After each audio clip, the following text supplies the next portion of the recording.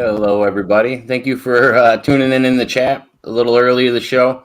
So that's something that me and Pena actually like to do. It's a lot of fun. So if anybody sees the video come up, we are actually watching the chat. You're more than welcome to pop in with us, say hi. Rocco's already stopped by already. Terry stopped by. Our new guest, um, Jake Away Day live stream. He goes by Jod just to make it Stopped by easy. already. Terry stopped by. And now Pena's got the YouTube muted for us, so we're good to roll. How you doing tonight, Pena? Good. I actually, since I'm running the what is the StreamYard? Yeah, there we go. On Chrome, I actually got the YouTube thing about your channel, which is I wasn't getting before because I was always running it on Brave. Because I've been a Brave fan for going on 4 years now since Luke Uncensored, mentioned Brave browser back in the fucking day, and I said, okay, sure, and I went on it. But I never got, and I was complaining to you that I never got the ads or the things telling me that your channel was live. But as soon as we went live today, and I was doing the thing with my teacher of all things, trying to do a Steven Crowder type thing, my own. You got to work on the long. You got to work on the long sip first. I didn't get a long sip. I don't fucking sip, and I don't do that bullshit. I'll just basically show you this and smile. Other than that, I'm going here into the chat to say, yeah, howdy ho. Howdy ho, neighbor. Howdy doodly. No, I'm not fucking Ned. I'm not Ned Flanders. But I am me, and so there are those things that. Hey, West Haven. Hey, Rocco. Mud Rabbit's hanging out. Hey, thank everybody for hanging out. All right. So but what was that? No, I was over on YouTube just because I got the thing on Chrome, and that's why everything was delayed, and I didn't get you here live. So I've got you guys live, at least my reactions. Oh, Olivia's tuning in. We got everybody in the chat tonight. We've got everybody in here tonight. Much love. Holy shit. Respect absolutely everybody that I would be on a Thursday night to be able to see is apparently here, and more will be coming in. Tiff came in already, right? Oh yeah, a few people have already stopped in. I think Herman was doing a live, and I know Tiffany's doing a live tonight, so I know they're staying pretty busy too on the side. Gonna be, but it's the crew, so welcome everybody. Howdy ho. Yeah, what were we talking about tonight besides? Well, the first, let's go, Brandon. What the fucking cheerleader bullshit is that? No, I want the real goddamn thing, man. But Joe Biden. Oh, come on. I heard that's a rule. You're not supposed to. I heard you're not supposed to swear in the first 5 minutes. While we're still able to fucking do it in a free society, which these heathen bastards want to take away from us. I mean, holy fucking shit. Canada wants to ban the phrase "Let's go, Brandon," because they. And you were talking to me about that online. Where did that stem from? Means? And so we can't say things because someone somewhere might fucking deem it somewhat offensive somehow because fuck them. Oh yeah. We were talking about. Hold on a second. We were talking about Doug. We were talking about Doug offline. He's an interesting cat. We got to look into him more, but he's an interesting Montauk boy. Yeah, there's a history there. There's a long fucking history that you should really try and look into. Let us know how that goes. Good luck to you. Furthermore, we raised a nation of pussies. Yes, and I would agree. Mud Rabbit is absolutely true, which is why China thinks that they have the right to take the fuck over. Let's not let those heathen assholes do it. Why? Because it is not by our power that this last fucking battle will be won. It's his. He already said so. And even if it's not, what's the worst that could happen except Mad Max type situation, which was actually in the year 2020, right? So we're going into Mad Max territory. Make sure that your little corner is safe, because out there it's a fucking jungle.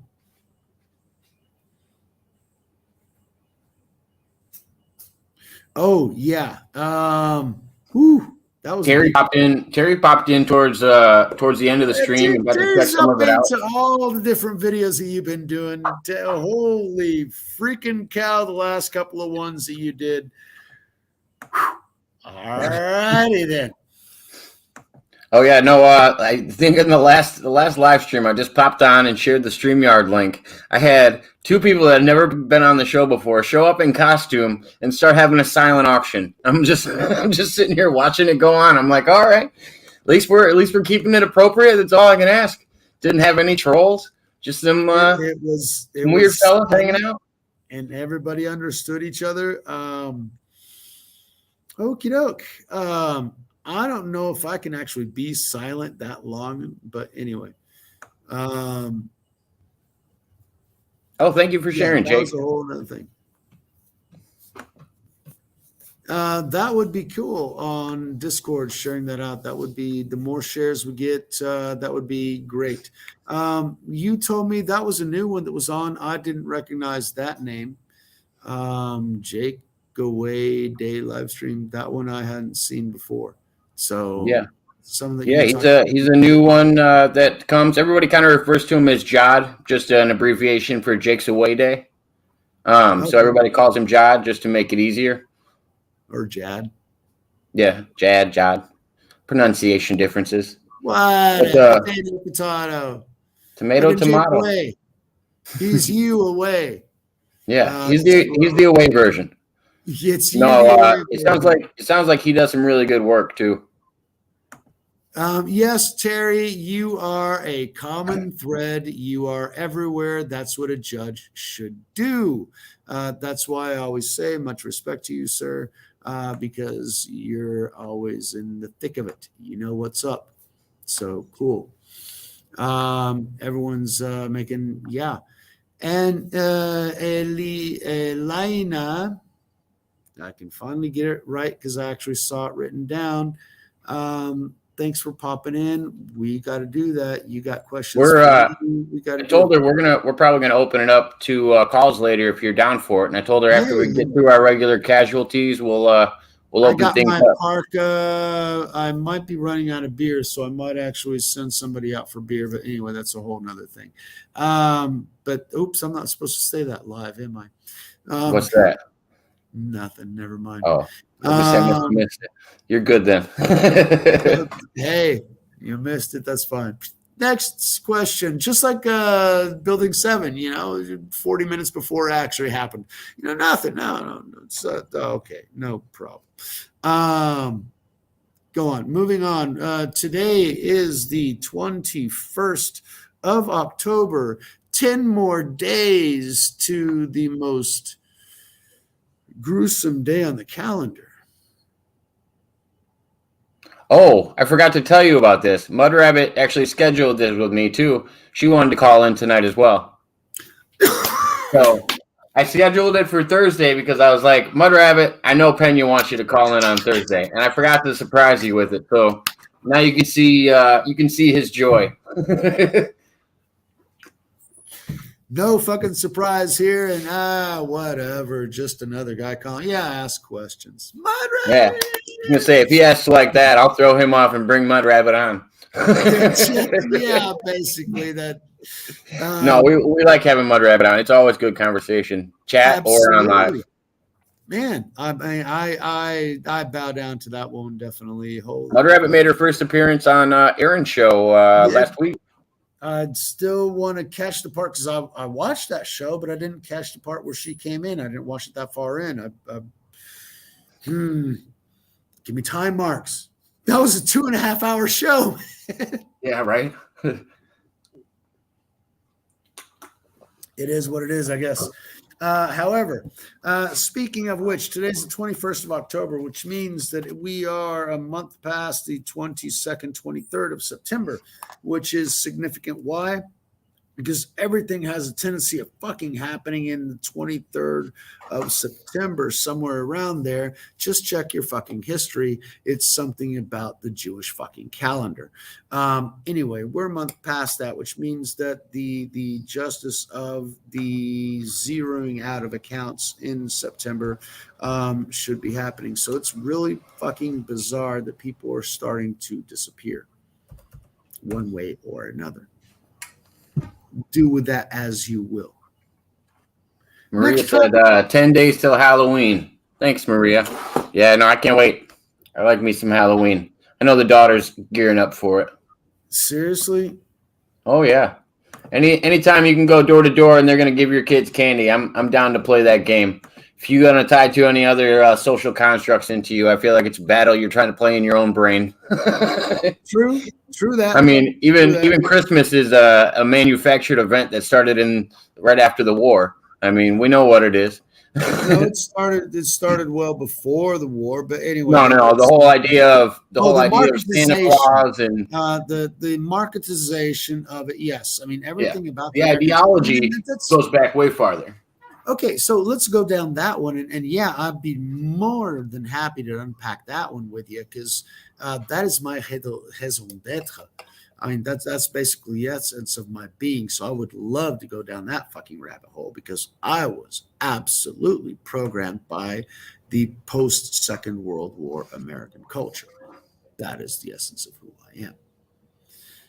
And I've been battling ever since then because the world has fucking changed from that ideal that was implanted into our brain. Now I see that it was as programmed the same way that the Chinese are being programmed at this very instant. Why? Because that is what they fucking do. It took me 50 goddamn years to figure it out. But yeah, they're programming every fucking one of us. So be careful. Every single one of them. There's levels to how long we've been programmed for Christmas too, though. There's different levels. Yeah, that's what I'm talking about. Druid times and that's what I'm talking. I mean, however, that's actually more crucial still, and that brings it back to the nexus of what's going on off the ports of New York and California. Okay, why? Because if you affect and what did Camel Toe say about a month ago? Whenever the bitch went anywhere except the border and where she's supposed to fucking go, she said, "Oh, by the way, you should buy your Christmas presents now because they might not be available then." Guess what? Christmas purchases represent 64% of the purchasing GDP of the American economy, which represents 24 to 27% of the global economy. So guess what? If Americans don't fucking buy Christmas presents, nobody else works for a fucking year. Oh, but what about the guilt trip of society that you didn't buy your kid enough presents, or you didn't hold up to the standards that are Christmas, the hallmark holiday that it is today? I'm sorry, if your kids expect the biggest present from you, it's because you weren't present. Oh yeah, no, or they've just been misconstrued. I feel the same way about birthdays and all of this stuff. When you have a kid that's expecting gifts, there's a parenting flaw there. Yeah. I expect festivities. Why? Because, hey, I survived another fucking year in this reality. Holy shit, who'd have thunk it? After last year, I thought I was dead, bitch. Shit, I'm still fucking here. Woohoo! Yeah, exactly, Mud Rabbit. Yeah, he was born in fucking spring, not in the middle of the goddamn winter. They chose a pagan freaking holiday so that they could cover up paganism and put it with ours. It's that colonization attitude. But what they did is they got every fucking Christian to actually, revere a pagan holiday. And therein lies the basic fucking problem of not knowing what's going on. So it's about the essence of giving, and it shouldn't be Christmas on 2 days of the goddamn year that represents 2/3 of the entire year. It should be every day of the year that represents the generosity and the reality that we want to bring to this world. You know, but the purchasing power and everything else that we have represents less than all of us together. I mean, this is the first time in American history to where the 1% now own more than the 99%. The middle class used to run shit in America. That's why it was a real fucking country and not a banana fucking republic. Because whenever you got a concentration of wealth where the exclusive rich run fucking everything, everybody else is screwed. And the country has no goddamn foundation or basis for existence other than their own corruption. And that's what leads to Venezuela. The American project was something to where people, yes, a communal existence.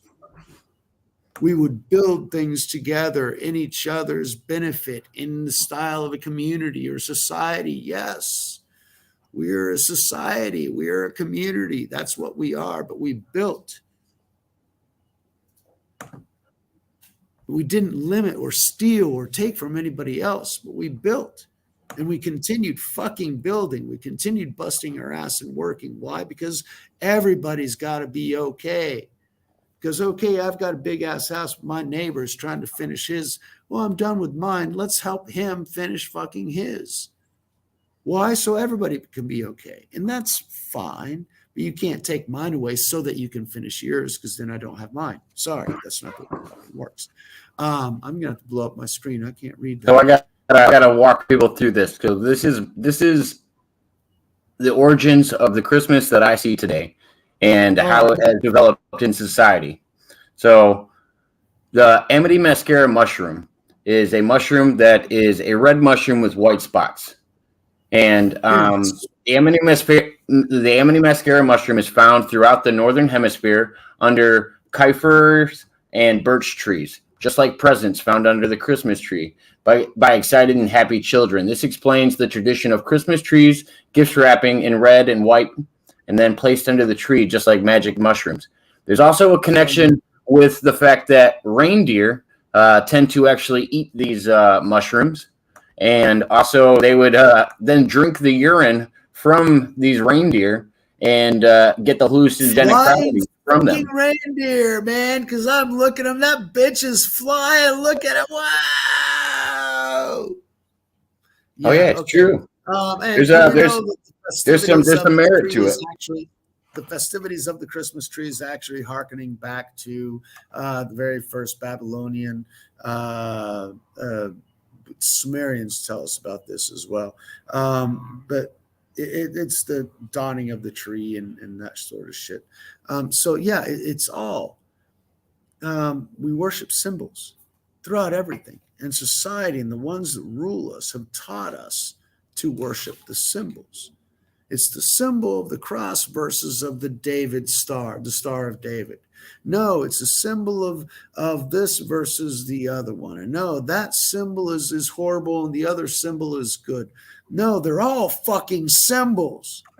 They've all been around for fucking ever. And that's what they did. They rolled all these symbols, like these pagan symbols, these Christian symbols, these symbols that we have in other regions, and they tried to make a holiday out of it.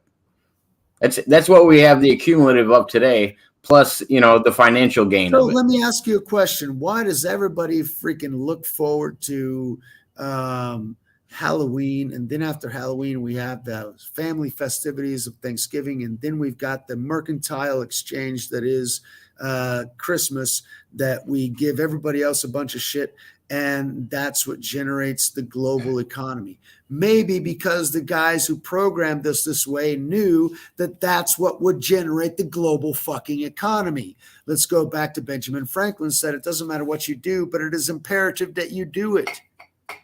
Your job is insignificant, but if you didn't do it, shit falls apart. You got to do it. Whatever it is. No matter what insignificant fucking part, the machine falls apart if you're not part of it. So what we got right now is the machine that's trying to eat itself.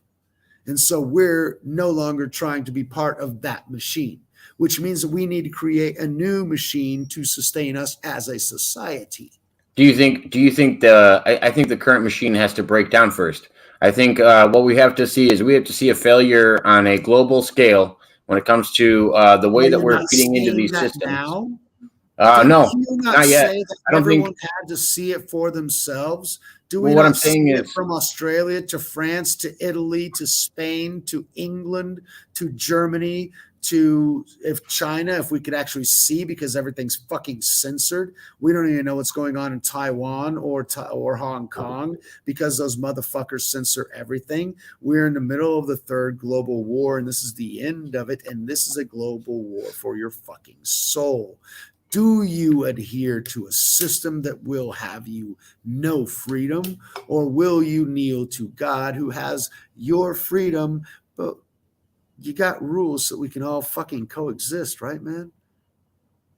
I mean, coexisting with having a purpose to serve a greater power that you don't want to, and you're doing it willingly but unknowingly, No. And are see, a whole that's what different the topic. Antichrist is going to do. The Antichrist is going to unify under one rule to where he is going to be the ruler of all, and all religions will kneel to him. Sorry, motherfucker. Fuck you, because Jesus is the way I'm going out. Anybody else want to choose a way out of this fucking thing? Because nobody's getting out of this fucking playground alive. Terry had a question for you. All right. Said, Pena, Actually, that's exactly what Junior was talking about. We have a clear sky tonight for the first time in a month. So yes, in the middle of all my trees, where I have my grass, where eventually will be a pool, but for the last 20 fucking years has been a lawn, a grass. Yes, I can actually see the trees on a cloudless night, which is not often, but tonight it is. Junior, he's what's the question? he's gotta turn that off. I don't want to get a copyright. I don't know if that's a.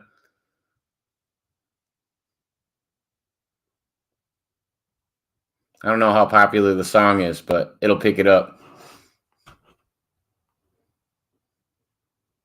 Saying from generally they won't pick it because it's no. so it probably wouldn't, but anyway, I told him of that, and yeah.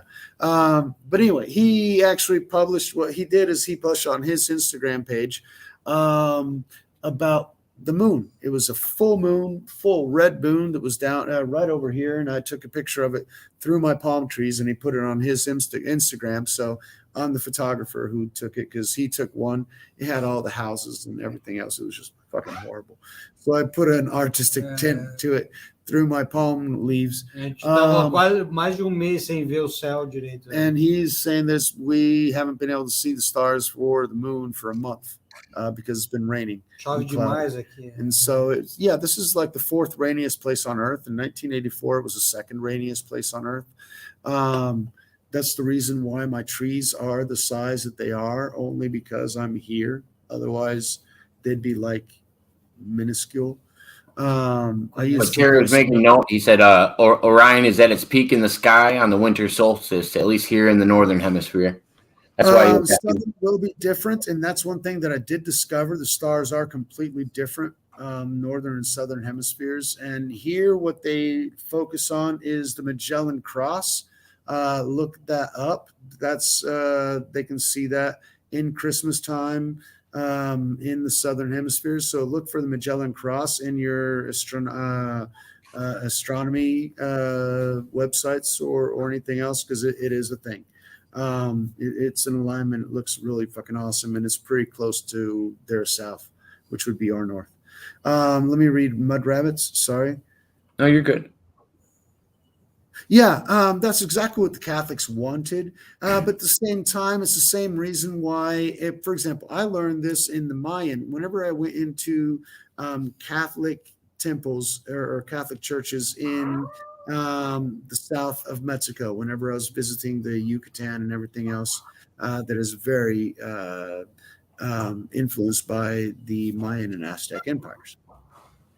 Especially Yucatan by the Mayans, Yucatan and Guatemala, Belize, all that. You've got those structures, which some in the Maya say were there before they were there.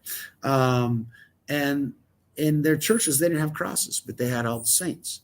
And I learned from the guide and the local culture is that the Mayan pagan culture had certain divinities for the god of rain and the god of the harvest and the god of fertility and the god of the tides and the god of this, and they had all their pagan gods.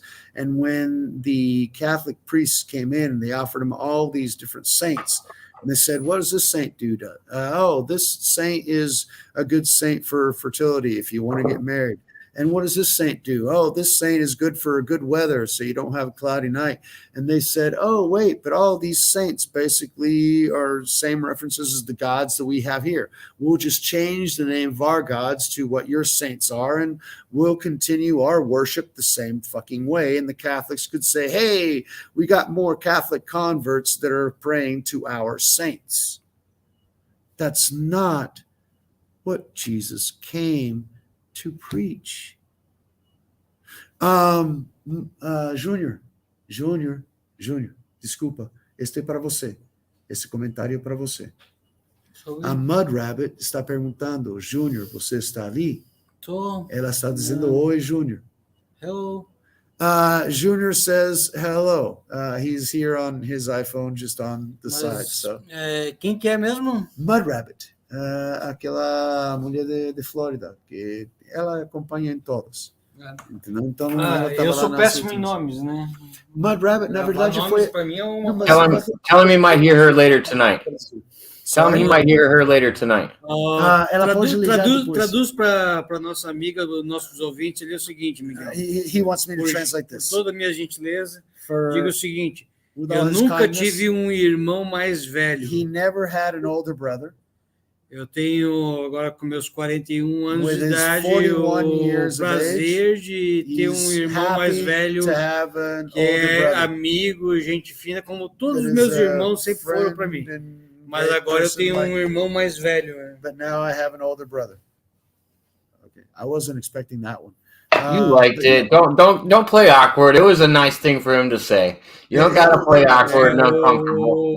It was a caring statement. Preparei especialmente para dizer para você uma meia hora atrás. To say that about half an hour ago. Porque eu senti isso faz uma meia hora atrás já. He felt that about half an hour. Quando eu vi assim, eu falei assim, cara, na verdade eu já tive irmão, tal, cuidei. I've already had a brother, amigo, I took care of them. mais I've had novo, friends, é o Fernando, friends like Fernando, which best is a friend of ours. Né? Which is a best friend. É 2 anos mais novo e agora eu tenho a honra de ter um irmão mais velho na figura do Miguel. The honor of having an older brother, which is Miguel. Tell Junior I said he's just being nice so he doesn't get a chest kick. Você está sendo gentil para não levar uma chuta no peito.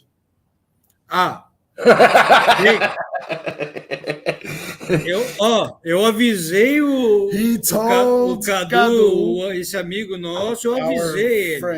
Eu já him, levei da orelha faz tempo. I already took a slap on the ear a long eu já levei faz tempo. Eu avisei, eu tentei fazer, não faz, cara, tu vai apanhar. I warned him, I told him, don't do it, you're gonna get your ass kicked, don't do it. I warned him.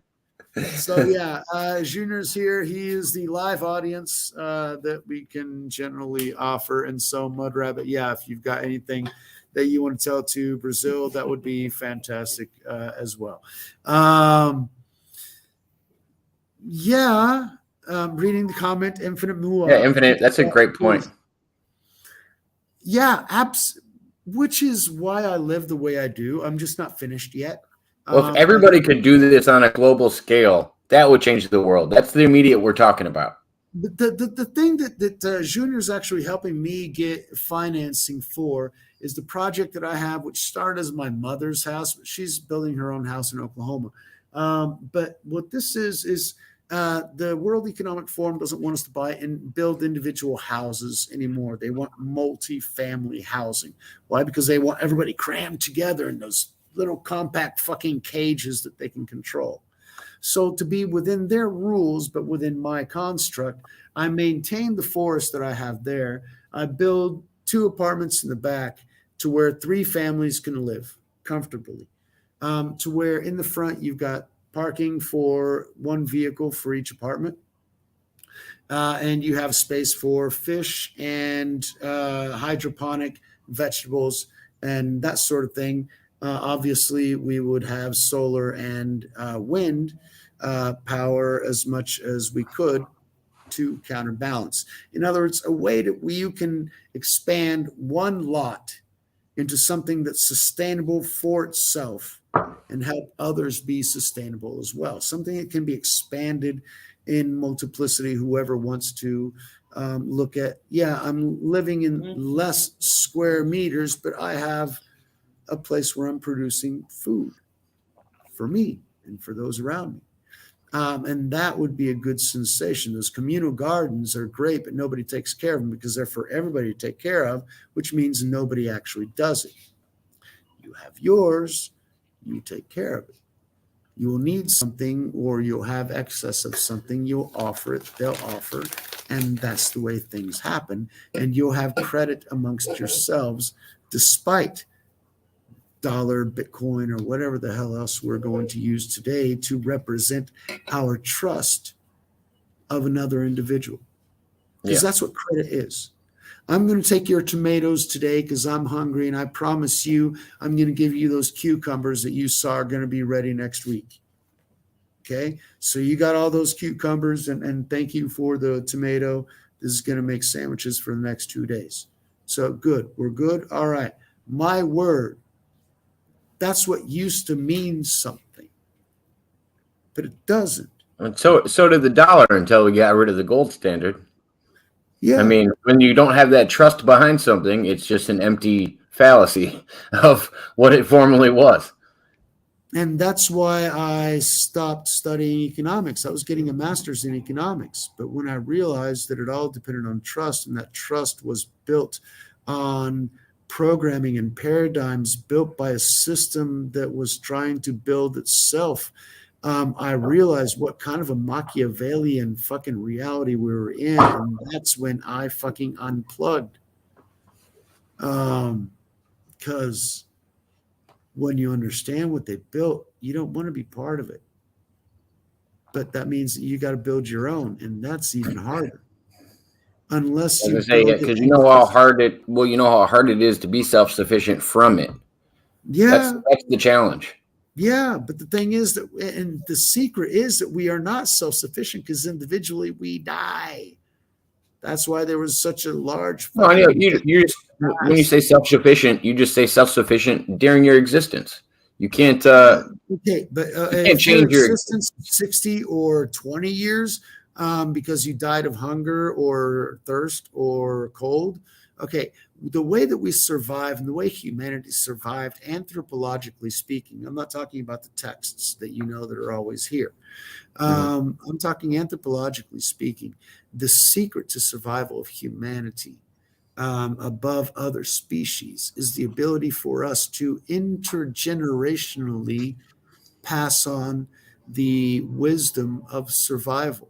It's talking to the grandparents. It's talking to the uncles. It's absorbing that generational knowledge that is, look, son, that red berry over there, I know it looks good. I ate it. I got diarrhea. Your uncle ate it. He didn't do so well. Your dad ate it. He turned green. So look, son, don't eat that red berry. Trust me, it ain't good for you. Okay? There's a blueberry over there that helps your brain. Take that one, whatever. So that's what ancestors tell us, and that's what separates us from the fucking monkeys and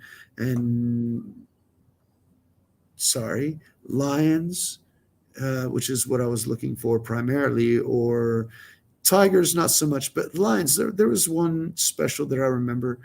Hold on, let me catch up the chat real quick because all the ones from when Junior said that are just coming in, and while they've been sitting here, I gotta catch them up. So when he had his arm around you, when he had his arm around you, giving the sentimental greetings. This is what everybody was saying. Mua falou, isso é lindo o que você falou. Cerveja para todo mundo. Muito amor para você. São as meninas dentro do grupo que adoraram o que você fizeram. Mas irmãos e irmãs do que você conhece no mundo inteiro. Tá? Então, você tem mais irmãos e irmãos do que sou eu lá no mundo inteiro. Pode considerar. Todos irmãos perante Deus. Esse foi Infinite. Where's Infinite Mua from again? They haven't mentioned, so I haven't dug too much into it. I'm not sure they're from the States, but they're always loved, and their comments are always very well received and deep, which is why I'm curious. Mud Rabbit was talking about Terry's. She was talking about. She was talking about the fact that we can connect. Exactly. Yeah. Exactly. Yeah. True. We're here in the south of fucking Brazil, right? So you're in Chicago, Mud Rabbit's in Florida, and Terry's, well, they're in Terry's around me. Not exact place, but Terry's in my state.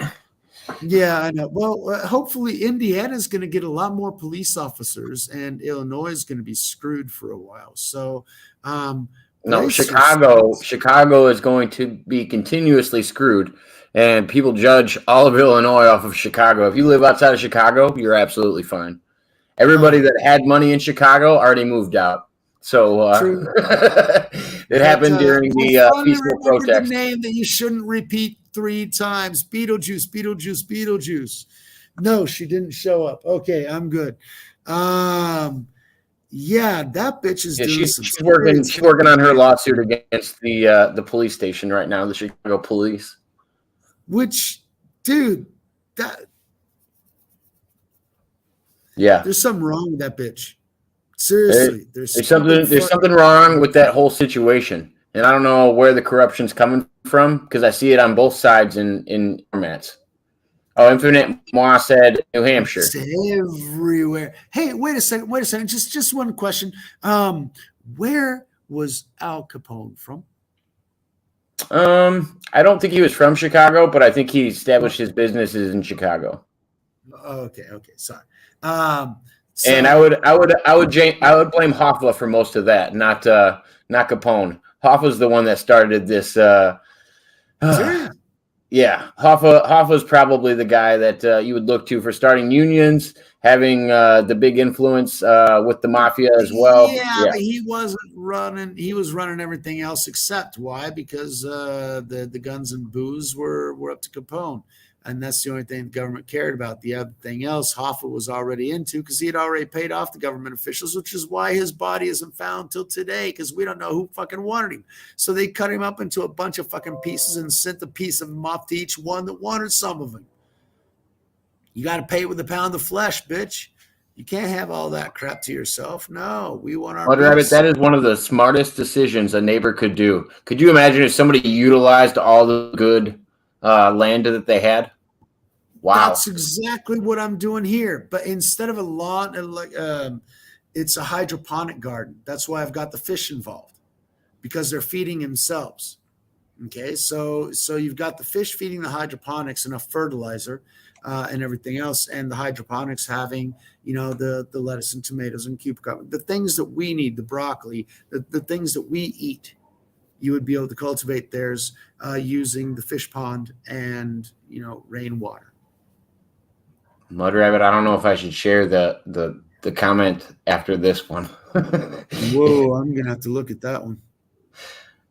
Yeah, I don't say his name very much. I understand, but somebody put it very interestingly to where it was gold surrounded by dollar bills. Gold in Spanish, which is oro. Yeah, that's right. And he was actually making connections in between the two. However, I found out today that there was Il Donaldo Trumpo evidently said and he some said born in Brooklyn. That some people interpreted. Infinite looked up. It said born in Brooklyn. Okay, which explains his really fucking violent nature. Because you can't be brought up in Brooklyn and just be okay. What is the four of the 5 cities or whatever? The boroughs, not cities, boroughs. Yeah. The five boroughs. The Irish. I would say it was the Irish. I would say it was the Irish and the Italians that pretty much ran New York at that time. Yeah, because you're Irish and you want to think you know something. All right, that's fine. I got you. There was no. I would say Americans that really had the market taken over by any means. It was all outsiders, is what I mean. But I would say the majority of at least the mafia influence came from smaller Scottish mafias, Irish mafias, and as well as Italian. As well as Italians? What the fuck are you talking about? As well as Italians? You can Because kiss Irish, my ass, you fucking Irish mooch. I mean, because Irish actually started it. And the Italians. It was the Italians from Sicily, motherfucker. No, That's what it is. Irish started it. They actually had the stronghold on it, and Italians came in and took it over. If you look at the actual hierarchy over time. Because that's what mafias do without you fucking bitch. You gave it to us. You built it up. Thank you very much. Fuck you. Mine now. Mudou até o teu. Tu quis fazer trejeito do quê, Miguel? The Junior's making fun of me now. Que sotaque foi esse que tu largou, Miguel? He's interested in the accent that I launched, and the entire physiognomy just changed on me. And Junior was outra região, outro inglês. What they even said, the Greeks had a mafia. Yeah, of course they did, and it's the shipping mafia, which is where you've got Jackie, Onassis. So, if you want, I will start. I'll open it up, and if anybody wants to join us, Mud Rabbit. I knew Elaine wanted to come on with us. I will start sharing out all that info for everybody. That would be fun, and that would be fantastic. We've been talking for almost 2 hours. We're only 40 minutes into this one, so this is. Oh yeah, no, we've been having some fun offline. There was a lot of that stuff that I know Mud Rabbit would have wanted to get up in on. But anyway, welcome back, Rocco, and Brooklyn, been there. I like it. It's okay, but you got to be a certain somebody to be there. That's true. But it is what it is. Now, Elena, part Italian. I've got part more than what Elizabeth has Indian. Okay, so I am more Italian than Warren is Indian. Okay, so that much I can guarantee you. That makes a lot of sense. Infinite. I was talking about more of the power struggles once it was established, but yes, that was definitely the groundwork. Yeah, and that there's absolute truth to that. Absolutely. And who you feel left out, Mud Rabbit? Come on, call in. You won't be left out. You'll be the center of attention. Trust me. What you have to say, usually nobody else can help you with a candle. All right, I have to let we have a guest in the background. I have to let you know we're not doing that tonight. You can. We're doing questions involved with the subject. I'm sorry, man. We're not doing dinosaur heads and. That was a random fun day, but it was. Hey, do you want to pop on? You want to pop on and give everybody a wave? Yeah, he wants to come on. Is that your fellow vampire? I'd like to see. No. This is a different guy. He just wants to pop on and wave to everybody. Say hi. Thanks for stopping in, cool person. We appreciate it. No worries. That was cool. Cool person. Oh, thank you, Tiffany, for sharing the video. Appreciate it. Absolutely. Yeah, Rex was on there. Well, Mud Rabbit, if you get the notifications, that's what me and Pena were talking about before the chat. I'll be happy to share anything with anybody. When we're sitting in here, usually chat when it's actually getting loaded, we're going into stuff we usually can't talk online. It's getting loaded. I usually try to. We're getting loaded. Well, a little bit of both, I'd say, but I don't feel like the getting loaded part stops online. I mean, offline. Yeah, so I feel like we're just pregame. Yeah, this is true. This is true. Mud Rabbit said, "Hey Rex." Definitely. Yeah, Elena, you little devil, you. We got to set up a day. You mentioned, and I waited, and we were, but it was too late by then. Okay, cool, but not weekend. So what? Maybe Tuesday, because Wednesday. Now I'm trying to start with Leo, but I was going to start with Leo on Tuesdays. So, don't know what's up, but We don't actually record it. It's kind of, God, man, how many hours do you think we have of me and you offline with good guests? How many hours of Zoom before it actually went online? Yeah, we did at least an hour before we came on tonight. Oh, there's Elaine. Absolutely. Because normally we just have a conversation and we touch on situations like hello band. Hey, Elena, ¿cómo estás? How you doing? Hello. I got your I got your message. We talked. Yep. Yeah. So we're on and we're all here. So West End, Connecticut. Is it starting to get cold up there? Yeah, it sure is. Oh yeah. I just uploaded 2 videos too, Jacob. Oh no, I went and saw one of the scammer videos. Scammer video? He's a friggin' asshole. What a friggin' asshole the last one was. Wow. Nice he was like, he goes, "Are you kidding with me?" And yeah, I had, and in another call, I had Atticus. I had, who else did I have? Wally or Beaver or something, and Sylvester. Oh, shit.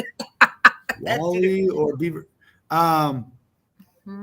Okay, that's like 1960s. Yeah, I think his name was. One was named Wally or Beaver. I don't know. One of them was Sylvester. I was like, "What is this, Stallone?" But Sylvester was a cartoon character. Yeah, right. And I asked him, "What's the scam today?" And he was out. He's looking. He's like, "Huh?" I was like, "What's the scam today? Is Amazon tech support, travel? What is it today?" Why you knocking on my door? Yeah, why you bothering me? But we still on for the interview, right, Jacob? I'm going to do it with you and Pena. Oh yeah, no, and that's why I wanted you to come on. Let's get something in stone. You mentioned. Let's get something in stone. Monday after. What is your Pena? When's your best days during the week? I don't. It depends when they send me shit. Like today, they didn't send me nothing, and yesterday I had finished up early, which is why I called the line. Thank you very much for that Facebook, because that now I can actually get into contact directly. No, but still, you guys work and shit. You guys got day jobs. Yeah, I get home after. I get home around 5:30 my time. So yeah, which is around 7:30 my time. Yeah. So, but you got a full family to take care of too. I mean, I went into your Facebook. I snooped around. I mean, there's a reason why the FBI set Facebook up. You know, we know everything about everybody just going in there. The FBI doesn't have to do anything. They know all your friends. They know all your kids' pages and faces and everything. Okay. Yeah, because like I said, I got my niece to take care of. Eu costumo usar o Messenger como vídeo, áudio e tal. Houve uma mudança. Uma mudança significativa. Oh yeah, no problem. You know you're always welcome up. You're always looking at mine. You don't even have to ask. You know that, right? Oh yeah, no, I always ask though either way. Guys, Jacob don't need to ask. He comes up whenever you want. You say, "Give me a link." I got it. June off camera is questioning. Monday there was a big alteration that something weird happened on Messenger. He used to do everything on Messenger and that sort of thing. And Monday there was sort of an update that happened that just made everything funky. I don't know. Kind of.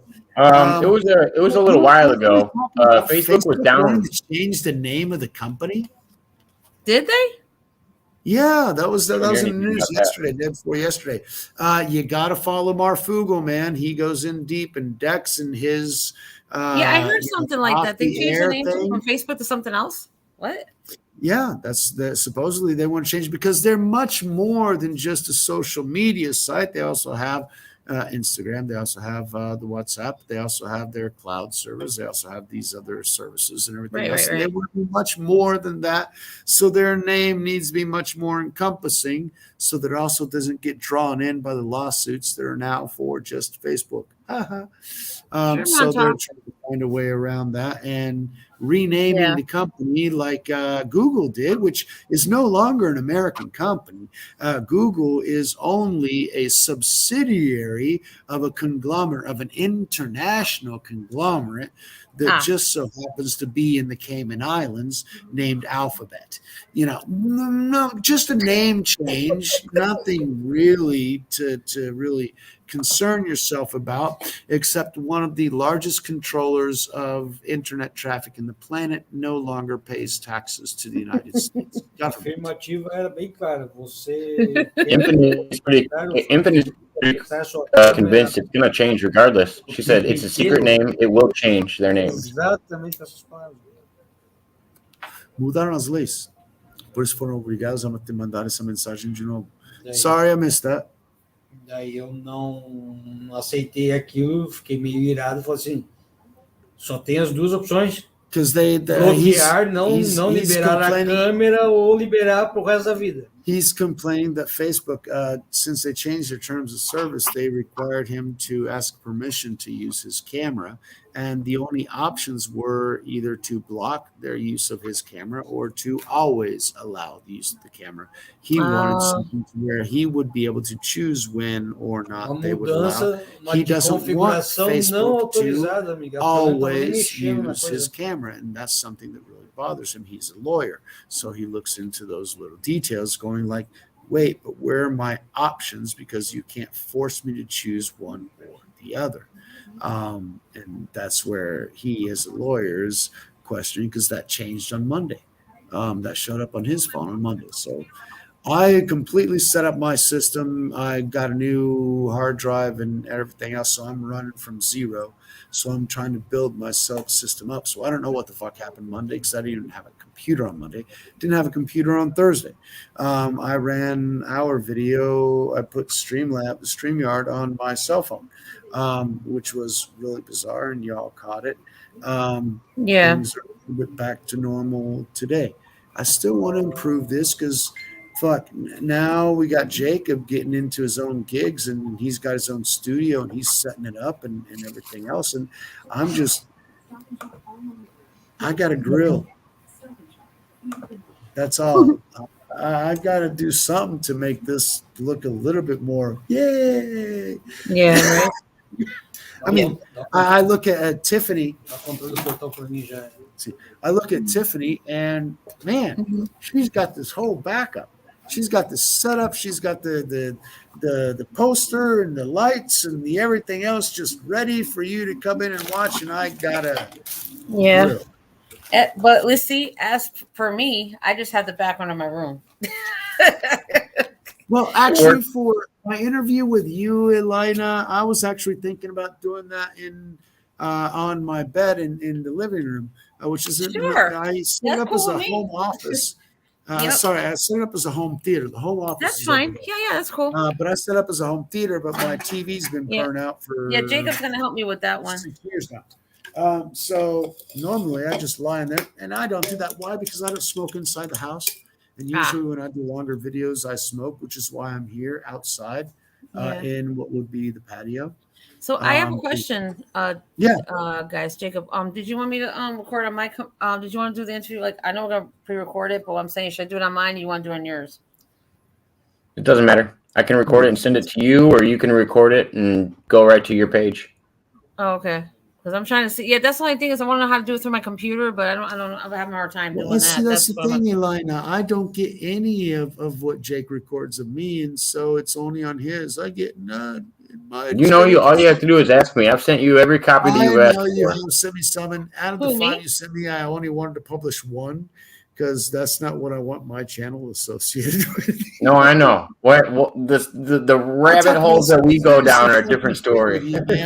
I mean, seriously, I talk about stuff with you that I shouldn't be talking about. Jacob, what I need help with is if you could send me a link, like to that place the thing you were telling me about the recording thing. I don't know that website. Some website you were telling me about? Some marketing mudança do Facebook. I don't know. I got the Are thing you is, talking about are you talking about like a file sharing one? Yeah, and the thing is, I got Xbox. You know the thing with on my other side of the the Microsoft thing. Yeah. To start, I have all this stuff. Like I have like Microsoft Edge, and then I have that thing where you can record and stuff. But I'm not sure exactly which one it is. That's why I said if you can probably maybe tomorrow, I can show it to you, or screen share, and you can show me. Yeah, no, I can show you how to do it. We'll get into live before we do it, and we'll just I'll walk you through it. We'll get it all set up. Because I want to do. Yeah, because I want to do it. I want to do when all three of us are on. Sorry, Elena Junior wants to see your photo.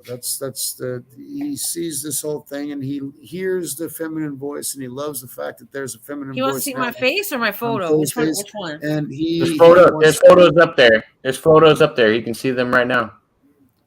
Tem as fotos ali. Se você quer ver a foto dela, a foto dela está ali. Thank you. Entre esta perspectiva. Está ali, ó. Tá, mas ela é solteira ou não? Não, ela é mãe de dois. Oh, thank you. Thank you so much. He's just barely off camera, you know. It's I talked about the live studio audience. The live studio audience is right there. There you go. Hello, that's what I look like. I look like shit. A voz é doce. It was a sweet voice, and he wanted to know. Thank you. The voice. Gracias. Thank you. Obrigado in Portuguese. Thank you. You're welcome. Gracias, yes, in Spanish, which is like 80% of Latin America. Brazil is the exception, which is Portuguese. So in Portugal, and this is a story that I only learned in one of my plane trips, there was a professor of linguistics that actually told me that the Portuguese word of obrigado came from the Japanese explorers. Actually, it was the Portuguese explorers that went to Japan, and they would get the silk and everything else. And they were very grateful for getting all the Chinaware, the porcelain and the silk and everything else from Japan. And they would go back to Portugal, and they'd want to thank them. And or was it vice versa? Oh, that's right. It was the Portuguese that taught the Japanese. That's right. The Portuguese would be there and they'd say obrigado, which is I'm obligated to you. It's sort of a derivative of Latin, to obligate, right? Oh, okay. So obligated to you. I'm thankful to you for what you did. I owe you something. Oh, okay. Obrigado. I'm obligated to you. And so the Portuguese would be there in the Japanese ports, and they'd always leave the ports and they'd say, obrigado, obrigado, obrigado. Thank you very much. Thank you. We're going to do good business. We're going to get back to Portugal. We're going to be fucking rich. Thank you very much, right? And the Japanese, who just sensed honor, they did things because that's the way you do things. There is no other option. And so there's no thanking someone for doing something nice because that's just what they should do. And so they were estranged about this idea of thanking me, but they took it. And so they took the obrigado, but like we always know, the Orient, they can't pronounce everything perfectly, and there are always deturpations. So the Portuguese obrigado, Latin-based, went into the Japanese culture as arigato. Obrigado turned into arigato. And that's where the Japanese get their phrase arigato from today. So that was an Arizona State professor, linguistics professor, that told me about that one. So okay, you can check it up. Okay, cool. English is a derivative of German. But you got to remember something too. Italian and Greek, right? This is the truth. Greek is Old Latin, if you know that.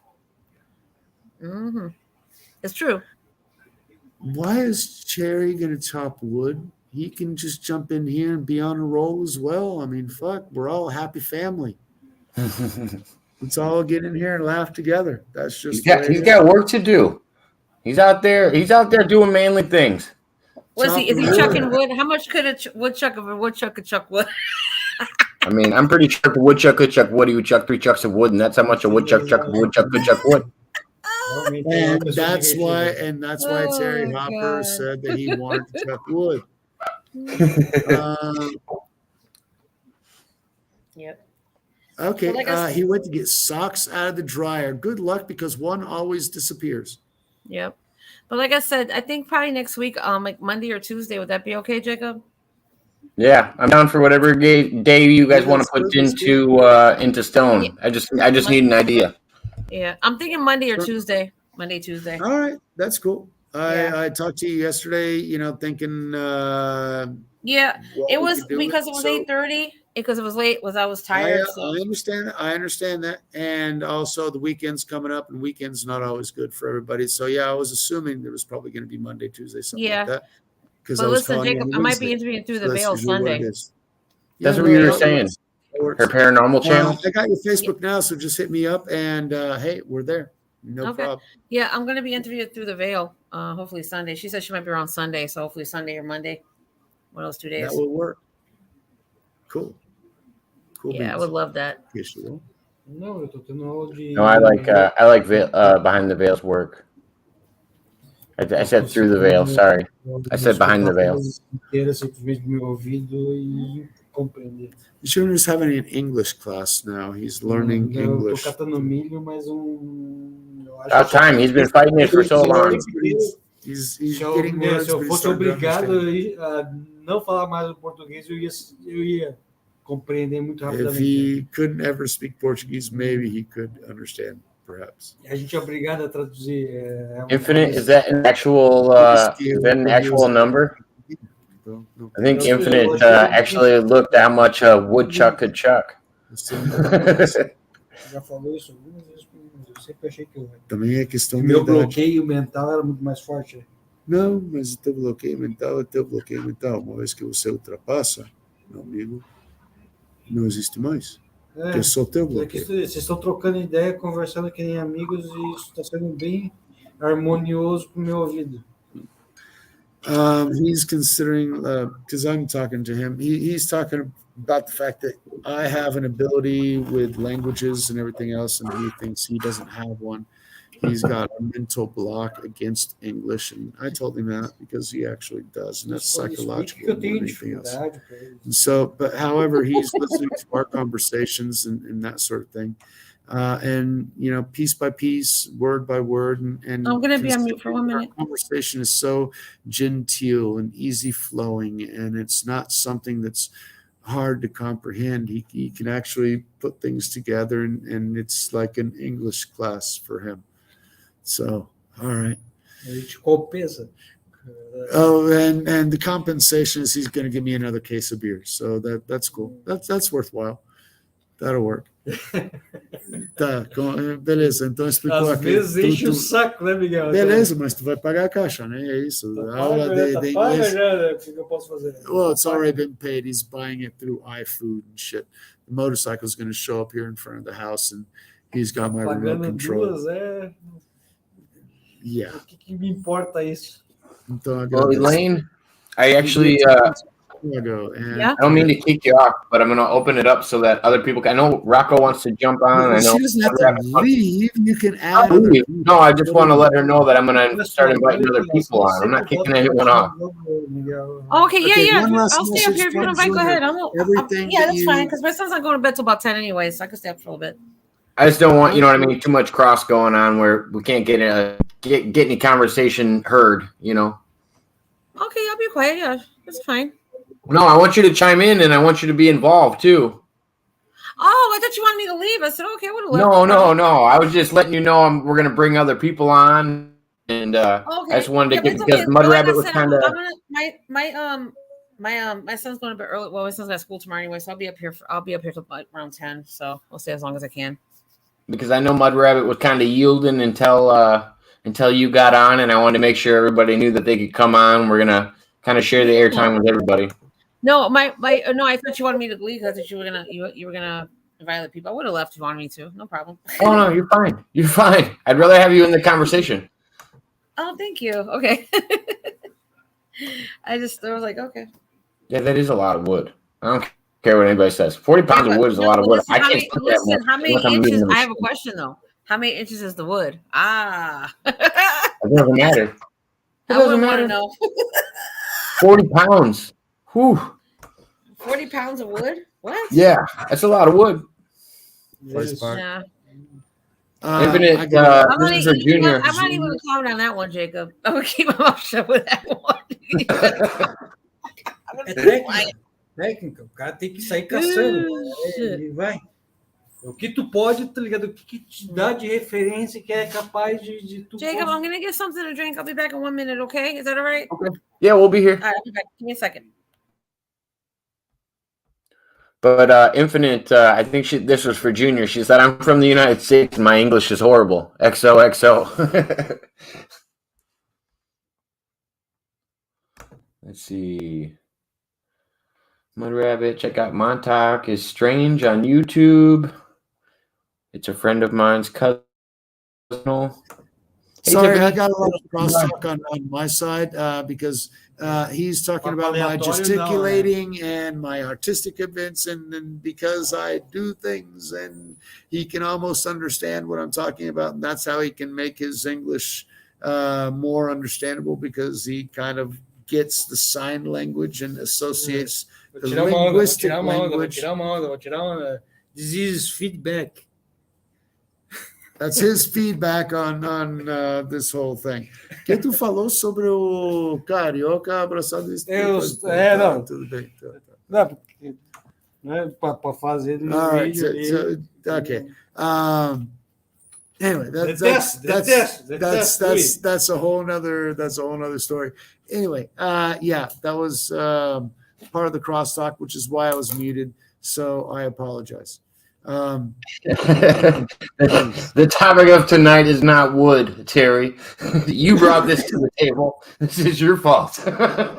No, it's chucking wood. How much wood would a woodchuck chuck if a woodchuck? Yeah, but it all just had to do with Terry splitting wood. That's how the conversation came about. He's splitting hairs. He's not splitting wood. Splitting hairs. That's what he does. He splits hairs. No, he was half a foot out of bounds. No, he was 3 seconds over instead of 10 seconds over. No, he's splitting hairs. That's we got more guests popping in. Legal, cara. Papo relax, né? Uma brincadeira relax. Rocco, how we doing? Hey, Rocco. Good. How are you? Hey. Oh, you know what? Last night was like Jacob. I was just thinking about that cartoon, Rocco's Modern Life. Remember that cartoon? Hey, I bet you Rocco's never heard that one. I bet you never heard of that one. Never heard that joke. Yeah, I just thought about it the other day. I was watching on YouTube the other day, and I was like, "Oh shit, that was weird." I was just thinking, there's a name, and yeah, yeah. Yeah. Pena, what happened to your audio? What? Pena's audio icon went away. I don't know. But yeah, go ahead, Rocco. Sorry. I said I didn't even know Rocco was my name till my 6th grade graduation. They called me up for my diploma, and I didn't even know who it was. And they're like, "That's you." Are you sure? Yep, that's you. I'm not kidding. No, I'm not kidding. My mother, I'm trying to get my mother. She's afraid to get on camera, bro, because of some of the stuff that we've encountered, with my family. I'm also finding out a lot of information about, I didn't know I had a great uncle that was in the Air Force in like the 60s. He went out to Montauk, and next thing you know, he took that next plane, like we always say.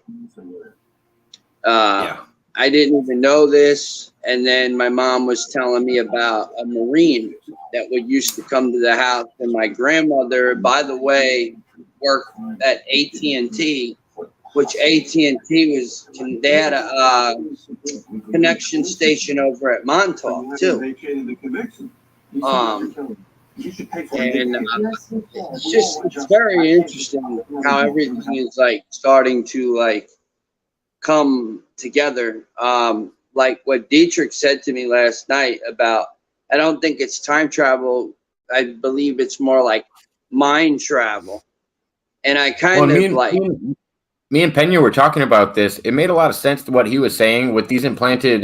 Me and Pena were talking about implanted memories and the way that people can perceive them or what they are, whether they're going to be hurdles that are put in front of you or whether they're implanted memories. And the way that Peter Moon described it, it was very understandable, like that people could have these blocks put in. Total Recall. And I actually like that he shows, like I never ever knew that, when I heard him say that about me on air, at first it was funny because he knew that I got hooked, lined, and sinkered by somebody that obviously quite a few people don't really jive with too well in the community, it seems. You talking about the lady? You talking about that lady? Yes. Okay. Yes. Not the one that made the comment. No. You're talking about the one that I know what you're talking about. The one involved with the super soldier information. Yeah. I gotta watch some of y'all's videos. That shit goes deep. All right. Oh yeah, he was talking about my labs. They went into super soldiers. They went into Third Reich Nazi bases on the moon. They got pretty deep. Well, I don't know. I mean, obviously in Antarctica as well. I mean, they went there before they went to the moon. But they kind of watched 7 hours. I watched 7 hours of his 12-hour podcast. I mean, I'm talking to Junior. Bro, fuck yeah, 11 hours and 54 minutes. What the fuck? Yeah, how can somebody actually be awake for that goddamn long? Douglas is like, he don't care. He tells you straight up, I gotta go do, it's like, I don't think his channel gets monetized, does it, Jacob? Oh, I have no idea. Well, I mean, I don't know, man. He touches on topics he's more comfortable with. Long, he doesn't care about being monetized. He's already got that cash transferred into Bitcoin stored up. I mean, he's good. Hi, Terry. Hey. Okay. Well, my wrestling friend. Yeah. Well, Peter Moon was right. There's a difference. Hold on. I got to stop everybody for this brief instant. Why? Because that particular symbol was problematic in some instances, and let me explain why. Because whenever we're in this thing, they're talking about. There was this video that I watched on WhatsApp for my friends, to where the guy goes up and puts like this up against the screen and wants somebody else to put the other. And as the other guy's about to put the other side of the heart, they slap his hand away. And what does it do? In the middle of that hand that's figured like a heart, they put a cigarette and a beer. Yeah, that's what he wants. It's not some freaking little heart. No, he's asking for the cigarette and the beer. That's what you need. It was that impetus and that spirit that I was taking on with all that. Who else? Somebody else in the chat. Hey, whoever else has got their picture in the background, go ahead and throw a message up. I can't see who's on there. There's 6 people in the background, and it starts going off my screen after a few. Holy cow! Everybody wants to be on. Well, yeah, no, we appreciate it. Everybody tuning in and hanging out. Yeah. The one thing that I just want to say here is something that was actually mentioned last night on the program that Rocco was on is Douglas Dietrich. Okay, thank you, Douglas Dietrich. Yeah, the implantable memories thing that he said, because going back to the conversation earlier tonight where I said that I recognize on the common thread here is the fact that last night I guess I was introduced to the Douglas Dietrich show right here by Rocco, just mentioning it in the chat on your program, Jacob, last night. Yes. So I just casually went in and hung out and just started listening to the show because they're already talking about things that I'm interested in, and I was just simply entertained by Terry, it. take that thread that you're about to go down, and I just want you to, like they say here in Pulo do Gato, the jump of the cat.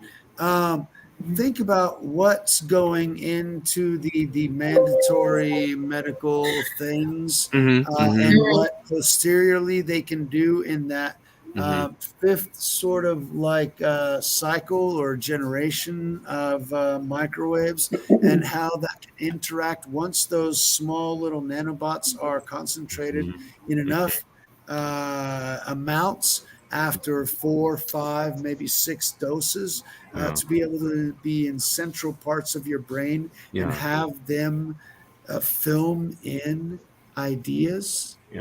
Run with that.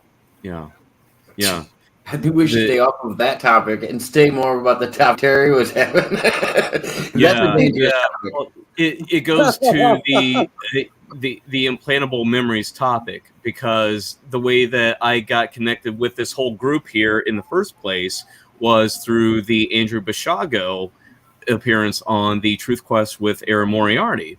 And the Andrew Bashago has a very famous guest that talks about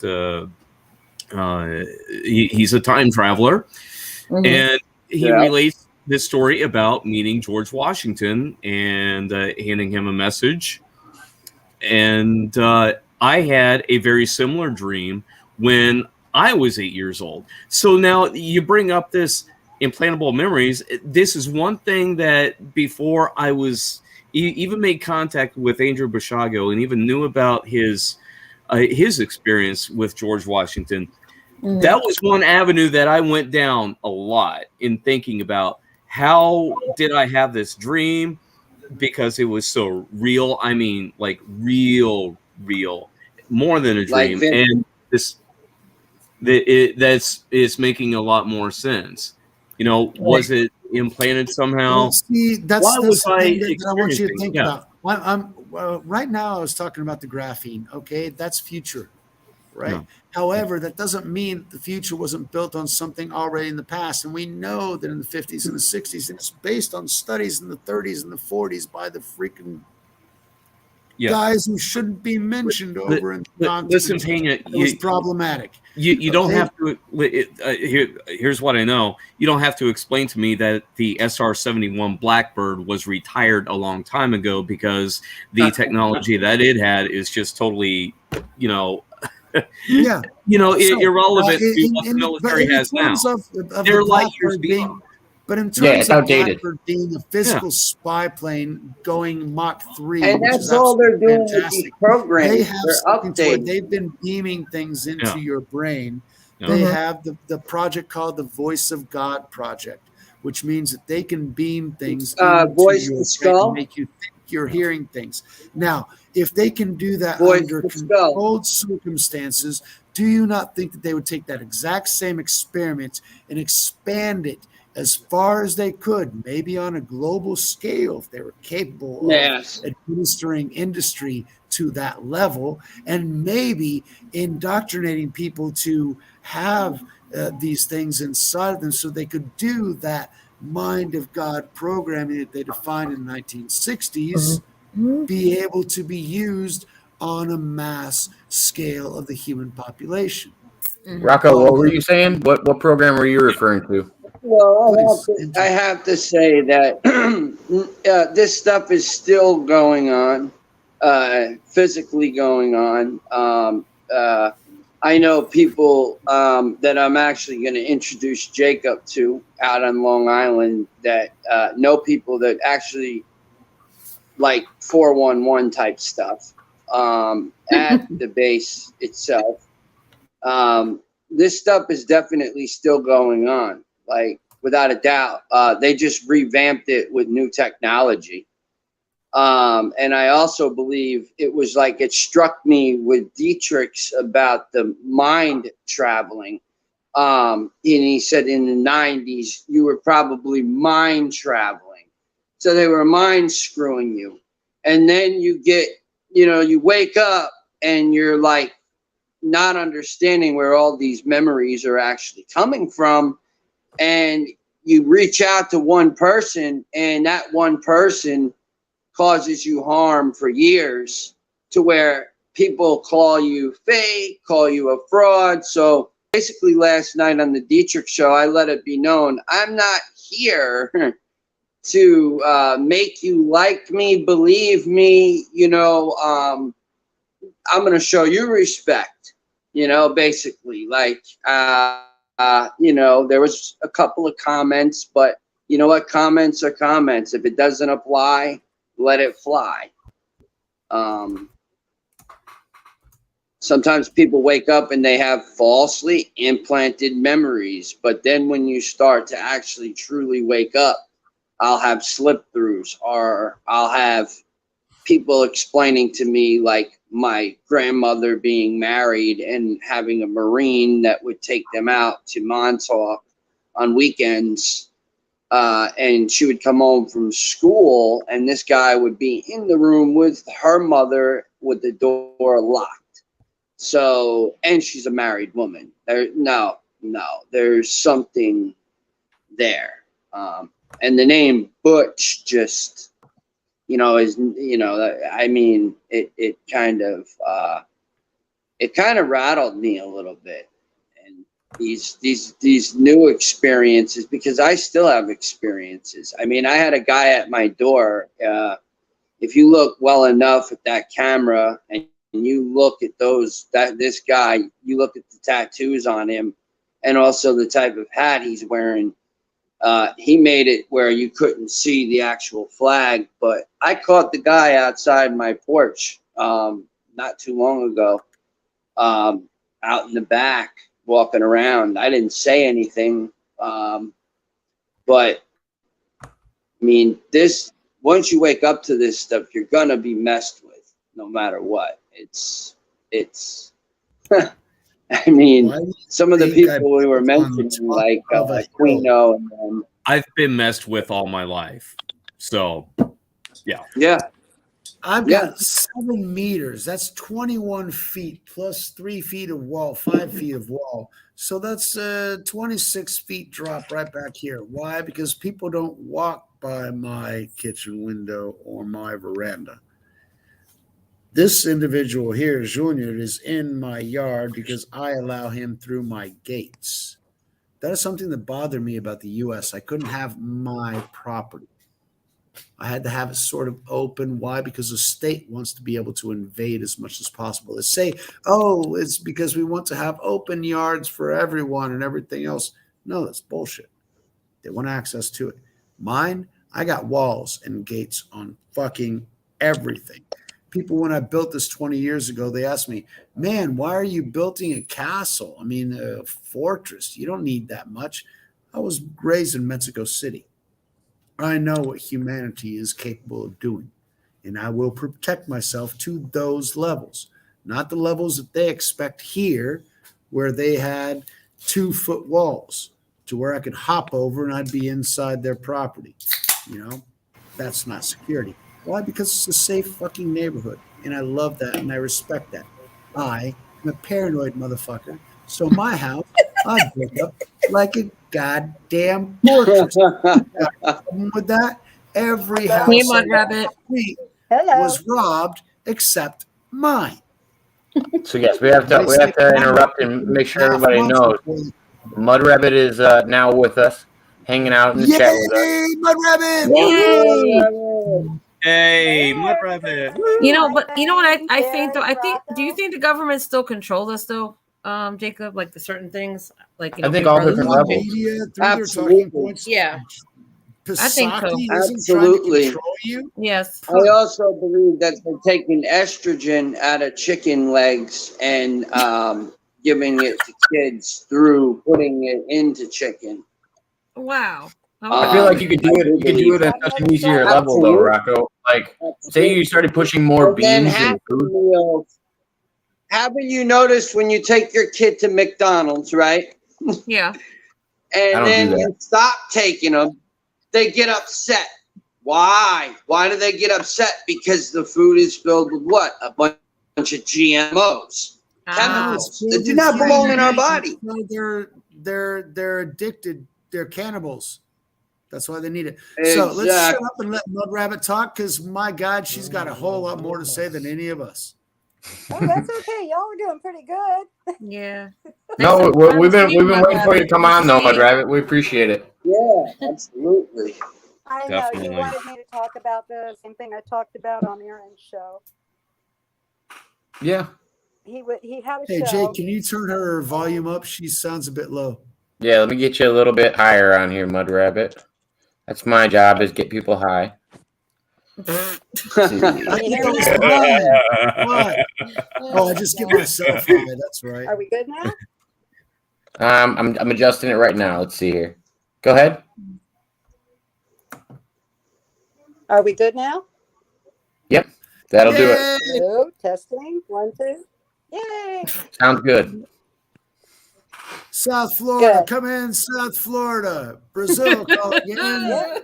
South Florida, come in, South Florida. Chicago has And announced Connecticut. It should Don't be forget good. I'm smack Connecticut. dab in the Connecticut's middle all of good. it. Clear skies. Clear skies. All Yeah, right. Yep. South Florida, come in. Clear skies. I'm here. Come in, Bombay. So I'm just thinking about Red October and Colin Powell. May he rest in his peace. We know what Q said about COVID. We'll leave it there. Hey, but listen, Red October was a movie too. Remember that, guys? Yeah. Yes. Exactly. Yep. That they had to change the title The to. Holocaust. They had to change the title of Red October, didn't they? Or was that Red Dawn? Time out. I heard, Time out. I heard they Another changed movie. something. I Like love that movie. Red Dawn. Time out, guys. You got to hear this, all right? okay. Because I went back and I rewatched The Hunt for Red October. Yeah. And on top of that, right after that, I watched 20,000 Leagues Under the Sea, Mhm. which is the 1960 something or other Disney or something. Okay. What was the whole motivation? Jules Verne, man. Get it Or- straight. Jules Verne. Yeah. Right. Based on the book by Jules Verne. Okay. But in the movie, what was the whole motivation for Nemo being the heel that he was? Hmm. Good question. He got caught up. I'll just tell you. He got caught up with some bad people Mhm. who murdered his wife and his son. Ah. And he was trying to get to the bottom of it, or I want to hear from you on this. Because you know where I'm going with this, right? Yeah. You see the parallel reality here being told. Yeah. An artist who sold things for $500,000 who's never been seen before.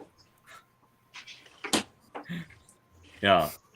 If you think about it, we're all living in parallel realities right now. You can see the split. Yeah. And Yeah. I've been talking about the split. Very Thank you. obvious. Yeah, like a simulation. Baby. Very obvious. No. Are you Like referring a to the simulation, Mud Rabbit? Same reality than where I'm trying to reach y'all's level. I still haven't sorry, reached what? you and Terry. I mean, that conversation with y'all both was freaking wow. Well, I think it was good for me and Terry because we kind of confirmed it for each other too. Yeah.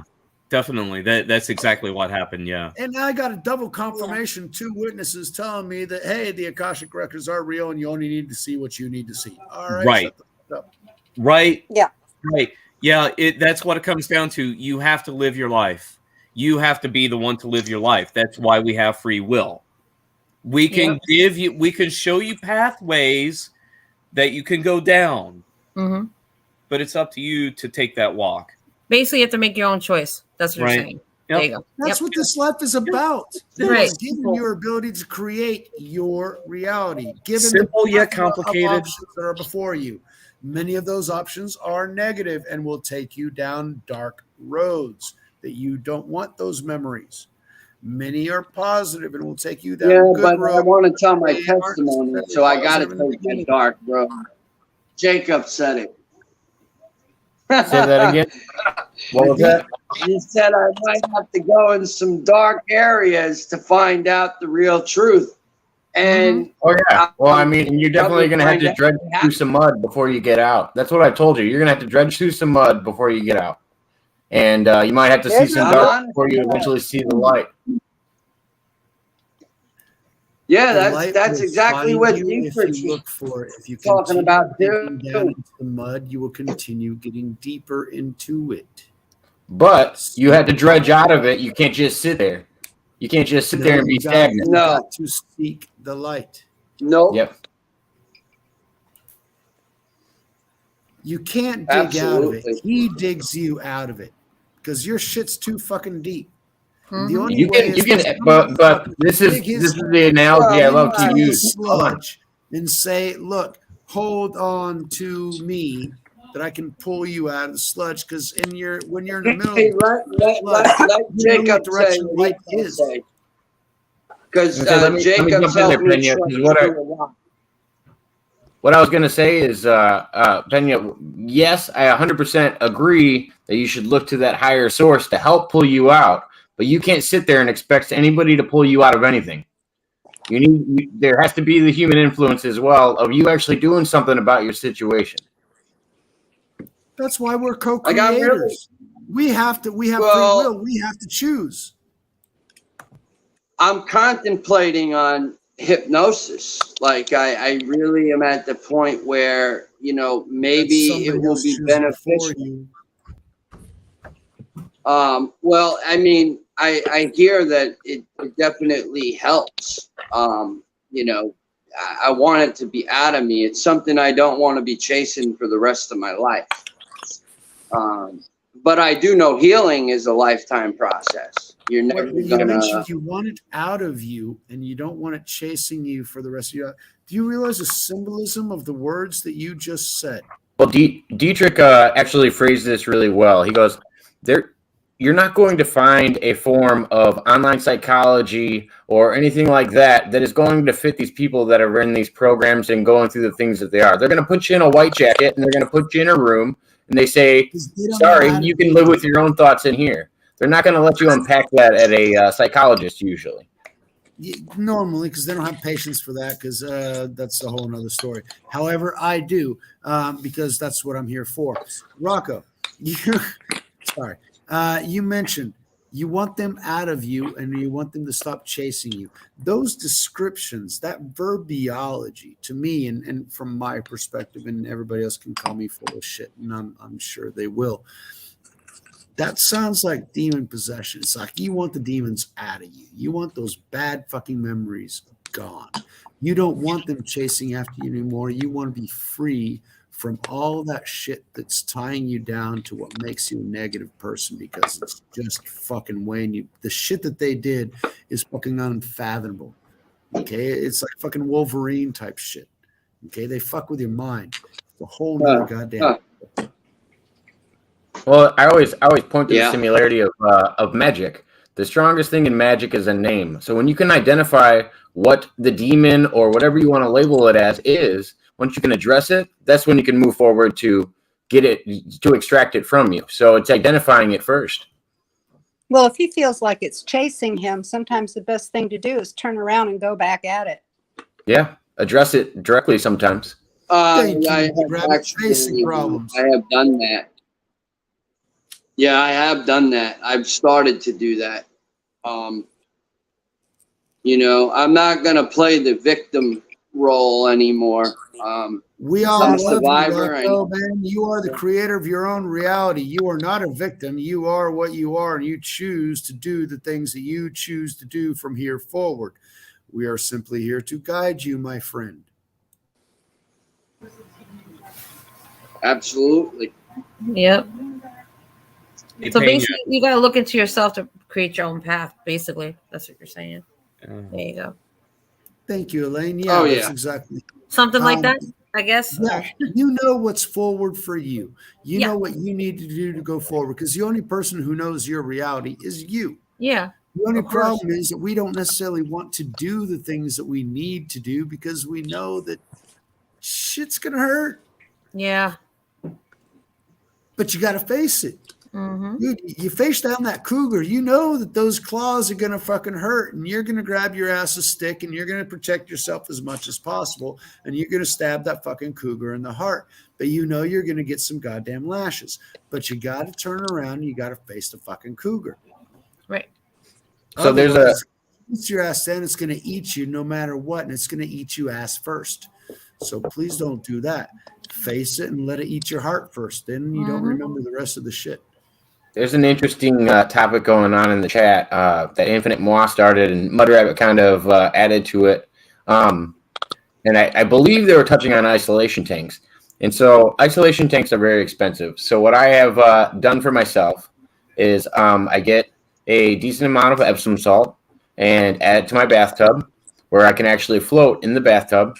I'll turn off all the exterior lights, and I'll actually listen to binary beats on my radio.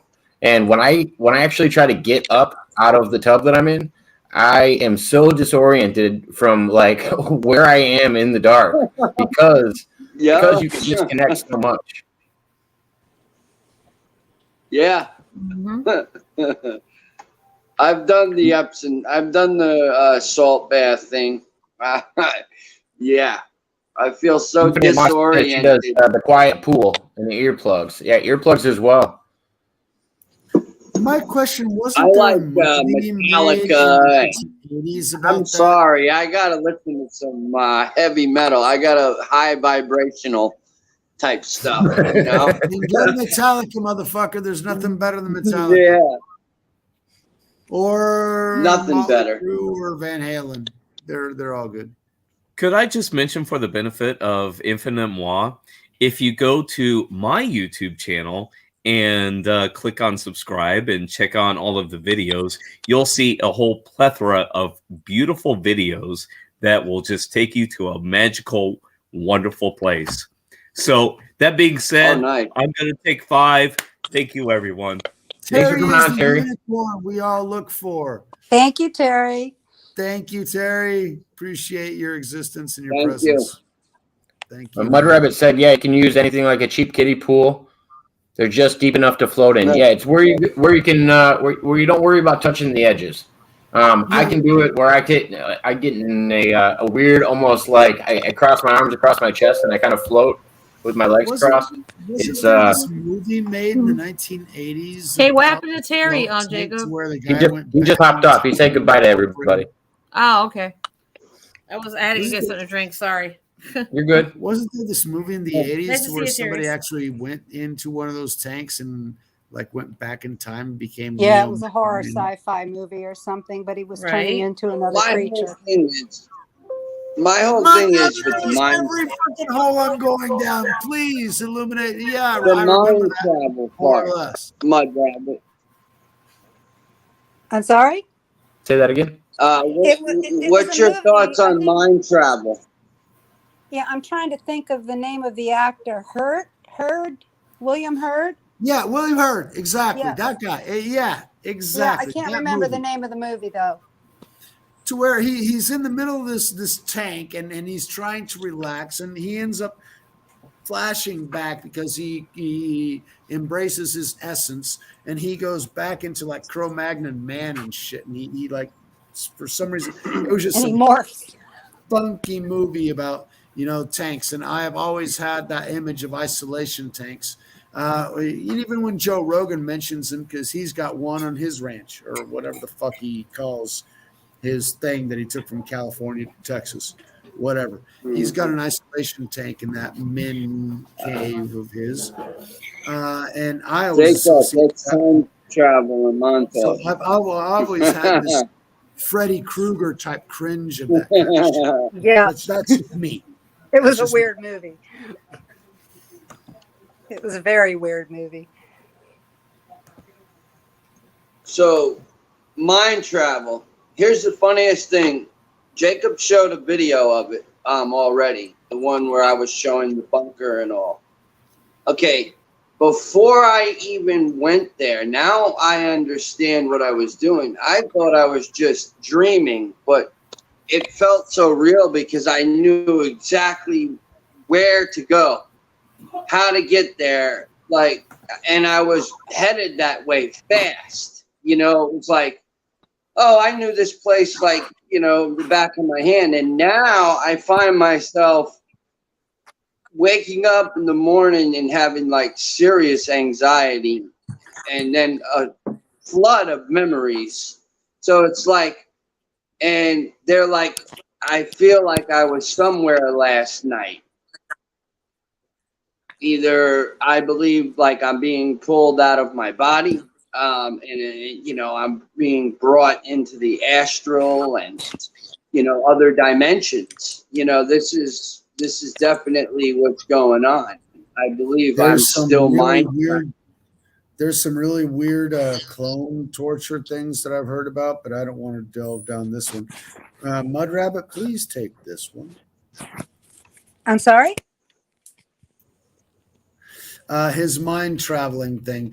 His mind's being sucked out of his essence while he's asleep, and he feels like he's absolutely somewhere else to where he's not, and he wakes up with extreme anxiety because he did not have restful sleep. Well, and I don't even know. So what I would point that to is almost an unwilling astral projection. But instead of thinking about a place that you want to go, I've heard stories recently of, for example, they'll have your clone body and they'll do what they will with that clone. You feel it in your essence while you're asleep. And then they'll actually kill your clone and you'll feel that death, but then you'll wake up and you're alive in your body and they just smile at you knowing that they're going to torture another clone of you tomorrow and your soul is trapped in that. Well, and I think, okay, so there was a writer that wrote about that, so I need to find out who that guy is. I'm sorry. What were you saying, Mother Rabbit? Do affirmations before you go to sleep? No, it's the way I go to, okay, it was funny because Dietrich last night was like wanting me to, you know, he asked me, are you going to be up? Because I'm going to need help, you know, with the show to, you know, because he had to take his breaks. You know, and like, I mean, don't get me started, man. Don't get me started. Yeah, it's so funny though because he asked me about how going to the bathroom.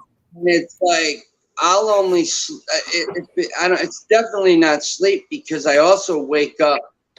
All right, whatever it is, it feels really weird. Like I could go to sleep at like 9 o'clock, and then I'll be up at 1 o'clock, and I won't go back to sleep. I won't. I'll be staying up because of something that actually happened. And sometimes I don't even remember what happened till the next day. It doesn't even come through my subconscious. That could be your sleep cycle. So psychologically, you have 1.5 hours, and you can cumulatively put that to about 3 hours for each individual. That's why we usually have to have 4 or 5 cycles. Well, this is also why I pointed. This is why I pointed that it might be something like astral projection, even unwillingly, because that's when you're actually more susceptible to things taking over your vessel. When you're actually out patrolling, you made a similarity with clones. I don't necessarily think it even has to be a clone thing. If you're leaving your body willingly and leaving it open to outside sources, I feel like there's very good chance somebody can take your vessel. Them not doing it I don't think it's astral projection. I think it's soul snatching. Yeah. Oh, thank you, Mud Rabbit. That's what I'm talking about. Well, that's pretty much what it is. I just try to, you know, say it in I a heard nice. something that they want to clone people, like they want to take people's, you know, DNA and clone them or something. From what I understand, like make another. That's a whole nother rabbit hole. Yeah, I mean, you're not in a body. Jacob, you could share pictures with West Haven if you want. Some of the marks on my body and whatnot that I've woken up with. We'll have to get West Haven some of that stuff because I think you should go on there and maybe do an interview with West Haven if she's down for it. Yeah, I wouldn't mind. Yeah, Jacob, you help me with that one too, right? I'll help you. I'll help you with anybody you want me to help you with. Just fill on your plate, Elena. Huh? She said she wanted to. Up your plate. She said she wanted to take on more interviews, and I said I'd be happy to help. So yeah, no worries.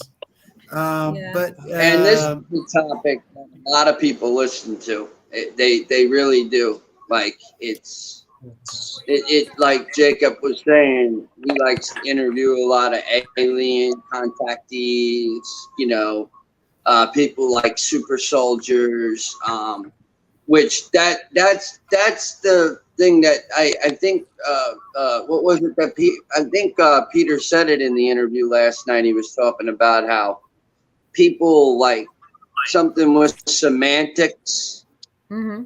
So he was talking something about the semantics, that how these people, like some of them, you know what I mean? Like they're not really like genuine, but it's Are you talking like about all Hegelian dialect? Yes, Yeah. he was. Yeah. Okay. Yeah, Peter was also making the reference, and these are Peter's statements. He thinks a lot of these are implanted memories. I would make a bet that Peter doesn't think super soldiers are a real thing. I would make a bet that Peter for feels a that way. reason to make us believe something. Oh, he doesn't. Isn't He definitely necessarily real. doesn't. But I wouldn't want to put gentleman- words in his mouth because I haven't asked him about that specifically. But that was just what I got off of his conversation that he was having. And he feels, and I've talked about this vaguely with other people, but he might feel the same way about anybody that says they ever went to Mars.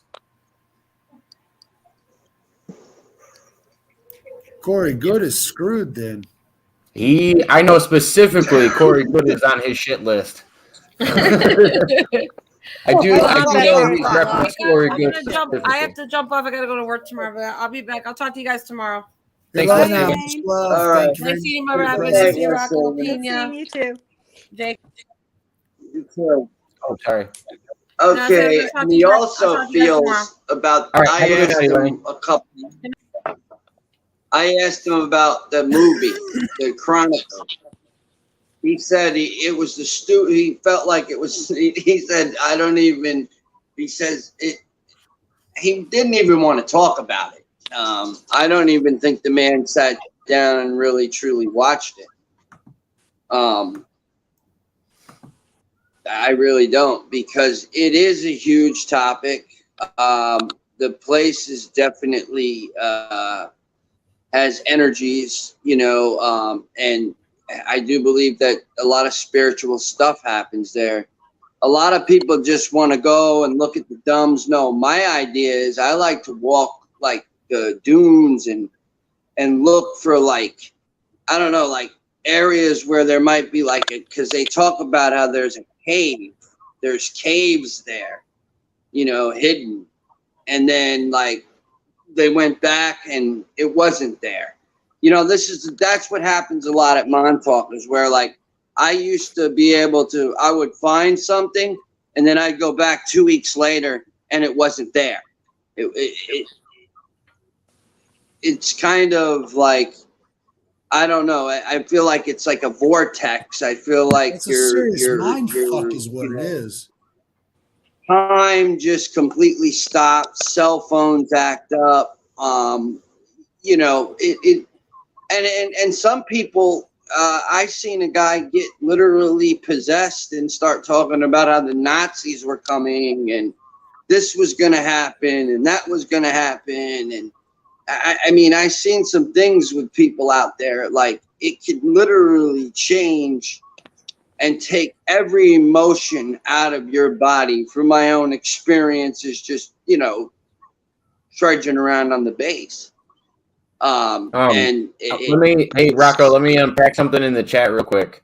Ellie family, she was trying. I said she. I never determined before, but they were talking about an out of body experience that they had. I think they were talking about Rocco's experience, and they said I had one when I died in April when I was on a vent. So I figured everybody's gonna like this topic. Was on a vent for a month and seen my hospital room and family and others. So it sounds like you were on a ventilator for a period of time and might have even got disconnected. I think that's an interesting topic alone, and you could easily have an out of body experience doing something like that. I had one with my brother. She's lucky she's still here. Yeah. Sorry, Mud Rabbit. Interesting.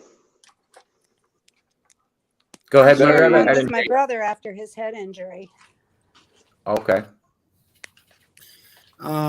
Yeah, Ellie, those ventilators are actually, their objective is to kill you. That's why 85% of the people that go on ventilators end up. I don't even think. I think the people that suggest those things might actually have that intention, but the ventilator itself, no. I think it has to do with your body. Your body stops working. What Your body happens stops is doing the work. what they want to do. Look at Amazing Polly. She's got some great fucking shows that explain exactly this. To where somebody those puts you on a vent, protocols, you need to be Foleyed. you need to be what? Because what they're doing is they're putting these people on a vent and they're not putting a Foley on them, and the fluid builds up in their bodies and then it builds up in their lungs and they drown. Well, then it points to the deficiencies that you see in the immune systems when they test these people that are passing away on these things. No, it's the processes themselves that are actually. Well, it's because you're giving up. Both my brother and my son have been on ventilators, and both were Foleyed.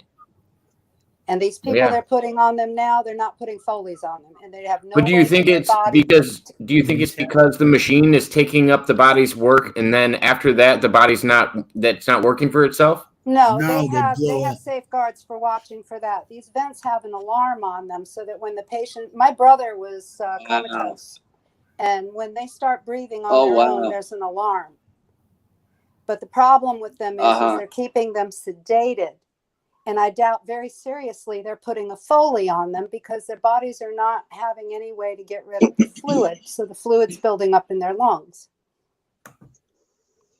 Elaine could probably give more information on this since she's in the medical field, but this is my take on it. Last Christmas, my son was on a ventilator for about 5 days. And when my brother had his head injury, he was on a ventilator for 3 weeks. We expected him to die, waiting for that alarm to go off. But both were Foleyed. Okay, Mud Rabbit. Yeah. What about this? This is very weird. Why would this happen? Okay. I got beat 2 different times, jumped 2 different times. My head hit the concrete like 5 times. Okay. I bled for like a few seconds, and that was it. I don't know, and then I started talking with other people and I was trying to figure out exactly what, why, because I didn't even feel like I had to go to I didn't have to do nothing. I didn't have, they denied me hospital attention. It was very weird, the whole situation. Did you not have insurance or a way to pay? Because I was going to say, did they say why they denied it? No. This was a setup. I was set up. Every boyfriend my mom ever dated, and I'm allowed to put this out here, was my handler. I never achieved a lot of things in my life. I was in martial arts classes. Whoever she was with always was there to destroy and make me feel less than. Sounds like your mom was susceptible to handlers. My mom, I don't know if you might have heard, but my mom dealt with a lot of people in the military because her mother, knew quite a few, and also worked AT&T. And this was in I want to say the 50s, 60s, somewhere around there, when Preston, Nichols was in his prime. And I showed my mom a picture of him, and she said, he looks very familiar. And, it's funny, I feel the same way. And when I remember being a kid, I would always see this yellow school bus, small yellow school bus. And and people would look at me and say, they take their finger and go like this. And I couldn't understand why they were doing that. Now I understand why. Sounds like gang stalking. It was it. just volunteer myself, like Jacob said to me, I think it was last night or the night before, don't get in the car with the stranger, that kind of thing. But when I was a kid, you don't know better. I mean, no, but I think sometimes people get noticed by these types of stalkers or handlers, if you want to call them. I think what they do is they're very good at reading body language, and when they find somebody who reads the right way, that's who they stalk. I agree with you, Mud Rabbit. I think they seek those people out. Yes. I don't know if you know, Mud Rabbit. I went to preschool and kindergarten on a air base where I heard it was on Jacob's interview where Preston talked about actually being sent there at one point, but Peter didn't really get into it too deep. But was that Air Force? yes, and my grandfather, who just passed away, who never wanted to talk about this subject. Every time I would ask him questions about it, he wouldn't answer. He got very angry. But he's Air Force, or was Air Force. I recently heard someone refer to Air Force as the most crooked of all the military. I was in a grocery store a couple of years ago, and I was talking with a friend, and there was a guy from the Air Force there dressed in his uniform. And I said, yes, there are underground areas. And he looked at me and he said, you're crazy. There's no underground areas. And then later on, my friend took something that can read the meters and how many, feet and whatnot. Yeah. And it went pretty deep. It went deep enough where it could go right over to where I was conveniently sent after I went through, whatever it was at the base schooling. At first, my mother would never tell me any of this stuff.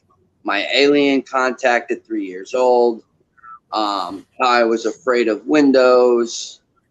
Her thing was I felt like you would go off the cliff if I started to tell you these things. And I said, well, no, I really wanted the answers, but then I kind of sit back and think about it, and I'm like, if she would have told me all of this at once, what would have really happened?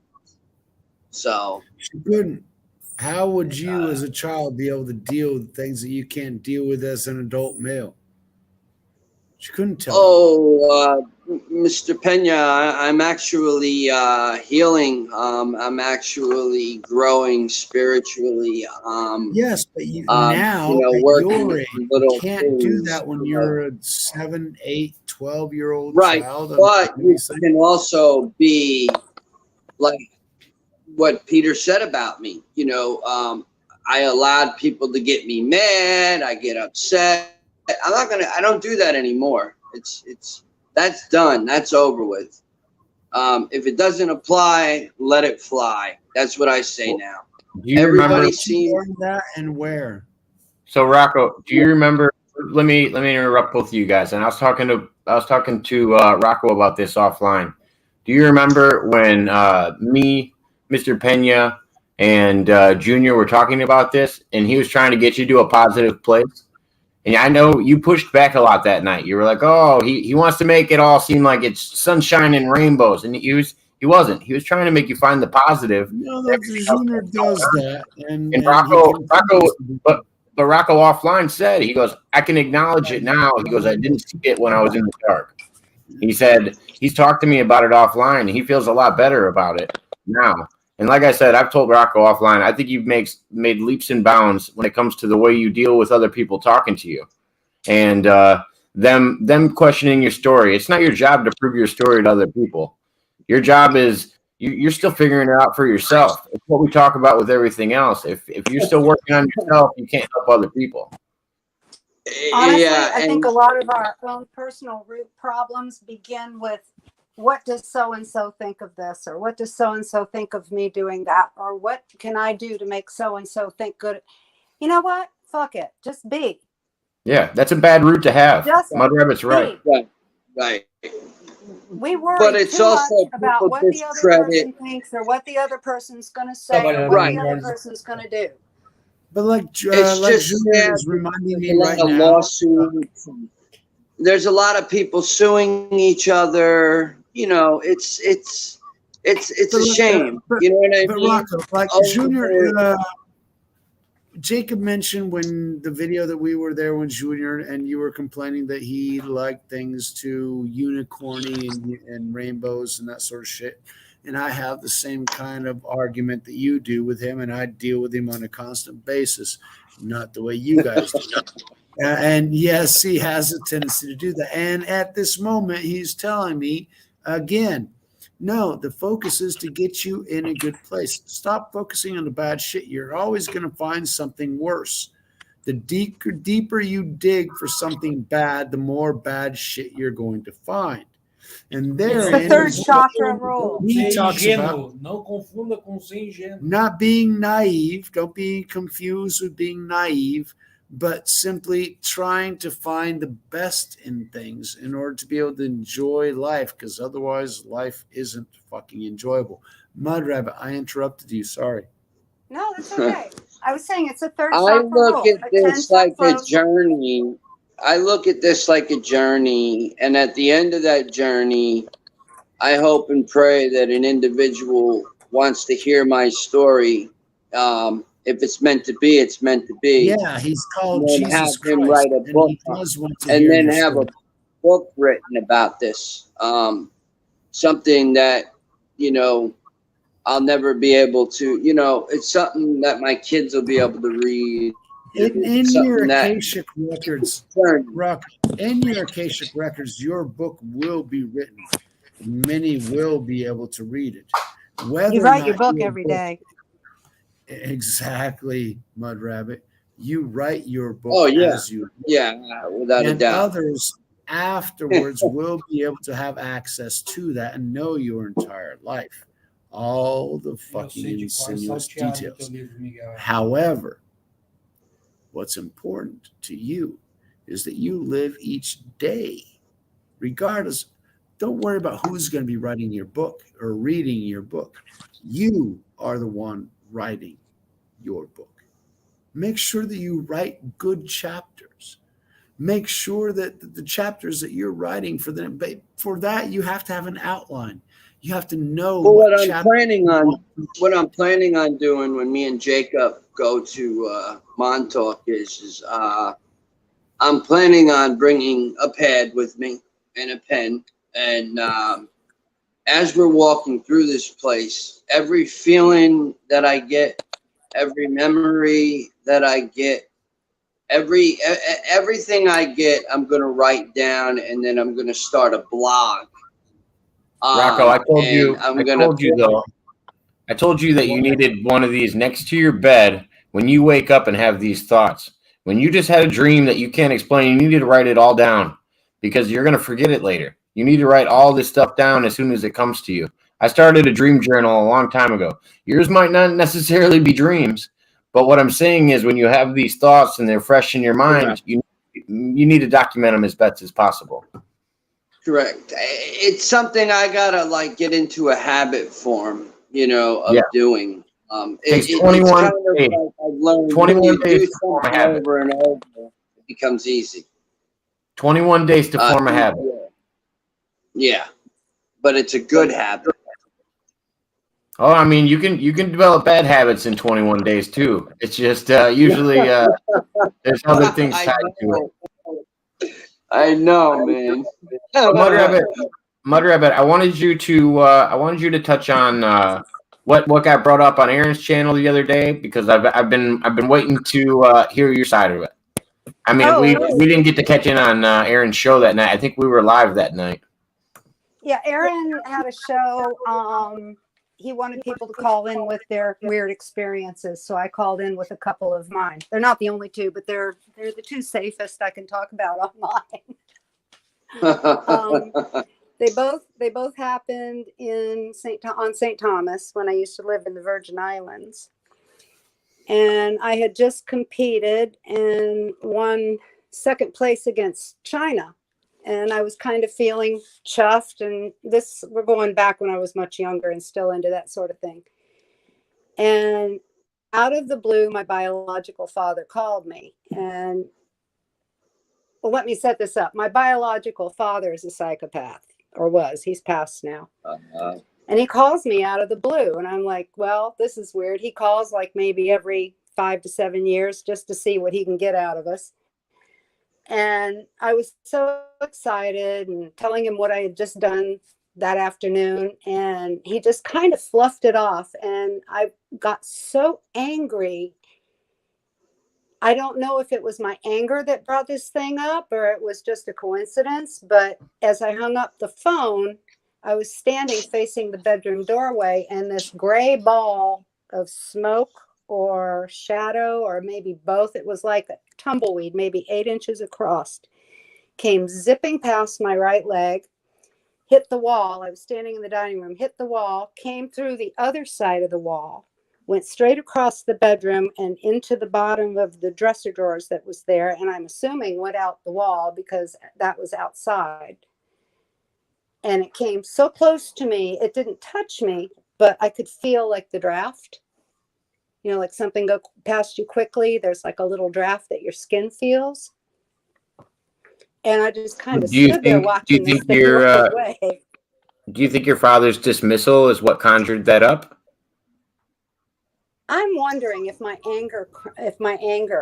that was brought on because of my anger, or maybe I saw it because I was angry. I have no idea what it was. I don't think it was a ghost. I don't think it was a spirit. Out. They missed. Huh? You felt the breeze of the bullet.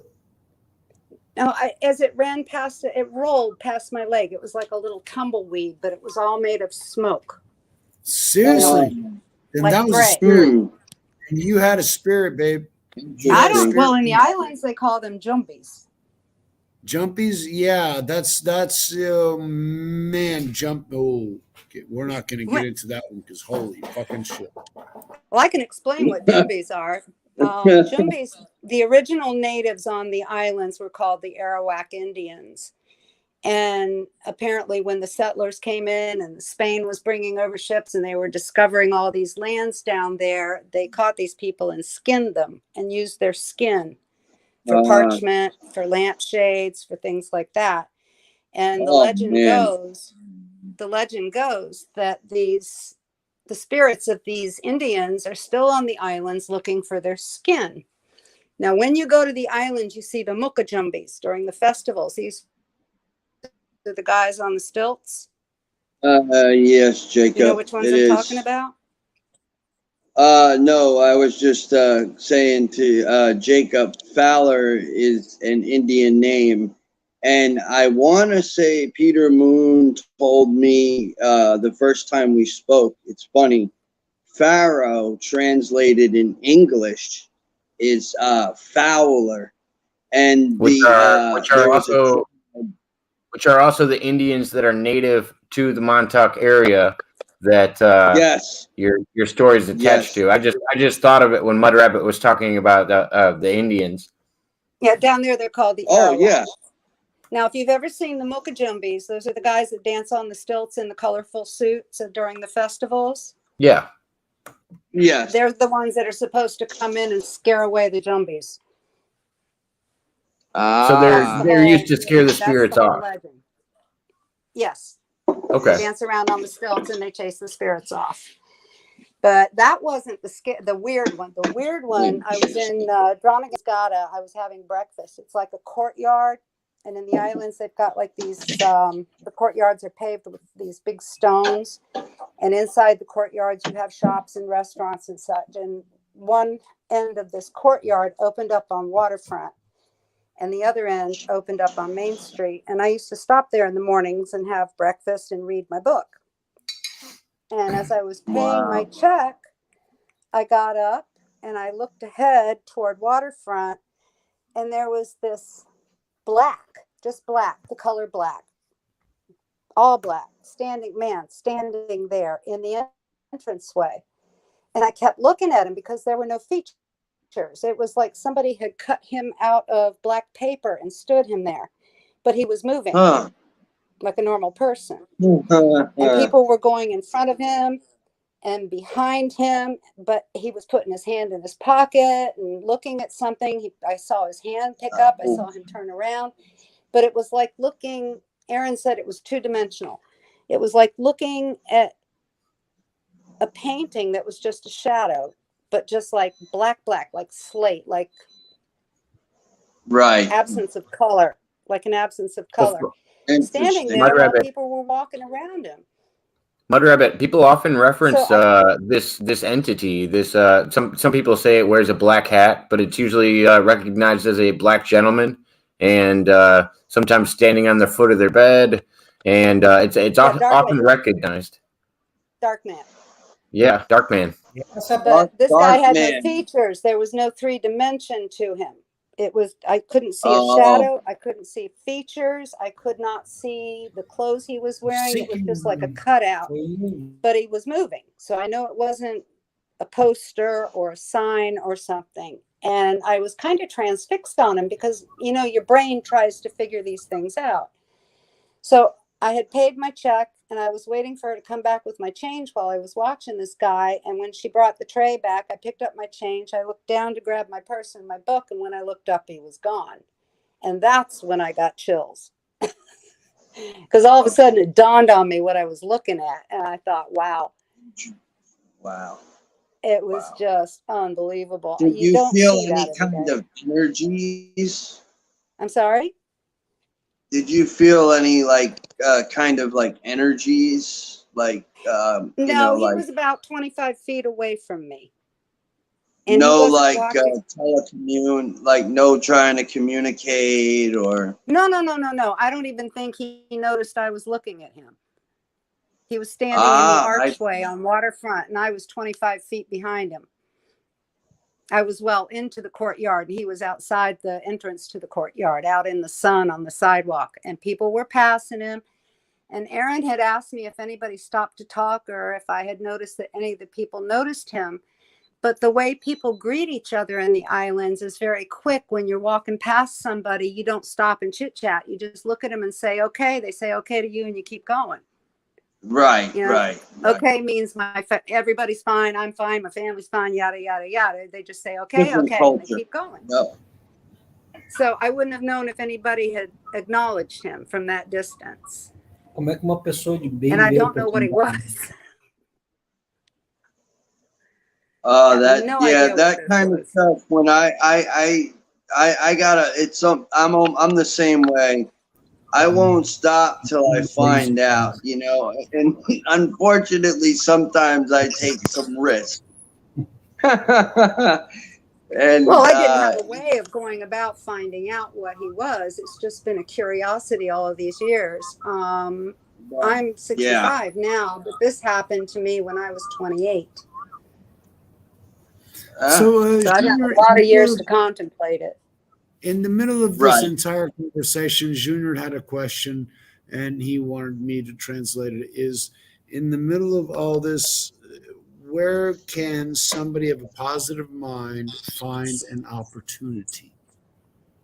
Because we're seeing all the difficulties and all the damages and all the problems and everything else that's rolling on, and these sending messages into the mind and everything else. How out of all of this can somebody with a positive mindset find an opportunity? Somewhere I would say somebody with a positive mindset has to realize that the world's not all peaches and cream, and sometimes there are negative. But hopefully that's the negative and see the positive. It's all lessons for schoolhouse. You know, it's like Mud Rabbit. It's like, I don't know if you've done this, you know, because you've been into these topics, but like whenever I move in, like say a house, I always do the research on the home, you know what I mean? And I always do. Oh yeah, I do too. Like, it's really interesting to find out. But then if you find out that something, you know, not so good happened, which I moved into a home where something not good at all happened. I just rather not say it on the air. No, but I had to clean my home like and you know, people got hurt. I got punched, slapped. It was I was battling something, right, that I could not really see, but it could touch me. It could, you know what I mean? Like it I felt it. I felt it. It was more like an energy almost. When my mother married her second husband, he was in the oil business. So we were moving up in the world. We were moving from this little frame home in Bradenton, Florida, into this really nice designer home in Glen Oaks Estates in Sarasota. And not until we were into the house and all moved in and settled that we found out that it was a model home. So there was only one owner before us, and they were only there for about 6 months before the house was sold again. Come to find out, the whole family, it was a murder-suicide. Oh, man. The guy had gone through, killed his mother-in-law, killed his wife, and then went in the garage and took the hose from the pool, you know, the one for the vacuum, and ran it, closed up, put the car in the garage, closed the garage, put the hose on his exhaust and ran it into the back window, went into his car and killed himself. And we didn't know this until we were in the house. Now, I don't remember ever being attacked or bothered or harassed or even seeing anything weird, but my mother saw stuff in that house, and she told me about it. She didn't tell me about it while we were living there, because when we moved in, I was only 8 years old. But years later, we talked about it, and she was telling me about the strange stuff that used to happen in the house. And I was like, whoa. Right. You know, I didn't even know. Yeah, so, that is a little yeah, and they had left all these expensive pieces of art in the house that just went with the house when they sold it. And I told my mother when she was telling me all this stuff years ago, I said, you know, if you kept any of the items from that house, you need to get rid of them. Mm-hmm. And that's another rule. My mother was a channeler, so she understood exactly what I meant. Right. But that's another rule. I won't take anything from Montauk. Every time I take something, it could be a rock, I have issues for some odd reason.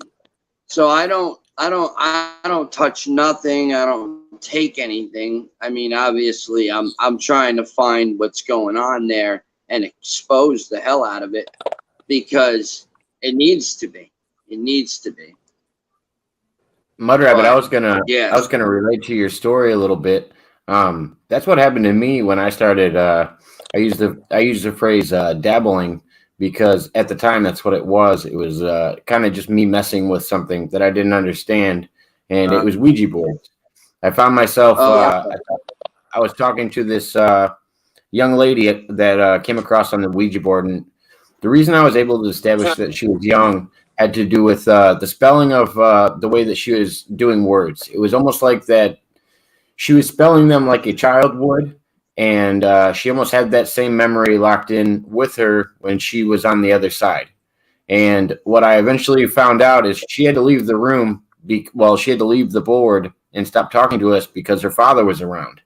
And when her father eventually came to fruition and started talking to us, we realized that he did the same thing to his two daughters and his wife, and then to himself. And just to validify this story, we actually had to go to the local cemetery next door, where we actually found all their graves. And I realized that I was talking to these people in a case that I had no involvement in, didn't know anything about it in our town's history or our county's history. And it really came to fruition when you don't realize these things are happening around you. And it was so shocking to the core. Yeah, hindsight's 20/20, and then you get all the ahas. Yeah. Now I've had weird things happen to me in my life before, but I was talking the last time I called in, I was telling Terry I tend to stay I can't meditate. My brain moves too fast, and I can't always remember to be on a schedule for prayer. So I do the all day thing. And I think that's very good for protection. But my mother, when she did her channeling, you always, always have to pray for protection, and you have to test the spirits, because the first ones that are going to come through don't have your highest good in mind.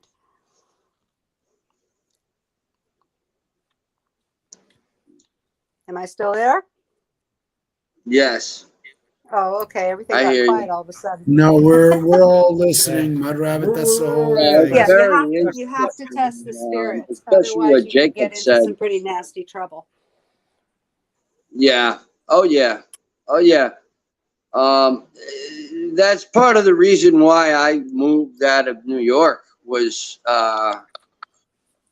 I probably went to Montauk literally about 250 times within and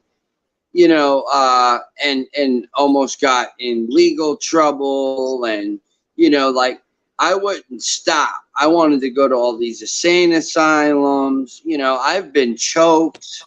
I got involved with the paranormal stuff too, and I had to fall back from it because it was just too much. You have to be very careful with that. You mentioned earlier about walk-ins, and I have a personal story about a walk-in. My brother has a severe head trauma, and it happened 32 years ago. Somebody attacked him and tried to kill him. And they hit him in the head with a picnic bench. And when he went down, they grabbed his head and banged it repeatedly against the cement. So he's missing some bone over his right ear. He was level 5 on the Los Alamos head trauma scale, which is the worst you can be. They didn't expect him to live past 24 hours, and they said 48 hours. And let me tell you, there's a lot to pray because my mother and I prayed a lot, and he survived it. He had a long recovery and a long, he had to learn to walk again. He had to learn, things like personal hygiene all over again. Right, and everything. As far as the walk-in part of it goes, yeah, my mom was talking about, I went to see him one day after work, and Mom was there, and she said, I think he's a walk-in. And I was like, whoa, because then the first thing you think of, it's not going to be my brother anymore. But the walk-ins come in and they literally take over the memory. Not only do they have the memory of the person they were before, but they take over the memory of the person they're inhabiting. And when he was comatose on a ventilator for 3.5 weeks. And when that alarm went off, let me tell you, all those nurses ran in that room, ripped that thing right out of him, and got him breathing. Because the thing is, if they leave them on the ventilator after they start breathing on their own, then they never come off the ventilator. Right. So they got him off the ventilator. He was in the hospital for 3 months. They put him in the ward where there's like more than one bed. He was in neuro ICU for the 3.5 weeks he was comatose. And I came up to check on him one day, and he's sitting in the hallway, and he's looking up and down the hallway like he's waiting for somebody. He didn't know what time I was coming. He didn't even know I was coming. And I looked at him and I said, who are you looking for? And he says, I'm looking for my CC. And he's looking up and down the hallway. I said, your CC? He goes, yeah, my company commander. I was like, my brother's never been in the armed forces. And he's looking for his company commander. So interesting. now I understand what my mother had told me a couple days before. So as the years evolved, she took him home with her for his therapy and, just to keep him with her until he learned everything all over again. And while she had him, we were still in Miami and they were in St. Thomas. And she would tell me, she goes, this story evolved. And basically what it was, he was a Civil War soldier who was killed on the battlefield for the South. And as he lay dying, he was calling for his mother. And as soon as as soon as he had come out, this is what Mom told me made her think he was walking, because when he had come out of the coma and was starting to look around and starting to verbalize, and he looked at her and he goes, "Where's my mother?" And she said, "Randy, I'm your mother." He says, "Yeah, you're my mother, but my other mother." So this is how the story evolved from there, because over time she questioned him about what he meant. And the story came out about the Civil War soldier getting killed on the battlefield. And the last thing on his mind was his mother. So that's my walk-in story. Right. I kind of have, like, I don't know, before, I don't know if it was my alters because of how things were done to me as a child. You know, that these alters that were programmed into me. One of my alters I call Cyborg X. And when that alter comes out, I'm a completely, like, I am in total battle mode. Like, I see this in my brother when he switches between the soldier and Randy. When he's the soldier, he's a really nice person. The person you're talking to right now. And sometimes, like, I kind of feel like I'm actually doing things, you know, like it's, but I'm learning how to break through it. I'm learning how to say, you know, not allow it. But I think that, yeah, these alters, I believe I have 9. I haven't really identified any of them with names or anything, but I go through sometimes periods where I'll get very depressed. There's a depressed me alter. There's a suicide alter. There's you know, substance abuse, you know, where, like, it's almost like they want to derail me from you know, finding my true purpose and, you know, being someone to speak about this stuff. Because I always say this, any radio show I go on or I've been on, is even when you're sick and suffering, when you're learning things, you need to pass it on. And, you know, there's a lot of people that are sick and suffering in silence because they're afraid to say anything, because they're afraid that they're going to get judged, you know, and that's what I dealt with. It's exactly what I dealt with. And like Peter Moon said, yeah, it's unfortunate, but I allowed it for a very long time. Now I've learned I can't allow that. I can't allow others to manipulate my brain pattern and what I do.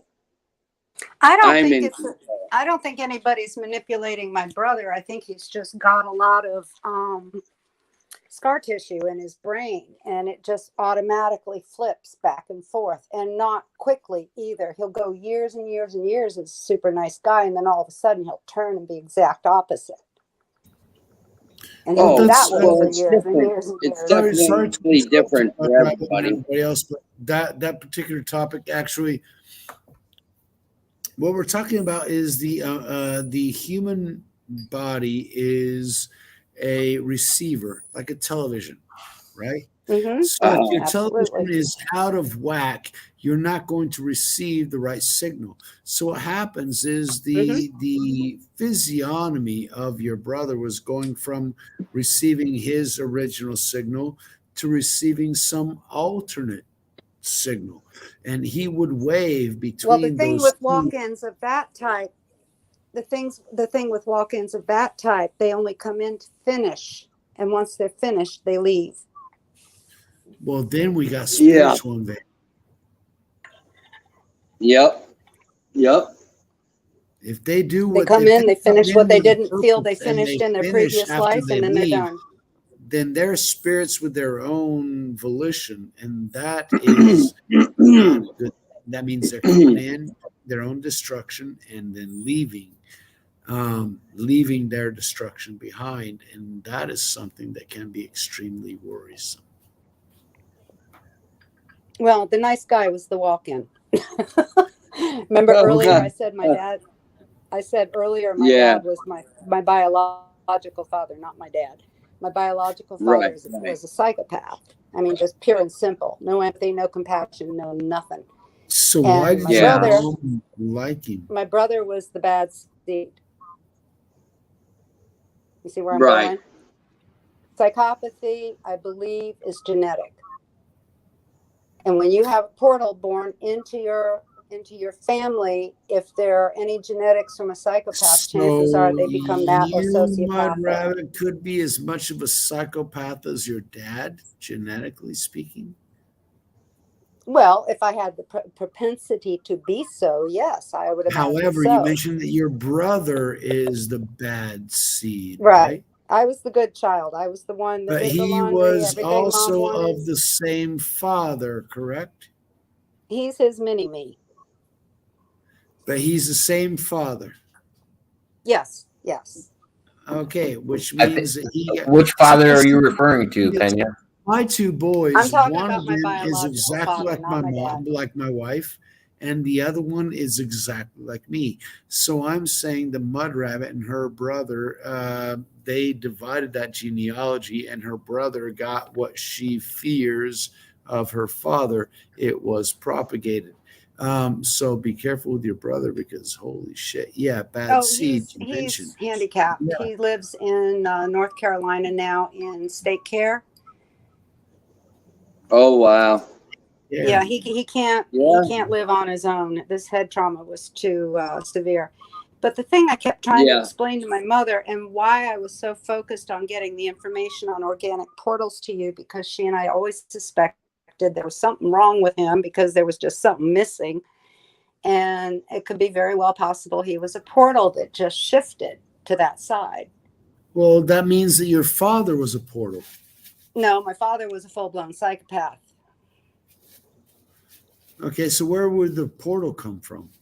What do you mean by the portal? Was he a portal? Okay, an organic portal is the organic portals. Organic portals are not born evil. They're just born with only the bottom 3 chakras fully activated. Yeah, the propensity the other 4 are in a process.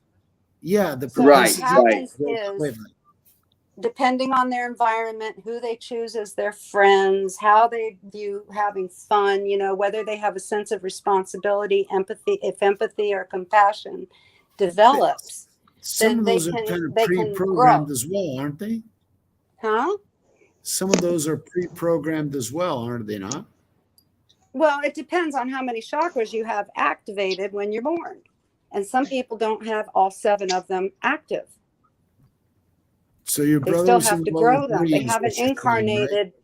Right? They haven't incarnated enough times to grow the rest of the chakras. They're still, the chakras are there. They're just not spinning in the right direction. So do you think that makes them at a lower level density, Mud Rabbit? No. We all come in at 3rd density, but not all of us have the same number of incarnations. There's some people that have incarnated so many times, they have all their chakras blown wide open, and they're the wisest people you ever met.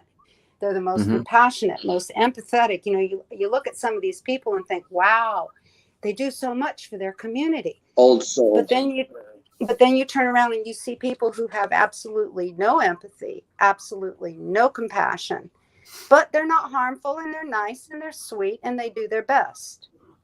And then you see people who have neither empathy or compassion, and then on top of it, they're psychopathic. Those are the rich bastards that actually control the world. Probably, yeah. They don't care about us. I definitely think they lack empathy. They lack empathy and compassion, and they don't care about us. Which is why Pelosi is saying, sign it, and later I'll tell you what's in it. Right. But see, this is why they wanted to make the corporate...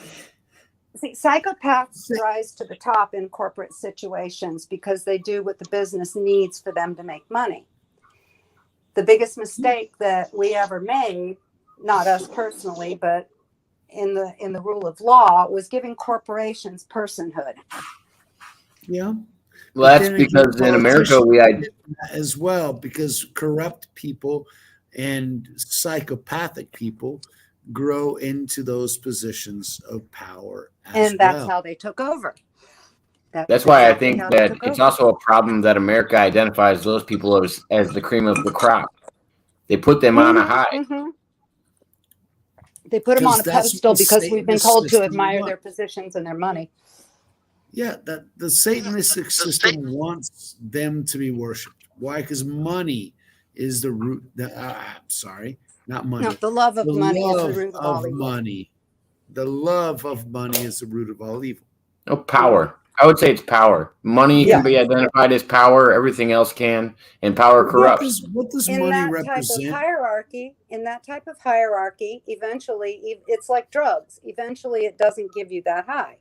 Which is why the base corrodes. The base corrodes, and it eventually collapses. Which is why they're being absolutely autocratic. Look at Australia right now. That's where they want everybody if they could actually have absolute control. But they've that's gotten to the height of power now. But that's the objective of our Constitution, is because it recognized that sadistic fucking people want control. Why? Because King George was the same goddamn way. Yep. So what did Wasn't they do? He the one that went mad? Yeah, well, they all fucking went mad because they were all mad from the beginning. But what we did is we wrote a constitution to say, look, those psychopaths can't do their sick fucking shit because there are checks. And then what happened? The Masons moved right in after all the fucking checks and balances because the adversary is a really wily son of a bitch. He's immortal and has all kinds of fucking time. 250 years to fucking circumvent and corrupt our system. He's been able to. Let's go, Brandon. Let's go, Brandon. Let's go, Brandon. Woo. Absolutely. Why? Because we're there. We're at 1776 again. There it is. I love that. Because a psycho son of a bitch wants to tell us what to do. And the last time some psycho son of a bitch told us what to do, we told him where he could fucking put his opinion. And that was in the Atlantic fucking Ocean. Yep. Well, it's going to come to that. We're going to have a pretty rough 6 months, but it's going to come to it. No, not 6 months. Sorry, Mud Rabbit. I don't know how far into Q you're at, but we're in Red October. Now, yeah, I know. We've got 107, which is talking about, it's going to take years for this thing to resolve. Those are the trials, yes. It's going to take years to sew that up, but we personally are going to have a rough 6 months, us personally on our own levels. It's not over in an instant. It begins in an instant, and we saw that now with Colin Powell. This is going to be history for the kids. They're going to see it happen in real time. No, the history. I feel like the history that's going to be than what World War II was, because it's World War fucking III. At the same time, goddamn level. At the same time, I mean, I think we could all admit we're watching history be tarnished in front of us, whether we're tearing down the past and then we're portraying.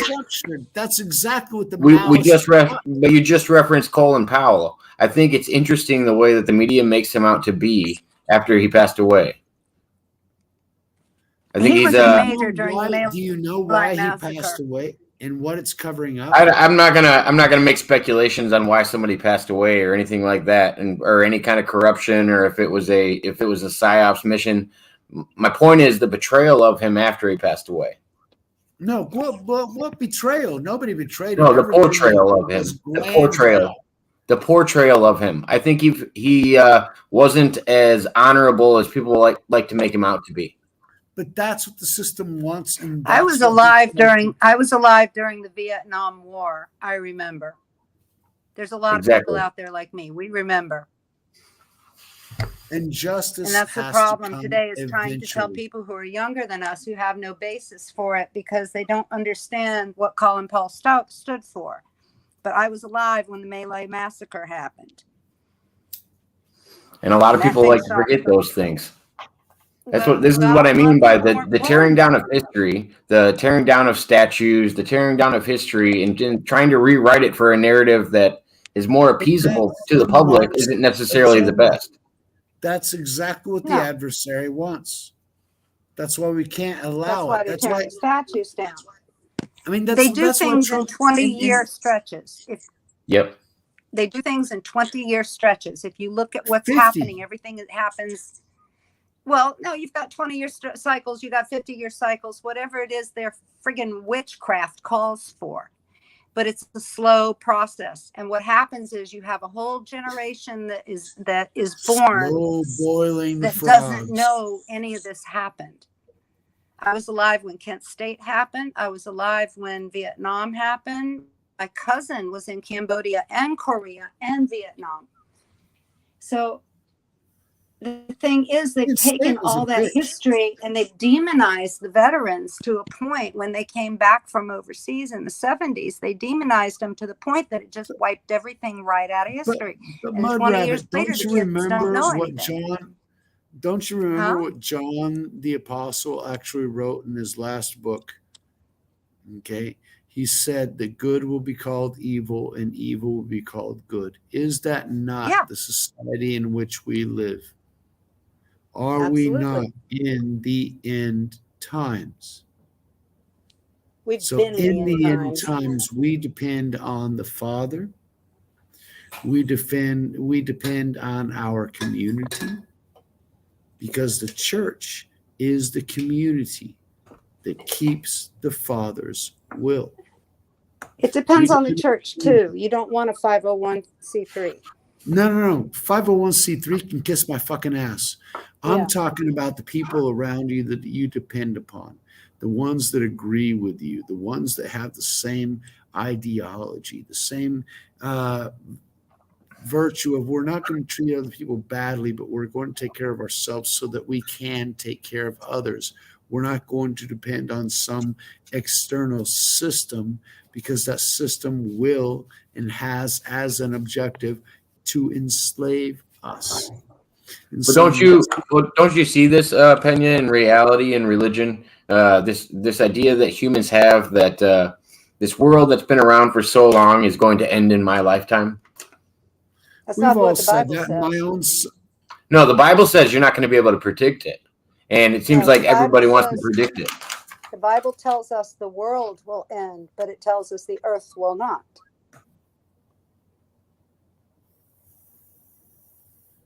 The world as we know it, and what Mud Rabbit's interpreting, and I agree with her 100%. In fact, that's why I've been muted this entire time, is because I just want to listen to Mud Rabbit talk. This woman is absolutely phenomenal. However, in this particular situation, the world as we know it, the materialistic veil that has been programmed into us, that has been drawn over our eyes, will be lifted. Why? Because the American state, the one United States, will become a banana republic. We're already there. Yeah, we will succumb to the inflation and the corruption that is endemic in all other Latin American countries. One of the reasons why I didn't want to come to Latin America. However, God actually played a trick on me. He put me into Brazil when we had a very conservative government. Now I understand. I think we're all exactly where we have to be. Which is, I'm here in the south of Brazil. I'm in exile of the U.S., but I'm not in exile of the U.S. I love the American culture. I carry the Constitution on my fucking heart. But the thing that I fled away from was that deep state fucking bullshit that I felt with Bush, that I felt with Clinton. Okay, that later on I identified, and I would have voted for Obama. I mean, shit. The guy had all kinds of speeches. And I just hated Bush so much that son of a bitch, fuck him. So anything anti-Bush. But when he got the Nobel, I realized that motherfucker was the Antichrist. Okay. So it's a whole nother fucking story. The United States as we knew it, as I knew it, as I was born into, no longer exists. You know how many antichrists have been presented? You know how many antichrists have been presented by religion in my lifetime? Because there's been a lot that have been claimed to be. I've heard everything from Bush to Obama to what's that? What was that, Mudrabbit? I asked you to repeat the first part of that. I missed it. I was saying, do you know how many antichrists have been? Yeah, you know how many antichrists have been presented in a public forum by religion specifically? Because I feel like it's a religious term to present antichrist. I think the mistake is that people are looking for one particular person to be either Christ or the Antichrist. I tend to look at it more like energy, because if you look at this, Jesus was the man, Christ was the energy. He was Christ. Excuse me. He was christened. Father, the Son, and the Holy Spirit, not just one. Well, but he was christened. Christ is an energy. I don't think the Antichrist is a person. I think it's an energy. And I don't think Christ is a person. Spirit, I think it's an energy. Mudrabbit, just to add to what you're talking about, the Antichrist spirit is what I feel is dominating the planet. Everything that is it has for a very long time. But it's dominating it has ever for a very so long much time. more. It has. Yeah, it's time for Christ energy to return. And I don't think it's going to return in a man. The materialism and the sexuality and all the garbage that was programmed into us for decades. Yes, that is the Antichrist spirit. And that is what is prevalent since Babylon, since, we got the motherfuckers after Noah. Nimrod. Sorry, that's the dumbass that I'm fucking thinking about. Why? And I like to point out what you were saying with that the sex energy being also considered Antichrist energy. I think people often get it misconstrued as well. I think they're okay depending on their preference of a certain sexual energy that wouldn't necessarily not be the Antichrist. Because no. Hold on. Let me finish what I'm going to say. Because they're happy to watch Shakira go up and shake their ass for money, but they're not willing to watch a guy go do it because they might not be predisposed to that in life. And I really think both of them are negative energy. We shouldn't be portraying any human characteristic like that. You're calling out the confusing it with fidelity. I agree with you. I think they're confusing it with fidelity, because sex between two people is supposed to be sacred, regardless of who they are. But what they do is they've taken it and they have commercialized it, and it's not really about the act as much as it's about fidelity. Yeah, no, it's the sell of it. They know they're selling the sexual attraction. They're not selling the fidelity of a good relationship. They're selling, the positives of a relationship without having to worry about the others. Jake, it's not about the attraction. It's about the physical pleasure of the individual. It's about the worship of the self. Well, I mean, but the attraction is what leads to the personal pleasure. It's perverse. I get off on this. Yeah. Mudrabbit, it's perversion. Happy. This is what I will do, regardless of what God thinks about that. I'm a drunk. I love to drink. Right. Does that mean that drunks are going to be allowed into heaven? No, because Corinthians tells us that we are not, as well as thieves, whoremongers, and liars. I feel like, anybody I have a British friend. I have a British friend that put it perfectly. She said, "You can be an asshole as long as you don't hurt anybody. You can still go to heaven." Mm-hmm. I still got a problem with that phrase, Mudrabbit. I would agree with you in certain phrases. Yeah, and I am an asshole, and I agree, and lots of my friends will fucking agree with me because I don't agree with the things of this world. Oh God, I should wear a giant red B embroidered on my chest someplace on a T-shirt, because I get that a lot. But Pena, we've talked about this. It's the difference between living life with no care because somebody already took this burden for you, or there's that person that lived a life of sin, but then recognized it at a later date that it was a life of sin. Those are two different people. Which is the reason why I did things that I did, because I didn't, as a 13-year-old, want to be a fucking hypocrite and self-righteous fucking asshole, having done absolutely nothing wrong, that I would judge others. So I become a smoker, a drinker, and a fucking pothead. So yeah, I am the most vile and the lowest of the low, because I don't deserve Michael, and anything, we still love you. which means I can't judge anybody, which is exactly what I wanted. I can't be a self-righteous hypocrite because I'm a fucking pothead. So I can't judge anybody, but I can tell you, be somebody better. Oh yeah. Well, and if you none of us are perfect, and there's nothing wrong with it. I think those self-deprecating moments that Pena just had are healthy, because it recognizes the negative, and you actually have to address it as a negative if it's an action that you don't want in life. Exactly. But I chose it. I chose it for myself, actually, to denigrate myself, so I wouldn't have the right to be a self-righteous asshole and think that I was better than everyone else, because I'm not. I'm a fucking drunk pothead. So how the fuck can I judge anybody else? However, I can tell you, don't be a lying fucking weasel. Wankaroo is one of our new listeners that I've been talking to lately, and he said, I didn't know smoking pot or cigarettes was a sin. Well, I would say society considers them to be. I don't. Which is Why, the should there be like an 11th hard commandment, alcohol. thou shalt not drink or smoke pot? No, there's no place where it says don't smoke pot. Well, okay, so let's break this down. Let me tackle this one. Jesus, hold on, Jake. Let me ask. Even when they question Jesus, yes, but your followers drink. Yes, you haven't even mentioned marijuana in the Bible yet. You better tackle it. Yes. However, I want to get into the alcohol thing. Whenever they ask Jesus, yes, but your people drink alcohol, we're not supposed to drink alcohol. He said the problem isn't alcohol, the problem is getting drunk. And the problem isn't necessarily getting drunk. It's the stupid fucking shit that you do when you get drunk.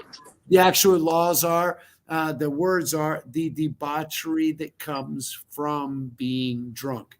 Well, it can be broken down on a way simpler term. You don't even need to go that far. It's gluttony.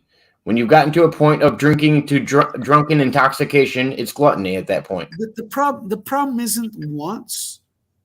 You can barf your ass off, with your buddy holding your arm over the other shoulder. And when you realize that you did something wrong, not do that again. The problem is when you say, hey, this made me feel good, regardless of me barfing at the end, I'll try to continue feeling good because I want to feel good. Maybe I'll barf, maybe I won't, but I'll learn to maybe barf less. But I continue being a drunk, abusive fucking asshole. Why? Because I depend on my happiness on getting drunk. That is on me. I want to make me happy. And that is something that I have absolutely all the problems with, because that's the reason why I smoke, I drink, and I smoke pot. Why? Because I want to be happy. And therein lies a problem. Because I want to worship me, my happinesses. Because some people get high off taking it up the ass. And that's fine. That's up to them. But it's not fucking healthy. So just as I have to recognize that I need to drink less, other people should also recognize that they should take it up the fucking ass a little bit less. All I'm saying. Recognize it. You're all right, Michael. Thank you, Mud Rabbit. Well, Michael, I was hoping you would point out the fact that there is marijuana in the Bible. We used these oils for a long time. And you'll educate me. Thank you very much. I deep dove into this when I was 16 because I was made to present a report to my school, and they were often referencing the Bible and talking about weed in the American way that they do is it's a sin and this and that. And we actually had these oils a long time ago that we were rubbing people down with that are often recognized in the Bible, and I had to point out specific verses. I would have to pull it up, but I think just like I was talking about with alcohol, it's the gluttony aspect that makes something a sin. Cigarettes, I can't really justify any claim for why they're good for you. Okay, because the reason that I smoke pot is because it's not illegal, because there's nothing that I do that's really, I drive safer when I'm fucking stoned because I'm paranoid as a motherfucker, so I drive slow and I wear my seatbelt and everything else. The only time I actually feel like putting on my fucking seatbelt is when I'm stoned. Holy fucking shit. Because when I'm sober, I fuck all if I'm going to wear my seatbelt, kiss my ass. When you get a chance, Jacob, look up the Elkhorn Manifesto. Okay. It's all the reasons it's been made illegal. And I understand. I understand the reason it's been made illegal. Yeah, and the fact that he was a racist motherfucker. Oh no, it had to do with the cotton gin and the production of cotton. It had nothing to do with, at least in the U.S. They also used it as a racist cudgel against Mexicans and Negroes, because Mexicans that all stemmed from the fact that we were going to actually make money off of hemp. Hemp was a production product that we were actually going to make money off of. Yes, then they geared it towards motherfucker to where it's too goddamn expensive to actually smoke in places where it's legal. Oh no, they just classified it as a Schedule 1 drug and told everybody that anybody that used it committed these horrible crimes. And smoke it in a weekend. I mean, who the fuck can afford $65 for a weekend? In Florida, what was that, Mudra? In Florida, they still collect tax stamps on it. Yeah, but that's in California. They do too. And the thing is, the taxes on that are so exorbitant. Some people are going back to their street dealers because it's cheaper. Yeah, but the whole time that they had this in effect, it was illegal. Mm-hmm. Well, yeah. The entire time I've smoked it, it's been illegal in every fucking country that I've smoked it in. One of the reasons why I try to avoid Mexico anymore, because that was got married. That was my biggest story. That was my biggest thing that I always point to people, because my favorite thing, like a modern term, is when people use the word gateway drug, and it's gateway because of the market. Cigarette, motherfucker. That's what gets you in. Gateway drug. That phrase. I wanted to buy pot one day, and they didn't have any pot, and I ended up buying some LSD. Dude, I tripped from Dallas to Cleveland on LSD, and I went to sleep in my hotel room with my fucking walls breathing.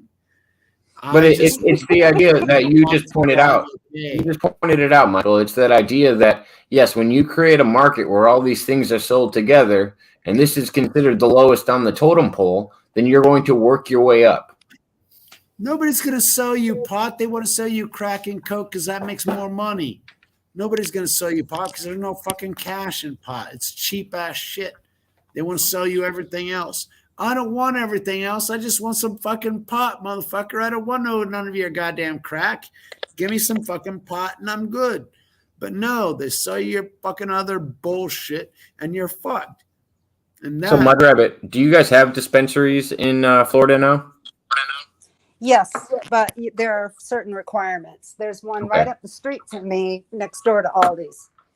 But they're expensive as fuck. So my biggest problem with the U.S. I don't know, unveiling of dispensaries and also recreational marijuana is it's not treated like what it is. No, it's only for medical. You can't buy recreational down here. It's only for medical. And then when you walk in, there's cops with guns and their whole. They have all these armed security. Even at anxiety. It's my anxiety medication. It's for my ADHD. I can guarantee you I'll get American medical. So here's my thing. I'm not 100% sure, but I believe you have to sign away your Second Amendment right. No, that's not. Yes, I agree with you there. They will do that. They're tying the two together. Yes, Jacob, because that's not going to last very long in Florida. So when you give away your second, you will not be able to own a gun because you are not psychologically able to handle. You have to go to a doctor and get a prescription. So I have to unpack the wrong thoughts you guys just said. So in Chicago, which is one of Illinois specifically, which is one of the most gun strict states in all of the U.S. country, there's no more harder one to get. Maybe California is probably close or relatively close. Beetlejuice has been a real bitch. Go ahead. Yes. So your requirements and what this thought that you guys have about the disconnection is usually what people are doing to get these medical licenses are they are admitting to a medical or a psychological condition that may make it harder for them to get their FOID card. And what they're doing is they're voluntarily giving out information that would make them nulled for somebody that would be able to be sold a gun in certain states. It's not like that in all states, and nobody has a registry list for these guns. It's not the same as the medical list. I'm not saying it can't. I'm not saying it can't manifest. Guns in the entire U.S., my friend. But let me bring you back to my main point. My main point is right now what the U.S. government is doing is they're unleashing this for the states on a recreational and medical level, but they're not treating it like a medical thing or a recreational thing. So marijuana acts in different ways, whether you're having an edible, whether you're having a sativa. They make their big ass gobs. Hold on. Medical and all of this stuff gets released on a different level. And sativa acts differently on the body. Indica acts differently on the body. And when you do an edible, it actually produces a whole different chemical compound. What's going on is these people are getting licenses for medical conditions, which are legit medical conditions, whether it's psychosis, whether it's sleep deprivation, whether it's other things, and you're getting prescribed drugs that don't necessarily fit your condition. You're just being allowed to have these drugs because of your condition. It's like this, for me, it's the same thing as them going through a cycle of psychotropics until they find the right one.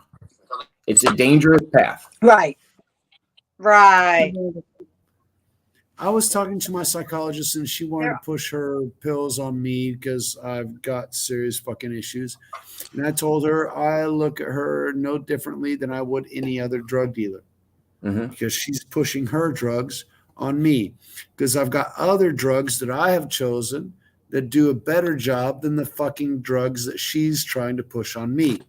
Because the drugs that she is trying to push on me have proven to take people further into depression and closer to suicidal tendencies versus the shit that I chose my dilemma for myself. Please, Mud Rabbit. Here's my dilemma. I have fibromyalgia. And I've had 2 doctors that have wanted to put me on Lipitor. And I've seen my friends who take Lipitor, and it's not good. There's other medications they've wanted to try on me. I do not take pills. I just don't. It's a pain in the ass for me just to get up and take vitamins in the morning. But what I have found with the fibromyalgia that I do have, marijuana kills the pain. It kills the burn. And they are finding, now my mother had was pre-glaucomic, and it reduced the pressure in her eyes. When she was going through chemo, she wasn't eating. She was losing weight. So you get her to smoke a joint, she's going to get an appetite. And then she kept her weight up. She kept her weight on point because it gave her the appetite. For me, I could take an Advil. I could take a prescription medication. Any of those might kill the pain. They're not going to kill the burn that I feel. And to me, the burn is worse than the pain. But if I smoke a joint, 2 hits, and it doesn't even have to be strong stuff, just regs. And it doesn't even have to be something that gets me buzzed. It's something in the cannabis that puts that fire out faster than what any medication a doctor can prescribe for me. So there are physical things out there, physical drawbacks that some people suffer that it actually does help. But I'm not about to walk into a dispensary and say, okay, I have a prescription. That's nobody's business but my own. I just feel like these dispensaries, whether they're medical, recreational, or anything, need to realize that these people are coming to them because they're getting diagnosed with something in order to be able to come to them. And some states are way more lenient about what they're going to diagnose these people with so that they can get this medication. But then I think the dispensary needs to do the job as a a licensed medical facility and actually prescribe people the right drugs. I think that's how they do it. That's how they do it. It's going to bury our system is what's going to happen. We're going to end up with people not having good experiences. I don't know how many times somebody's told me that they've been overserved by something they got at a dispensary because it wasn't explained to them. Well, you also got to look at where doctors are coming from nowadays. They're not real doctors anymore. I had an incident with a doctor last month. You're from Florida. You know what the opiates and everything else are like. Oh yeah. Florida was at one point had more prescriptions for opiates than every other state combined in all of the U.S. We also have that many guns. I mean, it's no Texas, but they're doing okay.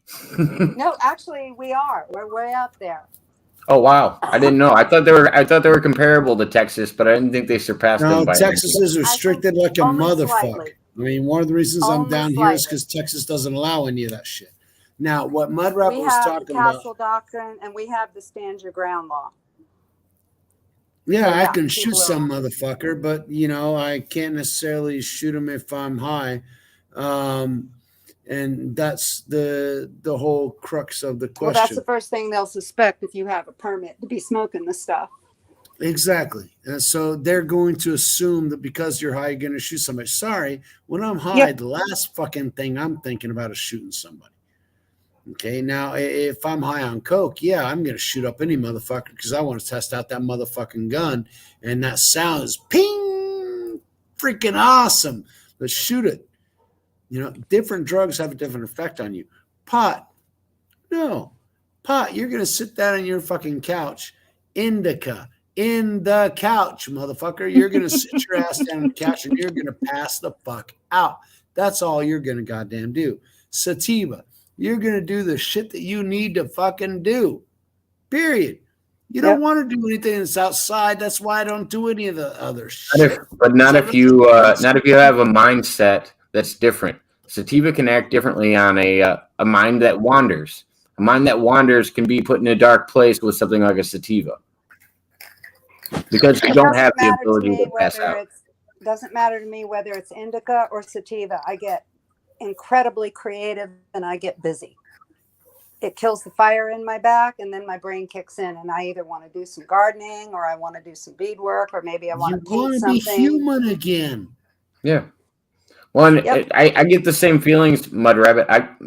Marijuana doesn't affect me in that way as well. I get a creativeness out. I mean, you guys will see me. I'll be on here smoking for 6 hours and still hanging out with you guys. I'm not falling asleep on the live, but at the same time, I understand that it can treat other people differently, and I wish people would recognize it. But I'm not an all-day smoker either. I just only when the pain hits me, and if I have it, then I'll take care of it. Well, that's the way you should be doing it. That's how people should treat it. I'm an all-day smoker. I'm more of a habitual smoker, I would say. Oh, I used to be when it was $25 an ounce, but it hasn't been that for many, many decades.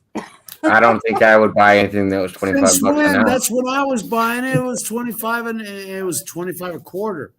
I remember when a dime bag only cost a dime. Fucking old, no, it 25 was a dime an bag ounce. was a dime, a nickel bag was a nickel, a lid was $20, and an ounce was 25. Yep, yeah, she's right. That was my thing. Now I still pay. What the fuck do I pay? 50 grams, $30.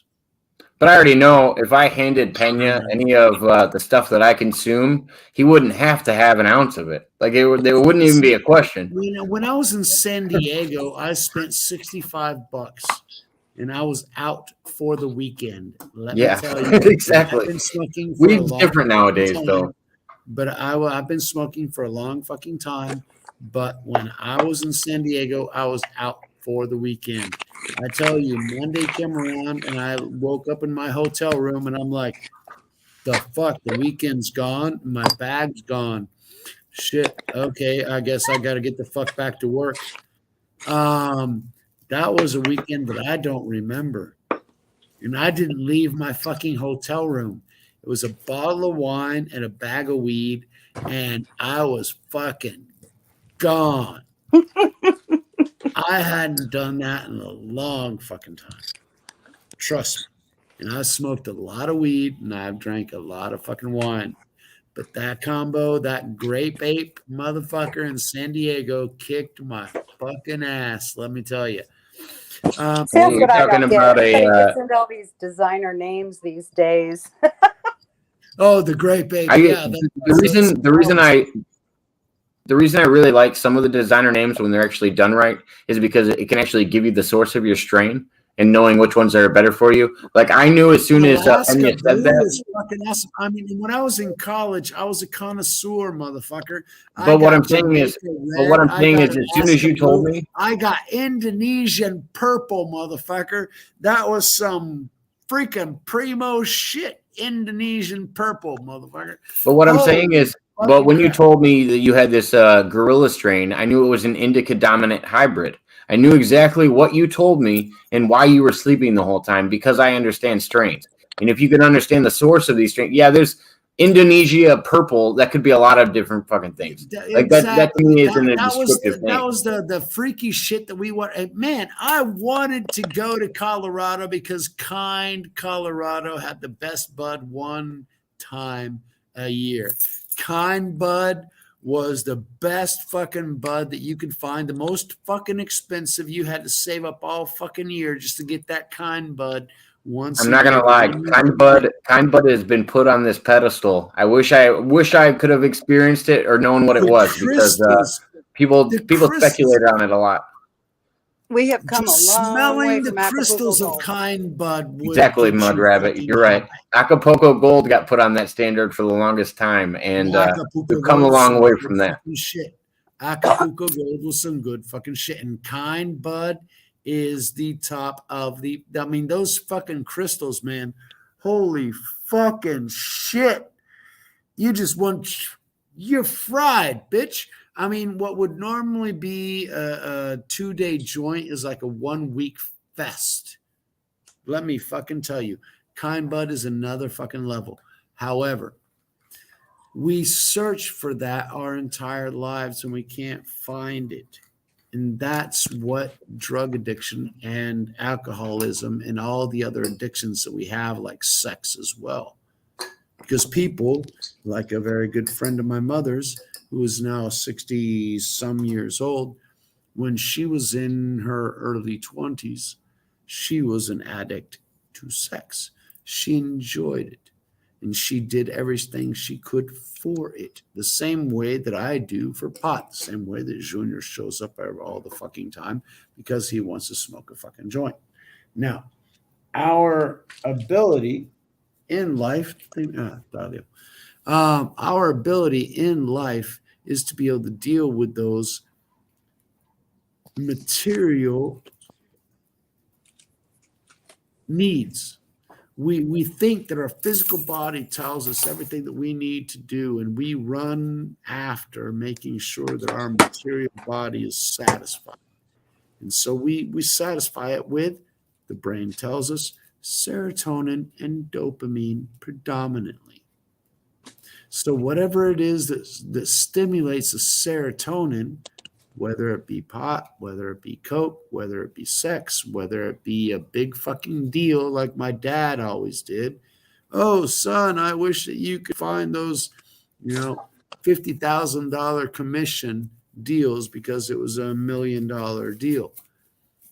Yeah, okay, that's another type of serotonin. That's another drug addiction of this physical realm.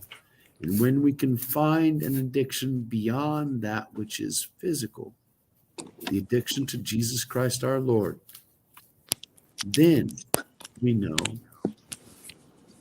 that we are beyond this body. The Christianity isn't about, us continuing to live in the body and accept Jesus Christ. No, it's accepting Jesus Christ and saying, no, the things of this physical body do not pertain to me. They are of the adversary, the one of this world. So I'm going to try and do something that's not immediate, but long-term, something that's immortal. I'm going to build something for generations. I'm going to establish something for multiple people. I'm going to try and do something that goes beyond this material realm, this material reality that I live, that I say is my life. I'm not going to focus on my body's needs. I'm going to focus on the reason that my soul was placed into this existence to be. So, yeah, I like to drink and smoke pot. Yeah, I'm fucked It's up. all a learning process. We're in school. But my life is fucked up because I spend too much goddamn money on cigarettes and beer. I mean, fuck, if I would have put my money from cigarettes and beer into Bitcoin, I'd be a fucking millionaire. I guarantee you. But you know what? Living life without cigarettes and beer seems really fucking tough. And I did it for a month and a half. It's called Lent. Can't you money? You were talking to Rocco about this. You were talking about being in the mud. You need to ask God to help you out of it. Don't you think you could ask God for that same ability? Mm-hmm. And he has, which is why I'm at the surface of the mud instead of ingrained in the depth and the profundities of the bullshit that I'm in. Oh no, I think your description of it was very well. I don't know if addressing the problem necessarily tackles it in any way, though. No, you have to have somebody pull you out of it. Somebody who's been there and knows how to get the fuck out. Mm-hmm. Now, who's been there is Jesus Christ. He's been to every single one of us because he's paid for all our sins, so he knows all the fucked up bullshit that we've done. And so he's going in there and going, hey, look, buddy, grab my hand. I'll pull you the fuck out. Why? Because this is the way to improve your life. Be honest. Be a dignified individual. Yes, it will hurt in the beginning, but eventually it will work. It's not so hard to be honest. People hate you for it, but it's not hard to be honest. People hate you for being honest. It's why I'm hated on 3 fucking continents, because I'm too goddamn honest. So yeah, wherever, and Jake's laughing his ass off because he knows that to be true. I don't think you're hated on every continent because you're honest. I think sometimes your honesty comes off as telling people what's right and wrong. Well, I think that's the disconnect. I'm a lot lighter than what my father was, and I'm a lot lighter than what my grandfather was. So, sure, think that. Go ahead. Just because you're a better version of your father, I think all kids should be a better version of their father. I think that means society's moving in the right direction, but that doesn't mean there's still not things to work on. But then we got some motherfuckers deciding to wear a dress and being rated as 4-star admirals. So let me give you a good example. If he's a fucking guy being adjusted as a 4-star admiral and being put as a first woman, he's a fucking guy. Hey, so if a guy wants to sit, if a guy, gal, or anywhere in between, yeah, fine. Call me guy. Don't say he's the first fucking woman to be a 4-star admiral. I mean, fucking bullshit. So there is a huge difference between people who honestly want to transition and these animals that don't completely transition, because the whole thing of the Baphomet symbol is to be both sexes. So what they're doing is they're even taking the transvestite community and perverting them. I mean, a lot of these people are not happy about what's going on. I have friends who are trans. These people. Okay, so there's the surgery. I think I don't think the surgery has anything to do with it. I do think there's people in society that are definitely seeking attention in these matters at the same time, as well as people that aren't seeking attention on these matters. But okay, when have you ever seen this openly in our government? This is Satanism. Clear. Oh, easily. I usually so before it was a transsexual issue. Hold on a second. Before it was a transsexual issue, where I saw it was in I would say the bisexual community. You saw people, younger guys and gals in high school were experimenting in other things because they were not included in the groups that were considered popular. And they would dabble down different roads in order to seek attention.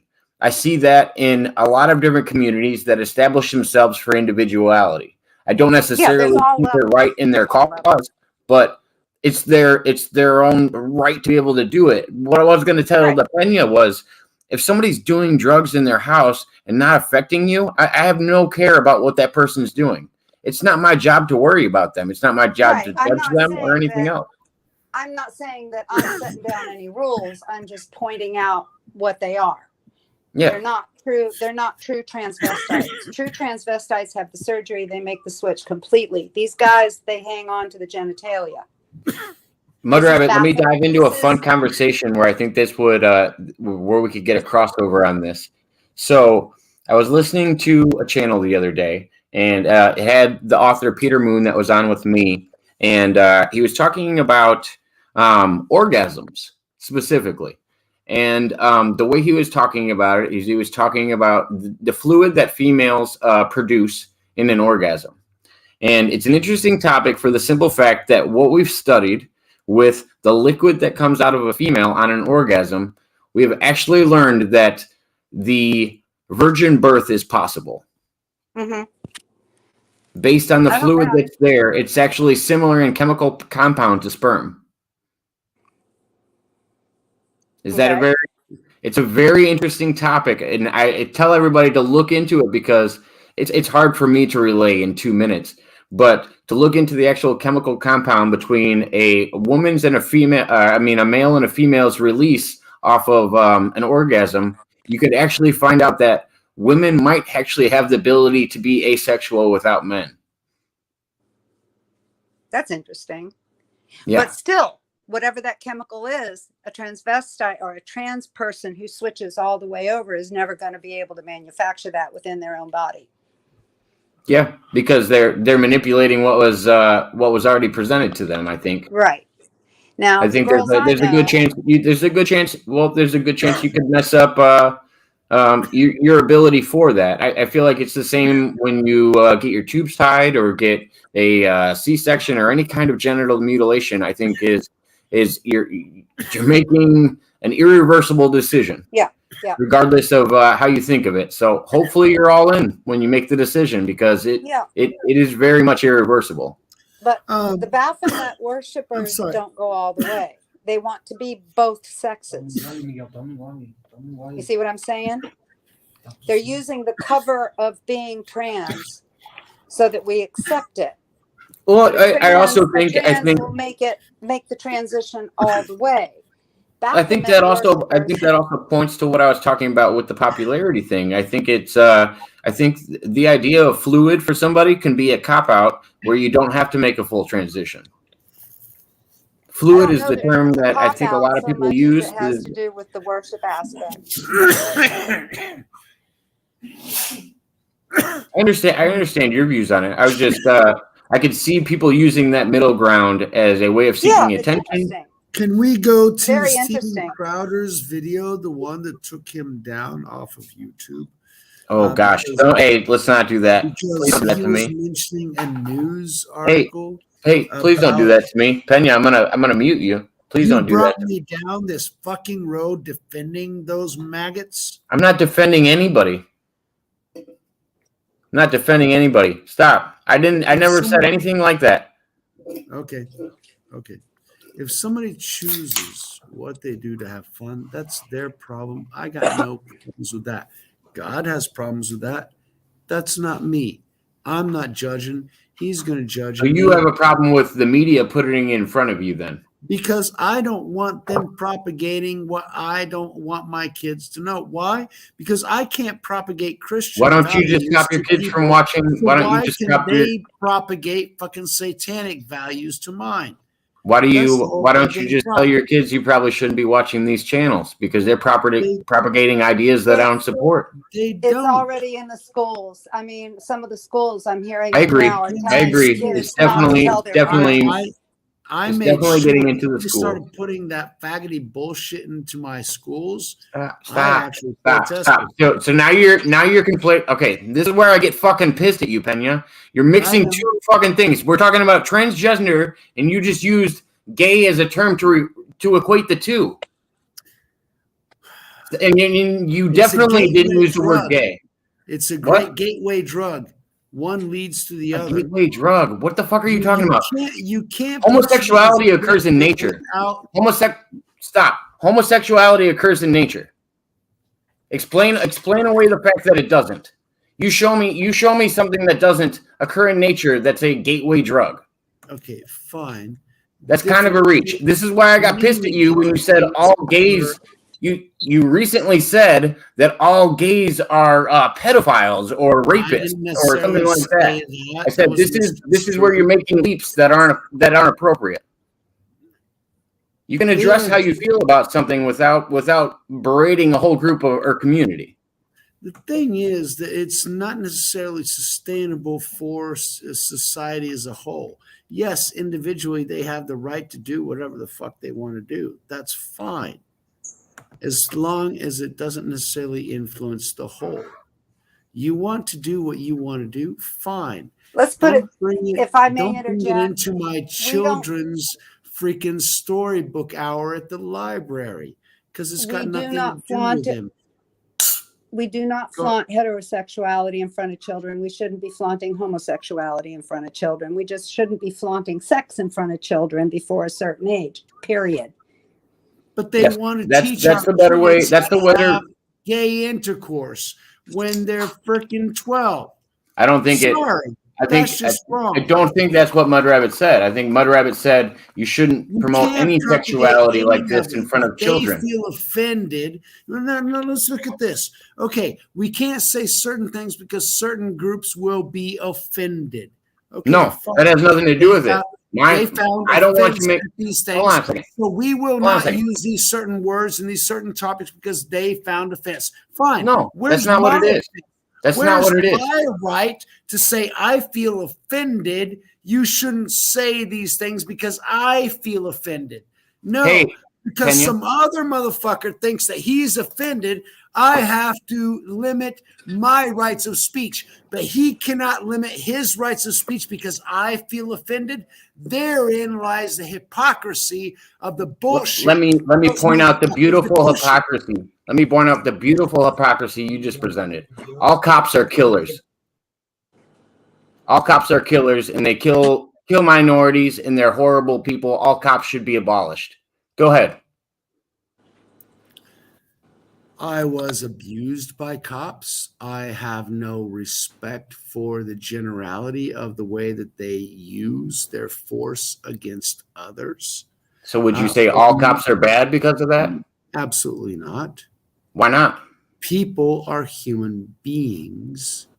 They're in a bad position. Now, as that is said, a centurion asked Jesus, I cannot leave my job and my family and everything else to follow you. I am a centurion. What can I do? And he said, do not abuse your power. Do not be corrupt. Do not prejudge others. Do justice. That is your job. And if that is what they do, then that is fine, and I respect them. The majority of them do not do that. They say that you are disrespecting me because you said something, and I will abuse you because I have the right. Therein lies the power, the abuse of power. So what I was pointing out was the blanket statement that you can put on a group that can clearly be negative.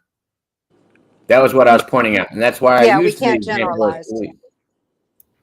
I have a tendency to generalize because I see things in a grand scale, and everybody has a tendency to find. I would say it's more narrow. If you're not looking at the grand scale, I'd say it's more narrow. I don't focus on the tree. I focus on the forest. You can tell me the individuals that are outside of that scope, and that is fine. because it's not the whole, it's not the individual that I'm looking at, it's the whole. It's the problem is what is sustainable and what is not sustainable. What is something that was good for the propagation via millennia of humanity? It's not my individual personality that matters. I will be dead and gone in 3 generations. But my grandchildren, my great-grandchildren will have something that they learn from me, that they learn from their grandparents, that they learn from their parents on how to exist, on how to better exist in this reality. And that is what I will propagate to others, having a 3rd and 4th generation to propagate that too. If there's only the next generation, then it's fucking illegitimate and it will be lost. If it's only my generation or only my friends, then really in the history of time, it will be insignificant. And so those who cannot propagate will be, in essence, insignificant. Okay, if you consider that there are many, many people in this world who have not incarnated enough to learn about life. I mean, you see them all around you, people that just have absolutely no common sense whatsoever. Mm-hmm. People are at different levels of understanding and people are at different levels of growth. Yeah. And you're not ever going to have everything homogenous. You're always going to have people that buck the system in many, many different ways.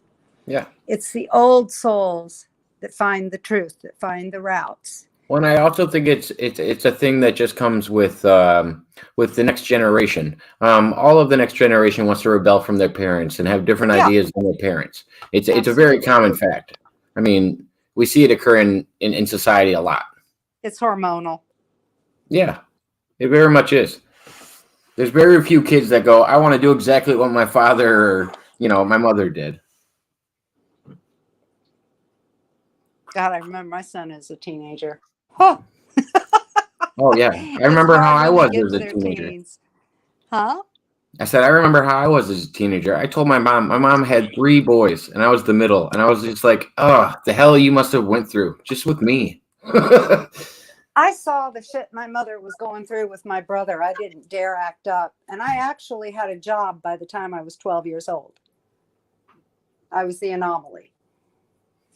You were a game changer then. Most kids don't want to get into the work market that early. Are you kidding? My mother was a single mom with 2 kids working 3 jobs. If I wanted something, I had to earn the money to get it. Oh, yeah. No, I was the same way. I went and got my worker's permit at 15. At the time, I couldn't work at 12. But I had to get a worker's permit, and I just started umpiring little league baseball games as a way to make a little bit of money. I think they even paid us less than minimum wage. But at the same time, had a restaurant. My dad had a restaurant. So you were able to work as a family business. Yeah, that makes sense. Yeah. I understand. But I worked, and if I wanted something, I had to work for it. So I did. I mean, it was when you see a parent, I don't know, I guess it depends on the level of understanding and empathy the child has. When you see a parent struggling with a sibling, I don't know. I didn't have it in me to make her life more difficult than it was with my brother. Oh yeah. No, I get it. And I didn't always recognize it as a young man growing up. I didn't realize, how much impact I was having on my parents, how much stress I was putting in their lives. And just to be able to recognize that at a young age is leaps and bounds. Yeah, I felt bad for her because she really did work hard. My mom was awesome. You'd have loved her. But yeah, no, I've always had that mindset. My dad raised me where I was always been pick yourself up by the bootstraps. No one else out there is going to help you. You do need to work for yourself. You have your immediate family around you that'll support you, and they should support you. But that always doesn't happen. But at the same time, my mom had a really good saying that she used to tell me. When I would be unhappy about something or was not. When I was angry because something wasn't working out, or when I was just in a mood, she'd say, if you don't like your situation, change it. Exactly. Change it. People don't understand it's that simple. Change it. It goes back to that thing. What does so and so think of me? What does this person think of me? What does that person think of me? That's how they keep us in line. Oh yeah, it's the whole societal idea of keeping up with the Joneses and buying the next best thing, having the next iPad or iPod or Apple product. Well, getting back to and change it. Come on. Getting back to this, you actually touched on a topic of the programming that I tried to avoid. It took me 10 years to deprogram. Okay, the fact that we have to buy things on Christmas. We have to go to the mall to feel better after we do something. And that programming, the materialistic programming, that got us into this debt cycle that we're in today. I mean, everything that we live in life is about debt. It's the credit cards, the house, it's the car, it's the everything. To be in debt as much as you can, because as long as you're in debt, you have to submit to someone else's will. And when you're in debt, it makes it a lot harder. And it all starts with the commercialism, the materialism, the I need to buy shit versus let me save something up because I really want or need that particular this thing. is where I got lucky. I had a grandfather who said, don't use credit cards. When credit cards started becoming popular in the late 60s, he says, never use a credit card, always pay cash. And as a result, here I am, retired. I might not be wealthy, but I'm not in debt. Everything I own is paid for. And that is a peace of mind that many people don't have, because they have lots of there's a famous saying that I remember about Trump taking Barron and walking him down the street and seeing a bum on the street. And Donald said to Barron, he said, that bum is richer than I am. And Barron looked up and he says, what do you mean, Dad? We live on, freaking the biggest tower in the plaza and the penthouse. What do you mean this bum is richer than you are?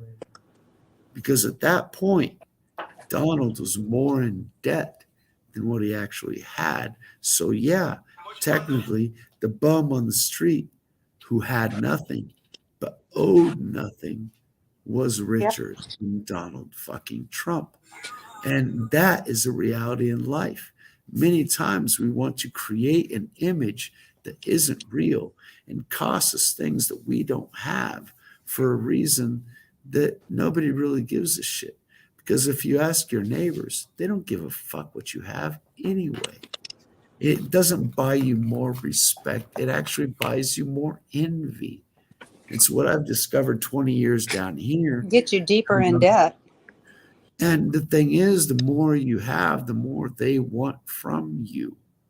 It's not about everybody working together and I have a pool and you have a boat and this other guy has a house on the beach. And so y'all swim in my pool during the week. And on the weekend, we take that neighbor's boat to that neighbor's beach house and we all have a good time. That's an entire society working together, each individual making their own, but the entire society being better off. That's not the reality in which we live. No. And in some cases, the more you have, the more unhappy you are. That's the case that I saw the majority. My dad always put me closest to the richest people possible because he wanted me to be rich, because he busted his fucking ass for us to have everything that we fucking could. And so he put me around all those people. And you know what I learned about all those rich people? They were miserable as fuck. Mm-hmm. When you asked them, would you prefer your dad's money or your dad's time? The majority of them would say, I prefer if my dad spent time with me. And so with my kids, who mine's 17 and bitching about the fact that I didn't give him the life that my dad gave me, and the one at 13 is saying, hey, life is good. Don't worry about it, because I gave him an internet connection. The fact that the envy that I create just for existing is bizarre, Because for me, it was always a way you can do this too. You just need to focus and grow in the direction that you need to grow. And until I got out of that materialistic cycle of the things of just simply being, because you don't know me. You guys see me on a television screen, on a laptop screen or a PC screen or whatever. And ever since I've been on with Jacob, I'm sort of a spiritual freaking guru or some shit like that. Whereas the first Messiah complex a little bit. Yeah, Mud Rabbit, that was a funny laugh at the right time. Anyway. Não quero ser. Estou conversando agora, Júnior. Porra. Desculpa. Oh, I'm sorry. Hello, Junior. Oh, Mud Rabbit sorry. He's trying to show me the picture that we took here from my garden. It was the full moon, and there was a saying below it, and there's this whole sequence of things. And he had just taken this dank photo of the red moon that had the houses and everything else. And I said, no, I want something more artistic for you. So I took about 15, 20 minutes with his camera and found this photo that he liked, and he ended up posting. So he wanted to show me, and the dialogue with him is that only 50 people have seen it and only 10 have actually liked it or not. And I'm like, what do I care how many people saw the picture or how many people liked it? But he's pissed at me because I don't put the importance that he did on the fact that only 50 people saw his picture. And therein lies my problem with base society. And it's not American society, as I'm showing you at this particular moment. It is global. Mm-hmm. It is beyond the self. It is beyond the, man, I feel good having a 12-inch dick so far up there to where I can feel it in my prostate, and I know I'm still healthy. Oh, that feels fucking awesome. My own personal joy is not something that should define my existence. My 2 kids, my house, my ability for my grandkids to have things to live in, something sustainable beyond me and my immediate pleasure, should be something that is more sustainable long-term for humanity. And that other phrase I can say from personal experience, so fuck you if you laughed. I laughed because you had to present it. Because y'all don't fucking believe, bitch. There's a better way, and it ain't that fucking bullshit. No. That's not what I was talking about presenting. I was saying you don't have to whip it out and put it on the table in order to talk about it. I'd be happy to if you want to have that competition, but I don't think that's appropriate for YouTube. I'll just go back to my club soda. Yes, Mud Rabbit, yes. I'm just here reading the comments. We're not. Yeah, Junior wanted to tell me that the name of the song of that picture he put on was "Get the Moon." So he wanted to put a sort of link to the red moon that was there, and I took through the palm trees, and he put in the song "Get the Moon." And so it's something very deep and very spiritual, and only 50. That's the hunter's moon. Lua do Caçador. Now he's saying that it's right above us because why the fuck? Do you get the significance of it though?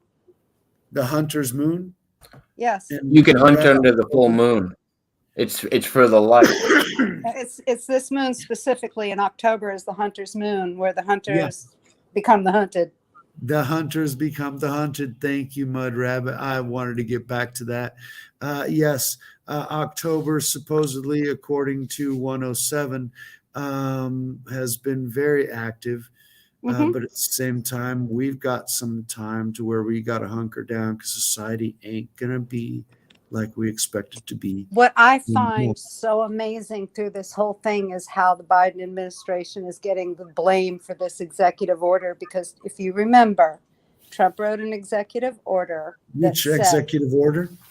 Yes, that said, Trump's executive order, one of them said that any country That's I deals knew you in were the going to things hit that on we that don't one, agree baby. with. Yeah. Remember? You spell it out. Not everybody does. Any country that does the things that we abhor, and I'm not going to mention it here because I don't want to get the channel suspended. We all know where Wuhan is. Yeah, well, not only that, but the achrome. Oh, any country that still does the trafficking thing, we won't do business with them. Wow, that's like half the fucking planet. Every last one of these ships are going to be inspected when they come in. The ones that are allowed in will be inspected. The rest will not be allowed in. And did you hear what our governor just did last week? No. What did DeSantis do? He opened all the ports in Florida, said, everybody come on over. Yeah, I heard that. It won't be long before Abbott agrees to do the same thing. And this is going to be the richest area in the whole damn country. Yep. Because all commerce is going to come through here. Yep. So you think they're going to subsede that executive order that you just referred to? Biden can't rescind an executive order. No, I'm saying it on a state level. On a state level, is the governor going to be accepting those things in? And well, yeah, they can. They just have to worry about federal oversight. Ron DeSantis is a JAG officer. He probably knows the Constitution better than anybody. Yeah. So he's fully aware of what's going on. JAG? Holy fucking shit. Yeah, that's what I'm saying. He's JAG. People like to make DeSantis out. People like to make DeSantis out to be a little kid in the game when it comes to Trump. And DeSantis is a lot more qualified. No, he's one of the white hats. He knows exactly what's going on. I actually agree with you a lot on that, Mud Rabbit. I think DeSantis is underrated. Our National Guard around the Capitol in Tallahassee. He's going to have these ships be brought in, the ones that are allowed in, and the ones that are not allowed in won't come in. That stuff can sit and rot on the ship as long as those countries are still involved in the things that we don't agree with. Their products are not coming in. But that's why I referenced that point that you just referenced about the executive orders, because you're seeing this happen with mandates and states that are opposed to mandates. And what's going to happen is I'm curious to see if the federal tries to counter over the states. He already did. The day after DeSantis announced that he's going to open the ports here, the Biden administration came down and said that they're going to pull all licenses for private truckers. Only letting the corporations get it, and DeSantis is not going to let that stand. Well, you saw it in the Obama administration when they were shaking down Colorado and destroying these dispensaries that were doing their own thing. This is what people don't get. We are a republic of states. When shit like this happens, it goes back to state rule. We are the free republic of Florida, and DeSantis said as much, but not 2.5 months ago. Texas actually has 6 flags. We are more than what Florida is. I mean, us and California, each one could secede without a fucking fight. It's in our Constitution. Yeah, we are at states rule right now. And that's the problem with civics having been taken out of the class for the last 2 generations, because these kids and my son doesn't know the first thing about it. We are at states rule. Whenever something like this happens, you have a constitutional saying crisis. that the government has rule over the states. No. Sorry, you fucking redhead Chucky bitch. No. See, that's called gaslighting. She's saying that because she knows that there's 2 generations here that don't know any different. Mm-hmm. So that's gaslighting. Oh, you're talking about that Mud Rabbit treadmill problem. I mean, come on, you can wait for a while for your treadmill. Mud Rabbit, we're offline, or maybe I'll email you. There's a political channel that runs in my town that I really would like you to call into, because they have a 2-hour show that I used to work for the gentleman that runs it. It's called Politically Incorrect, and that's basically it's based off of what Bill Maher did back in the time, but it's definitely more Republican based, and he's looking for people from other states to come in and kind of give their input on what's going on. And he has a house in Fort Lauderdale, and that's where I used to landscape in Florida. He used to fly me out. I'd fly across the states to go landscape because apparently he couldn't find a landscaper in the area, or he just liked me. I don't know. But he's got a political show now that I'm going to try to get you connected with, because you have so much to add to the conversation when we're having these political talks, especially. And there's a lot more freedom on that platform. And I wish I could speak my mind as well as much as I'd want to on this platform. Because while me and Michael talk about offline, he has a better idea of how I feel offline than what I present online. Because he knows how I feel about a lot of things. Yeah, you have to be careful on YouTube. Yeah. Yeah, Mud Rabbit knows that very well. However, your input is always welcome. Holy shit, Mud Rabbit. I love Did you see what Sopranos fan, our regular from Aaron's show, he dropped in and said, I thought DeSantis was Navy SEAL. No, he's JAG. He was a JAG officer. But he could have been a SEAL beforehand. I don't know. I don't know his history well enough to say. It says, it says United States Navy Judge Advocate General Corps. Yeah, Advocate General. That's a JAG officer. That's a JAG. Those motherfuckers know their shit. Mm-hmm. And they fight back. Especially because JAG is Navy, which means they're advisors. They're advisors to the Navy. That's what Soprano was saying. They help make the command. Navy is the whole fucking Q thing. Why? Because they're the only ones who haven't been completely fucking corrupted. That's why I say I think he's one of the white hats, because he's placed strategically. He's in the state that Trump owns property. I'm convinced Trump's not going to run for president again. He won't have to. He's already president. What the fuck? He never left, sweetie. Win again. What? You can't win He's 3 in the times. background. I know the fallacy that's pushed, but on a public level, it's never going to come to fruition unless we. No, it is. And by the end of this year, my friend, Camel Toe. Oh, is that Monday still? Are we still waiting on that Monday you were talking about, Pena? Yeah, Mud Rabbit, please let. I mean, if you guys have any insider information, feel free to let me know. But what I'm saying is, a lot of these things have been talked about for a long period of time, and I've watched the new president. October. There are no dates. We were told up front, no dates, because this whole thing is fluid. But I think the last. Ooh, I like that. I like that here, term, Mud Rabbit. Fluid. So it could go either way. This is unconventional warfare. And I had a heads up about 15 years ago that this was going to happen. I just didn't know how it was going to happen. Yep.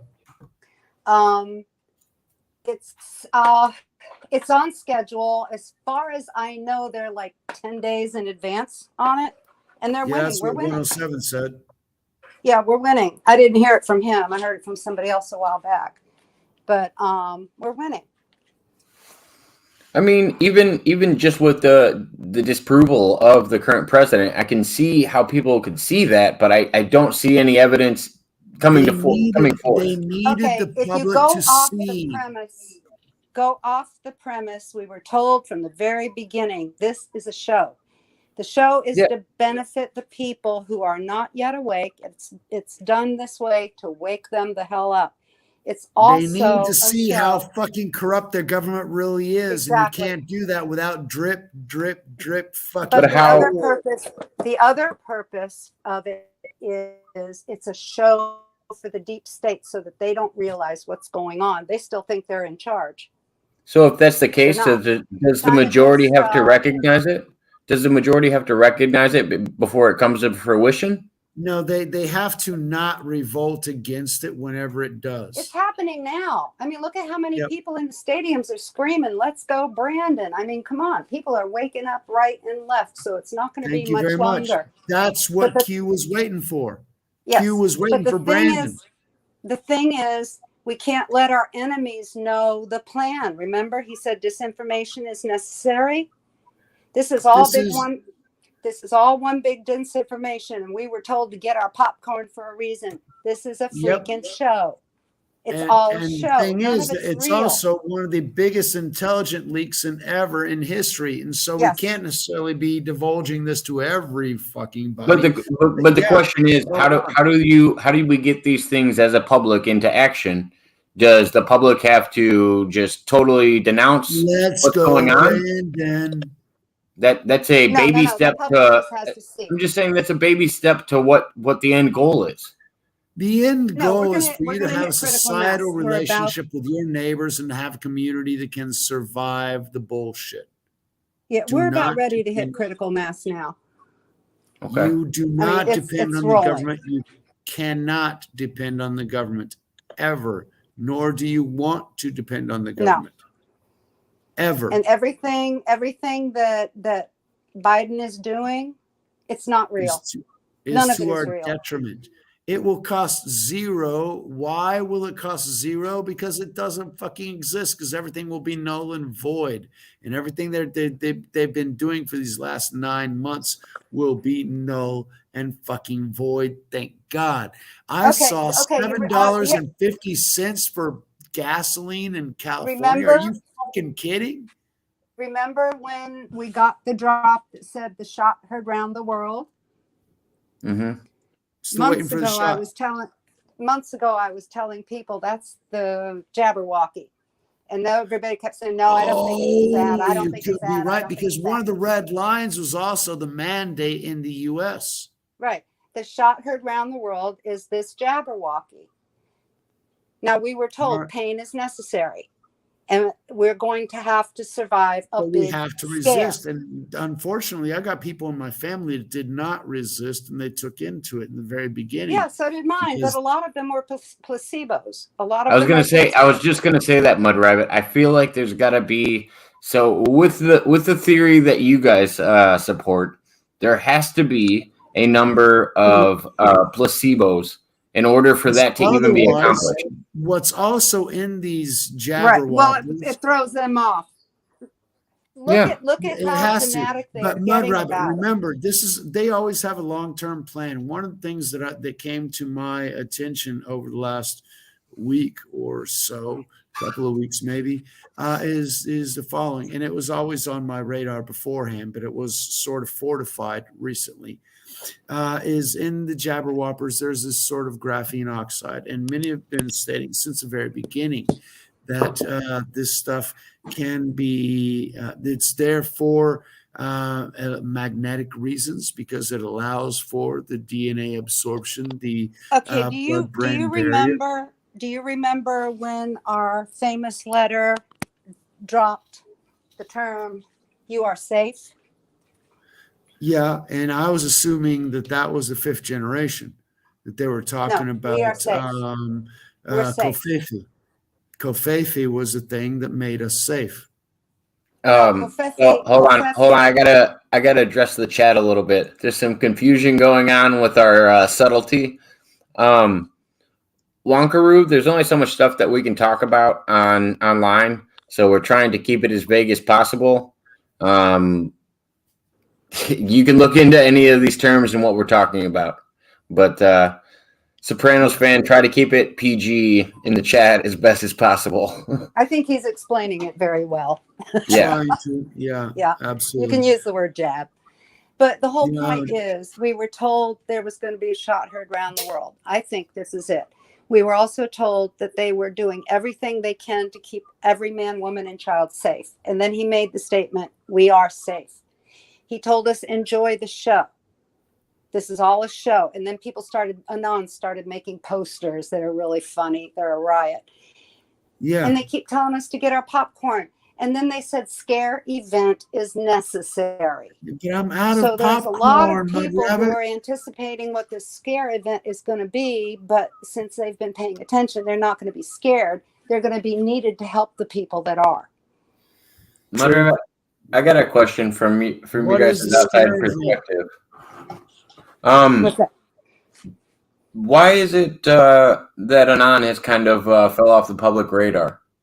Because we don't need him, because he already did what he needed to do. It's all in process. We got all the information that we need has already been given to us. It is the largest intel leak that has ever been done in the history of humanity. Why? Because they need us involved. What is the board, the drops? Are you talking about Q? Are we talking about Wiki? Yes. What are we talking about? Wiki ain't good. Wiki's I would say Wiki had way more accurate information dropped than Q has ever had. Okay. Just by history. Just by history. Yeah, Wiki and WikiLeaks are infiltrated by CIA. But don't get me wrong. I agree with you on that, Mud Rabbit. I do think Wiki was taking a different direction in later years. Hold on, bro. I'm thinking when you say Wiki, I think Wikipedia, and that to me is completely fucked up. Well, no, if you're talking about big drops, you'll know what Wiki I'm talking about. No, yeah, I know exactly which one. WikiLeaks, yeah. Andre Assange is. No, he's talking about just Wiki. Okay. Okay, cool. Yeah, exactly. Now I'm on board. Sorry. really, Assange is CIA? No, I think the whole thing got. Was saying that's why got hijacked. The whole thing got taken over. It got hijacked. It all got hijacked. But what I was saying, oh God, what was I saying earlier? I got off track. I do that, and I'm sorry, Mud Rabbit. Several different directions. Man, Soprano's on point tonight. The whole point is that we should not be listening to anybody else. Anybody that puts a date or a timestamp on anything other than what was on the drops, we are to disregard it. Because there are too many people out there that keep saying next week, tomorrow. No, this thing is fluid. It's going to take as long as it is. And what it said in the Bible when they asked Jesus in Matthew, 24? When will we know that these things are happening? No one but the Father. He said, he knows all the quantum possibilities. Everybody else is within their own finite, limited time. What Jesus said basically in a parable was watch the signs. And the signs are happening all around us.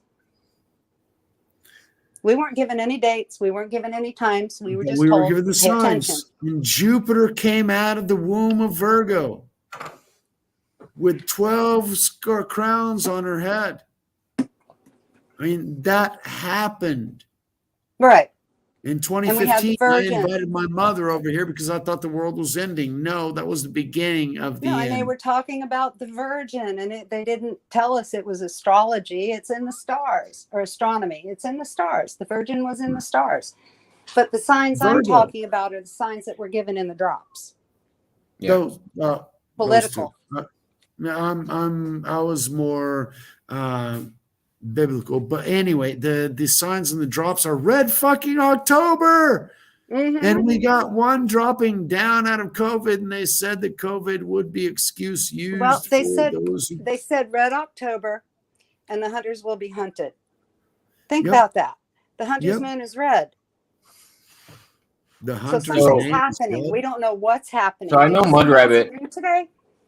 Say that again. I'm sorry. What? Say that again. The drops. One of the drops said something about red October, and then another drop said something about the hunters being the hunted, and then he keeps saying future proves past. Yep. This is October. The hunter's moon is out and it's red. Yep. So the correlation that just came to my brain. They were giving us a time when we could be expecting to see signs of this happening. And we have been seeing for the last week and actually for the last month, which is why I've been working a lot less. And I've been trying to have all kinds of excuses to work less because shit's fucking happening. October, the hunter's moon. Well, let me point out the great correlation that just came into my mind, which I hope Pena has dug into since the last time we talked, would be the interview with Joe Rogan and Dr. Sanjay Gupta. Okay. So I think this is really important. What's that? I haven't dug more into that because I don't need to dig much into that. But Mud Rabbit, please let us know your thoughts on that particular situation. Joe took him to the cleaners. Yeah. Took him to the cleaners on you watched a non-medical expert school a medical expert on medicine. Yep. Well, that's because Gupta was coming from a position of lies. And then when Joe realized that he wasn't going to come clean, he told him flat out, you lied. I also think it was because Dr. Sanjay Gupta up against the corner. Oh, yeah, you ain't going to kick me, bitch, and I'm going to kick you. Come on. Yeah, I got you. You're down. You gave it up, didn't you? Give it to me. Give it to me. Give it to me. You lied. You lied. Well, you he lied. cornered You lied. Sanjay You Gupta. lied. Yeah. I don't even think he cornered him, because it was Sanjay that reached out, and Sanjay thought he was holding the cards because of the platform that he's from. He doesn't realize he hasn't yielded to the fact of this massive man was going there's to a beat point me in at the any conversation. instant. There's a point in the conversation, if you read Gupta's body language, that he realizes he's beat. yes. And it was when he was trying to run away from one topic to get to the next one, that the point he wanted to make. No, get And back what was into it? there. The famous letter told us that eventually these news people would be forced to tell the truth. Well, and Ding, I think ding, it's ding, because ding. I don't think these news They people want won't be the able to walk realization down that the there's street. bigger things than them out there. They don't want to come to that realization that there could be a bigger platform ran by one person and his small crew that is actually equivalent to all of CNN. I would Crowder has a larger audience than most CNN programming. That's why they want to take him down. No, CNN's full of hubris. Yeah. Do what? Exactly. And that's exactly what you saw coming across in that interview was hubris. And the best example was the way that CNN presented the whole 3-hour interview in less than 10 minutes. Yep. Yeah. In their cuts, what they wanted And you to think see, people what don't they see wanted that? to edit. Oh, and then they watched Dr. Sanjay Gupta yield to his financial gain once he was back on the channel. He wasn't having the same normal conversation he was having with Joe. Can you imagine how much bullshit he had to put up with when he got back to the office? Ooh, I bet you. I already speculated on this. Oh, you're an asshole. Why did you actually agree to go on Joe's show? CNN is going to carry Dr. Sanjay Gupta around for a little bit longer so that they can save face and say that they're supporting him, and then they're going to drop him. Yeah, I 100% think they're going to drop him after that. Yep, because that's what Satanists do. But yeah, Sopranos fan, thank you so much, man. He's on point tonight. Yep. They're all starting to crumble. Part of it. One by one, they're starting to crumble. Man. Greg Gutfeld has been awesome. I've been watching him every night. I mean, this guy freaking rock. He is funny as shit. And yeah, he takes it to him. I don't know, Sopranos fan, did you watch? Sopranos fan also said there's more stuff on Fauci lately too. I don't worry about the new stuff. When he handles the AIDS crisis, I'll worry about the new stuff he's trying to One tackle. thing you guys got to read about Gutfeld. This week he did an interview with Tucker Carlson, and they were deciding on who was the most stupid anchor on CNN. They were debating whether or not it was that Italian mook or it was that black fucking faggot. One of the two. Come on. Hey, just say the black anchor or that other guy. Come on. Don't roll in the mud with them. Don't roll in the mud with them. Doesn't do you any good. Don Lemon and like the idiot whose name I don't remember, but whose governor killed 40,000 people. Get in there, Mud Rabbit. Sopranos fan. It's not a 107 is a private investigator named Wayne Willett, is what I've heard. Okay. But he calls himself Juan 07 because that's basically literary of 107. Because that was a code term given to him. Gematria, you always drop the 0, but he's not him either. Oh, it's His 17. Wayne so Willett, he's Q. and he's a private investigator. Okay. And he knows Trump very well. Thank you very much for that one, Mud Rabbit. That was more information than I had, so I appreciate it. Always a pleasure. You are a depth of information, Mud Rabbit, that I have. It's all there. My hat's off to you, madam. I hope to one day have the pleasure of meeting you in person. After all this bullshit is done and I can actually travel internationally without having to have a jabber whopper or a card that says that I did, when we are once again free individuals, I will make my way to Florida. I fucking guarantee you. No, Juan 07 is not JFK Jr. They are different, and JFK Jr., I believe, is still Not only around. that, I remember what JFK Jr. sounded like. I remember his voice, and I you remember can his still voice. see his speeches online and hear his voice. Do you think we're going to see him again, Mud Rabbit? I don't know. It'd be nice if it were true.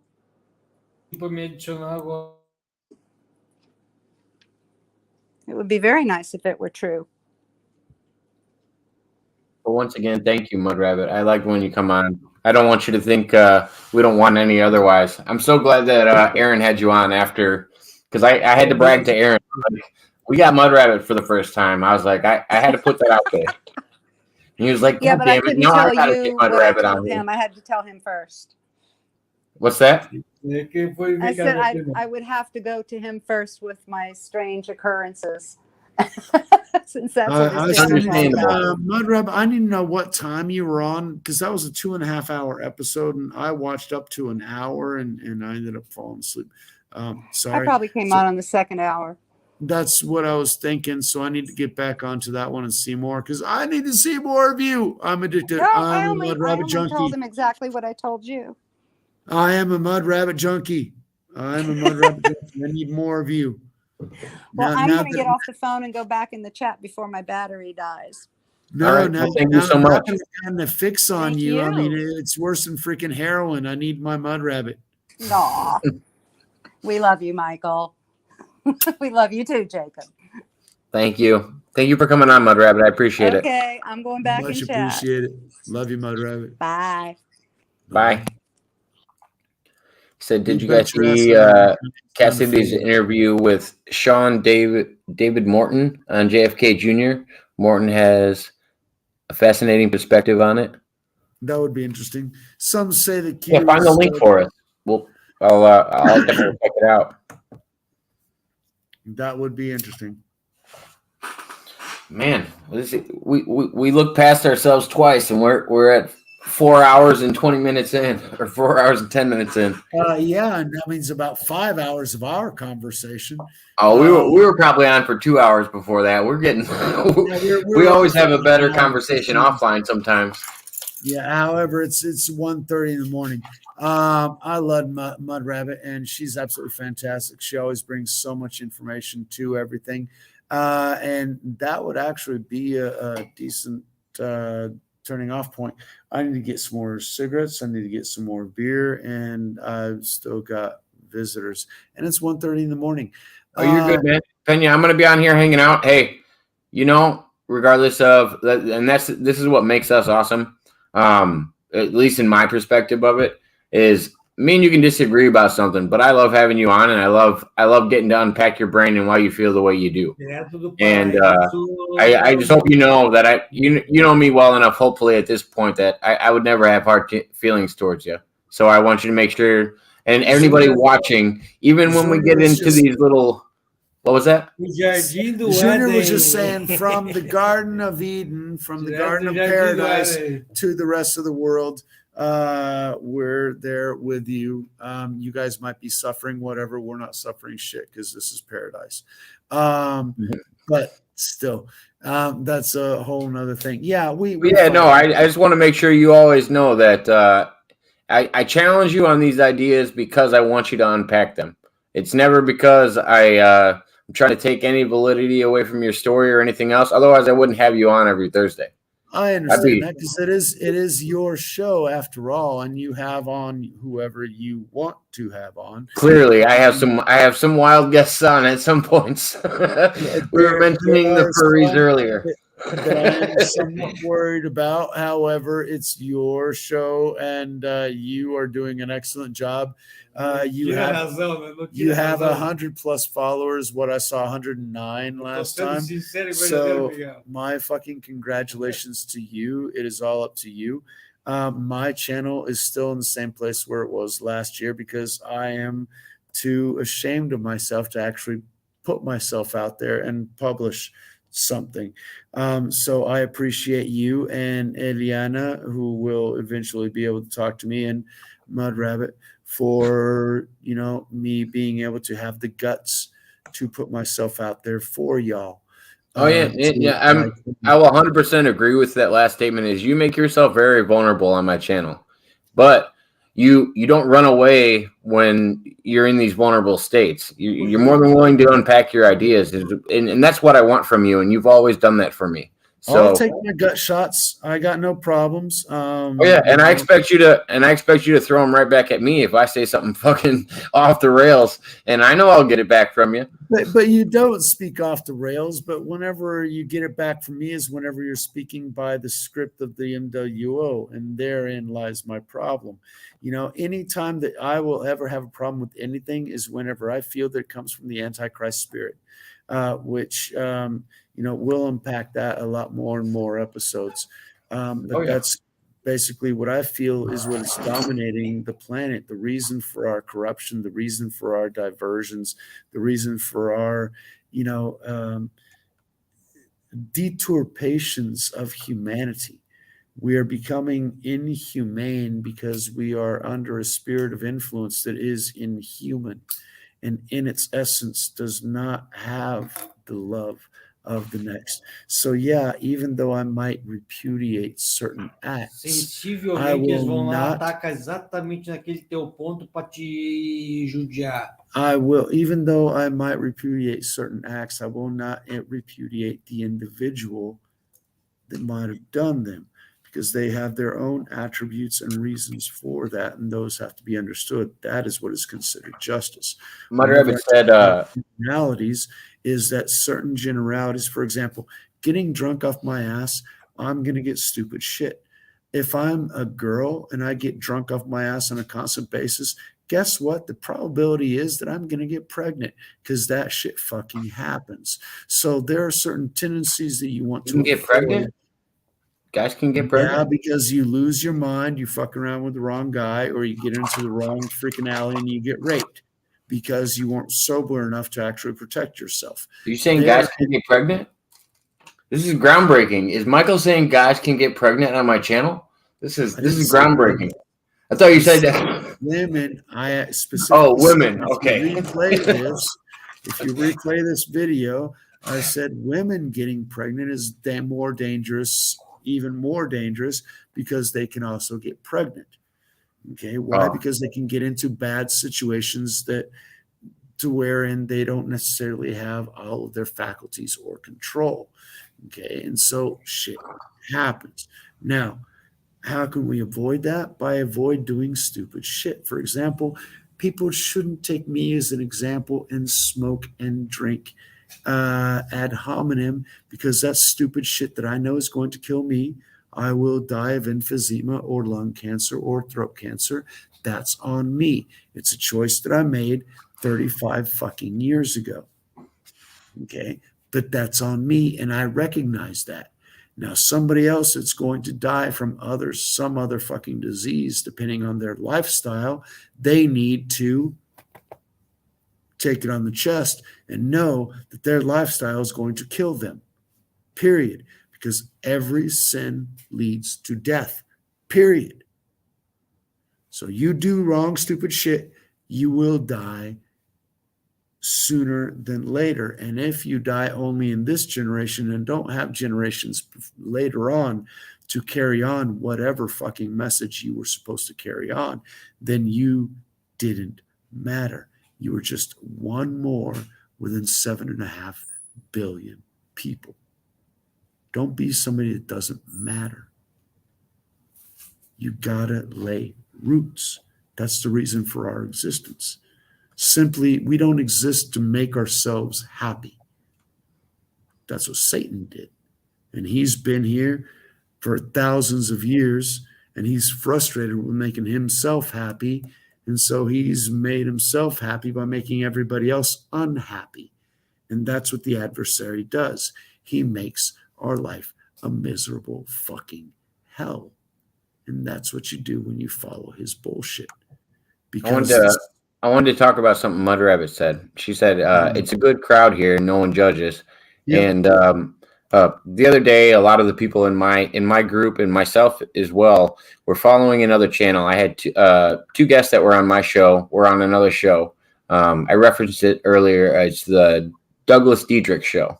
That one. And Peter and Douglas talked frequently about how they think Rocco should tackle these things, these blocks that were in his life.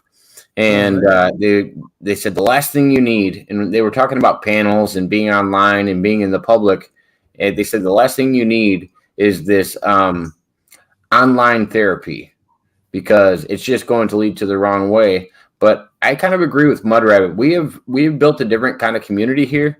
I don't go out and look for channels that are subs for subs.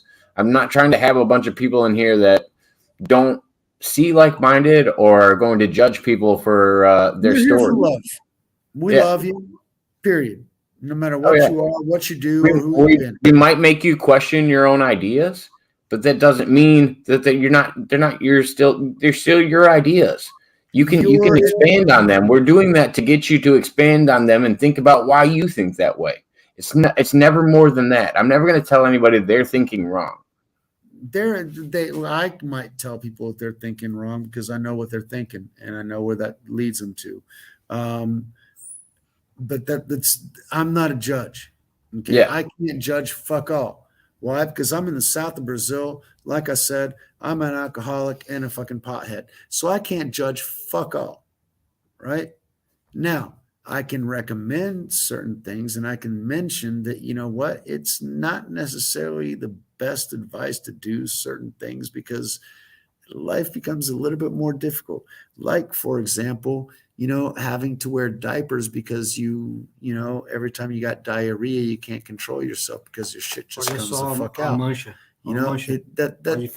There's certain shit that just fucking happens that you want to avoid. It's best not to do it. My son keeps telling me he wishes he had some of my memories and everything else. And I'm like, yeah, you want to be bored off your ass in the farm. Well, and also you can't pick through the memories you get. There's some bad ones in there as well as some good ones that you want to pick. That's what I'm trying to tell my kid because he keeps hearing all the good memories and he's going, yeah, I wish I had those kinds of freedoms. And I'm like, yeah, hold on. Those came with their little exceptions. So let me tell you about the bad things that came along with those so that you don't necessarily want to have the life that I have. The mind that I have because of the life that I live. Yeah, that's fine. Do I want that life for everybody? Oh, fuck no. No. You do not want my life. You do not want to know what I know. I'm sorry, you don't. Life is easier when you don't know. It's one of the things that I was talking about my son. One of the things that I love about my wife is that she was focused on her professionalism and her thing, and she was naive to the rest of the shit that I knew everything about because I never focused and specialized in anything. So I was global. I knew just about everything. But that made me extremely skeptic and twisted and jaded in things. And the thing I love about my wife is that she's not jaded by that. She's still focused on that, Pollyanna type of virtuosity. And you guys say you're polyamorous? Huh? I'm just joking. I was just joking. I said, do you guys say you're polyamorous? that would be me. Now my wife continues to be Pollyanna. Okay. Polyamorous would be more associated to my personality. The idea of everything's supposed to be. I always say that my wife was rated G and I'm rated XXX NR17 and that sort of shit. Her life seems to be a lot more comfortable for the majority of humanity. And that's great whenever you get there after you know all the things. But if you're there and you don't know all the things is where we get the woke society that we have today. Because they don't get that outside understanding of there's real fucking danger and it's better to be protected, but be aware of the danger so it doesn't fucking get you. Yeah, you just can't hide yourself from the danger and not know about it. I feel like that's the biggest. That's what most people do. They want to. Mud Rabbit was also saying, I would never tell Rocco or anyone else, for that matter, what they should or shouldn't do. I say what I think is happening, but professionals need to make the diagnosis and treatment. Absolutely. And I agree with Mud Rabbit. My thing is, psychology degree, so that I can actually say from a professional standpoint. But then, well, my thing is, I don't feel like, and as long as I've established this channel, even Michael's been on here from the beginning. My job is just to hear people's stories, not make judgment on them. No. Like, and I've tried to stick by that as hard as I can. But I do like Hey Devil's Advocate. That's what Joe Rogan did to make him great as well. Do you think Joe actually imposed his view on anybody? No. I think he does. I think he does sometimes. I think he does sometimes even come off that way, though. Shit, he'd always say, "Oh, I don't know shit. I just, I'm just a boxer." So well, and I also saw him do stuff, even with Steven Crowder. Like, if you look at some of their early interviews, he would come off more aggressive, and he would be like, "Oh, come on, pussy, have a drink," or like, I don't think with little people like that. In playing the big over time, you fucking pussy. Yeah. Oh yeah, he's definitely grown. And interviewing that many people, you have to grow. I mean, you don't have a choice. Not growing. That's just adjusting to the system, you fucking pussy. People, well, no, he's grown so much. I mean, because he's had guests that he's had on in the past that he no longer agrees with, and he's open. Is one of the most watched celebrities in the world. So absolutely, he did what he needed to do to be who he is, and that's absolutely fantastic. Many things about Joe that I recognize and admire, and would like to. I mean, I would love to go bow hunting in Hawaii. That sounds fucking awesome. I want to get on. I want to get on a helicopter with Ted Nugent and shoot down some species that are overtaking a population. Well, that's easier to do because that's actually continental, where you don't have to fly over half a fucking ocean to get to an isolated patch of longhorns that need to be eradicated. But either way, they're hunting things down, hunting people as the Democrats. That's what they're doing. I was going to also say we got another guest in the chat, Wankaroo. Hey, I don't think you're the odd man out. Maybe you might not be able to relate to the stories, but I would say you're not tonight. But he'll relate to some of the stories we've talked about in other episodes. Holy fucking shit! But just think about it. Like, even what he's saying than I am. Come on, dude, stick around. You'll find out some shit. Even what you're saying shows me that you kind of follow along the same path as us. You're sitting here listening to what everybody else has to say, and you're taking it in. You're interested on everybody's takes on things, and that's the whole purpose of this channel. We're trying to hear other people's perspectives, other people's understanding of the reality around them and what they've been through. The river to find that nugget of gold, and every once in a while there's that nugget of gold, and we put it on ourselves. Sorry, Mud Rabbit. I would sit and listen to you for days on end. Same. You could make like a 24-hour-a-day channel, like a history channel type thing for me, and I would go to sleep watching it and wake up watching it and go back and rewind what I didn't watch while I was asleep. Yeah, I'm addicted to Mud Rabbit. I'm a Mud Rabbit addict. Hi, I'm Michael. I'm a Mud Rabbit addict. Hi, Michael.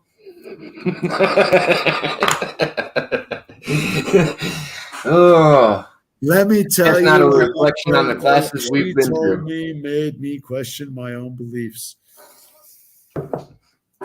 God damn it! I hate to have to address those things.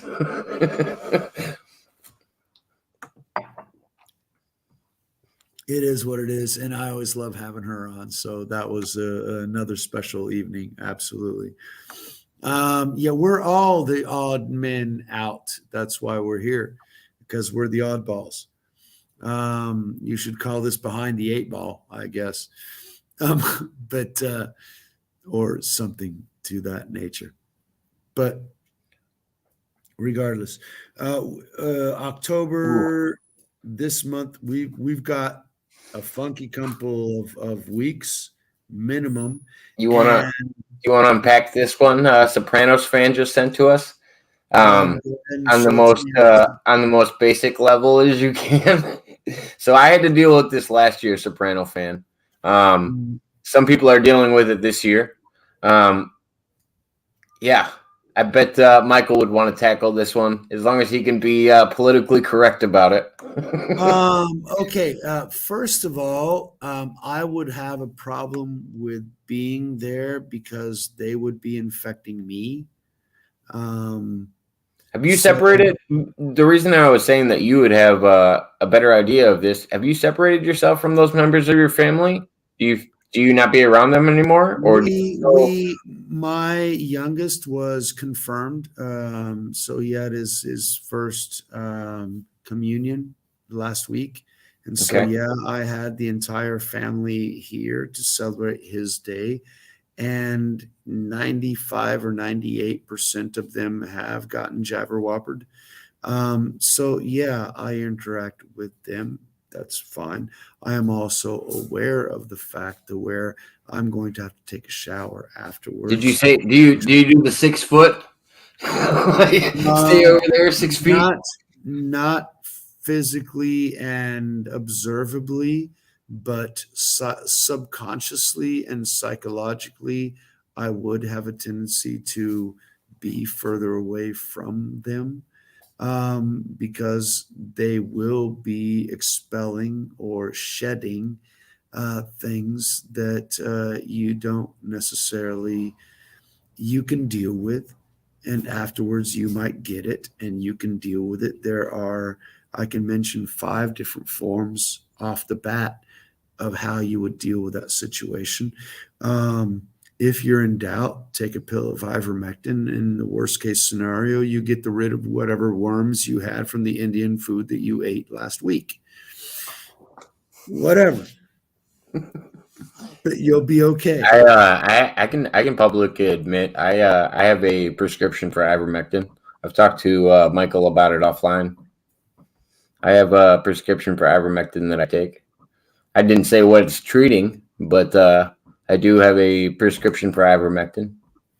Yeah, well, we don't need to know about your worms, dude. I mean, yeah, you don't want to know about my worms. My all meat diet. I'm down to get some parasites in there somewhere. Tapeworms are fucking nasty, and they're meters long, stuck in your intestine, which is miles long. So, I mean, fucking spare us your freaking travesty, dude. I've not separated myself from people who have it. Instead, I take daily doses of glutathione, quinine, and fibromyalgia. Fenbendazole. Yeah, those have been recommended as well. That's like number 5 on my list of things that I was going to put on there. The quinine would be like number 2 that I put on that list. Number 1 being what I mentioned to you. Others being zinc, vitamin C, azithromycin, and other things that we do to keep our body in, supplements. Well, thank you, Mud Rabbit. I'm gonna need to know that because my liver always needs some help. Yeah, I feel like that's good to know. Go back to that one because I need to memorize. I will. I'm just catching up the ones before it, but that one caught my eye. Yeah, but I need to get back to that one. I need to memorize glutathione. I've heard of that, absolutely, and I need to memorize that. That's not a new one, but one that's going to be fortified. And I apologize, but I am out of cigarettes, and so I will need to take a pause.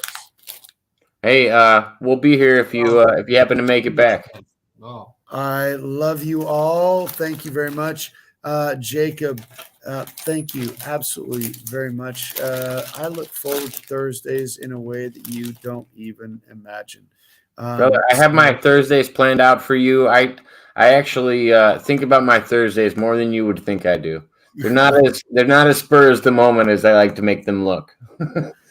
Thank you very much, Jacob. I appreciate everything that we built from Aaron's little show, and we took this started with a brief encounter.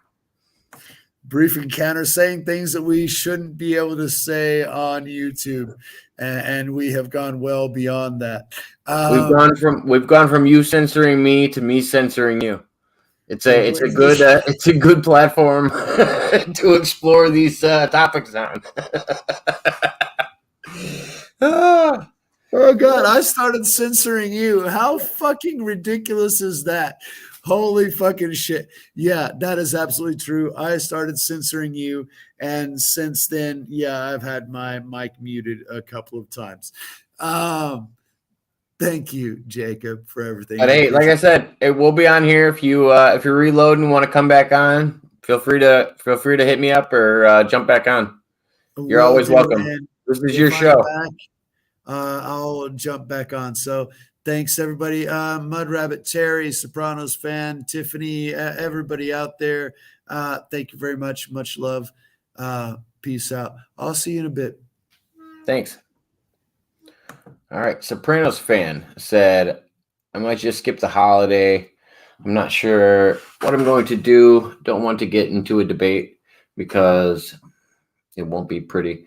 And I feel like more than anything, it's gotten to that point where it's actually that political debate. And it shouldn't be at that point. It should be a health concern if that's what it is.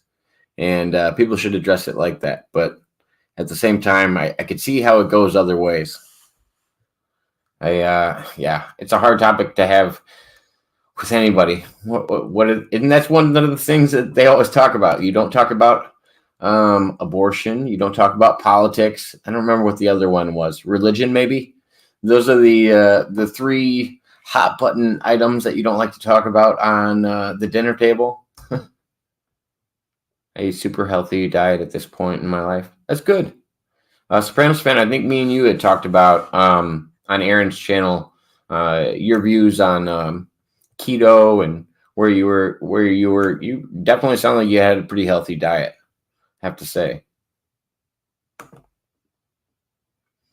You got to pick and choose from what's on that menu. There's very little things.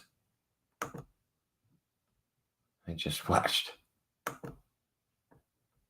I have a healthy diet too, but the critical thing is the liver around people who are shedding.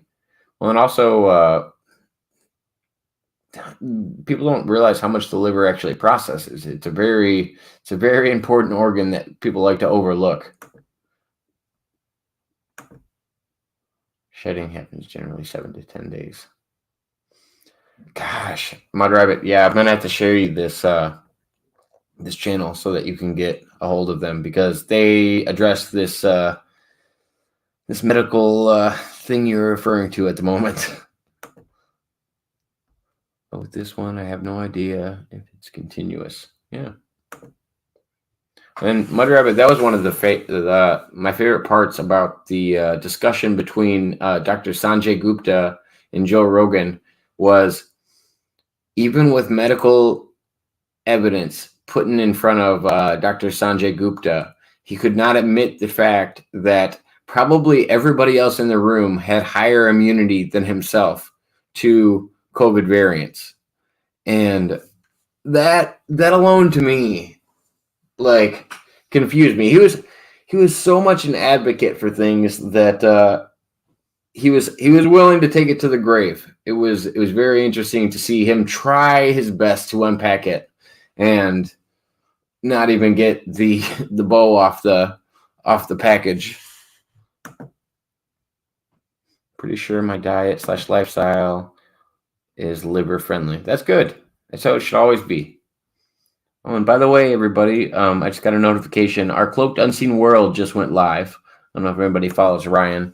I've been working on getting him on here to do an interview with me as well because I want to unpack Ryan's mind on a lot of things. But give me a quick 2 minutes. I'm going to be back. I think Rocco actually might be on with us again tonight, and I might have some more guests on here. And yeah, just give me 1 minute, and I will get all this stuff set up. We are open.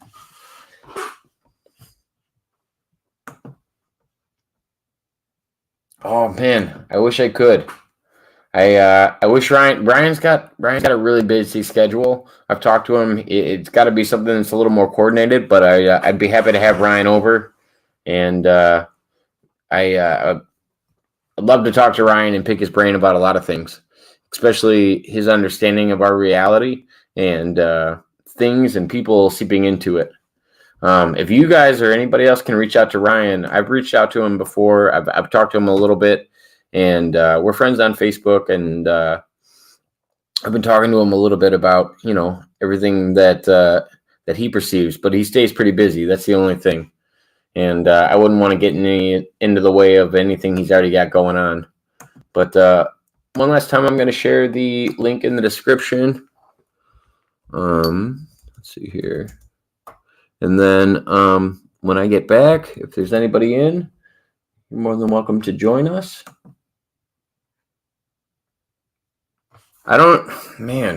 So Soprano, I don't even think they were legendary.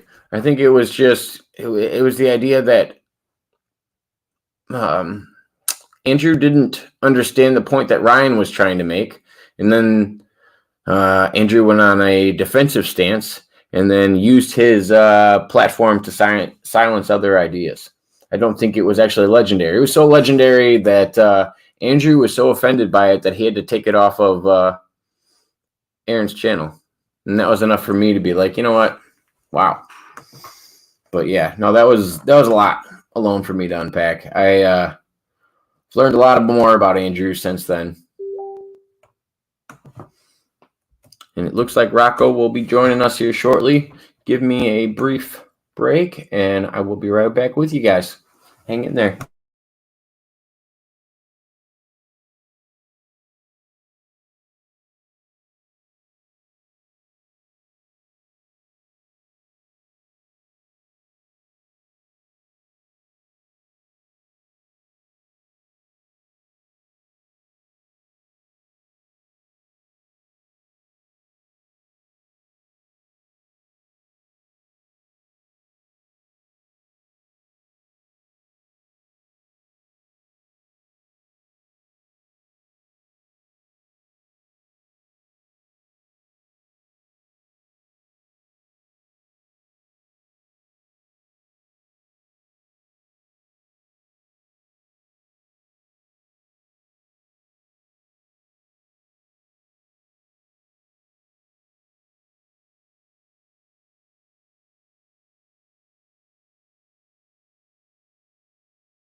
Ooh, give me a second. I want to unpack that idea.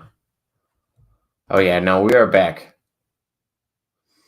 But yes, be sure to hit that like, subscribe. Anybody that hasn't tuned in, we have our regulars in the chat and a couple people hanging out in the back that I know are hanging out in the back. But I do want to unpack what Mud Rabbit said.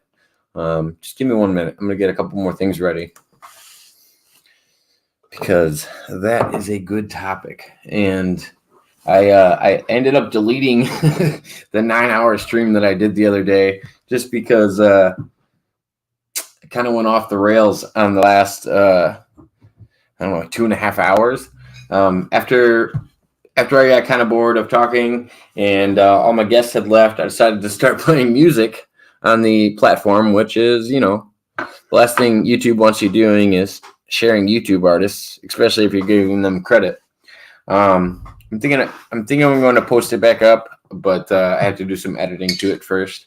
It literally the last 2.5 hours. And I realized once the videos get to a certain length, you actually can't edit that out anymore. Let's see. A couple of indie shows are back on Aaron's channel. Yeah, that has to do with the editing involved.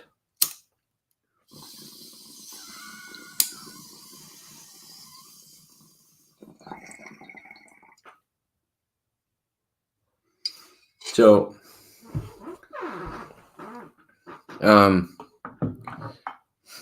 out of most of the people that I've met on the internet, I have to let everybody know Aaron Moriarty is one of the most genuine and nicest people I've ever met on the internet. Just to give a little context before I go into this. And Andy is somebody that he won my vote in when he ran for president, and specifically in the 2016 election. And I really believed a lot of Andy's ideas.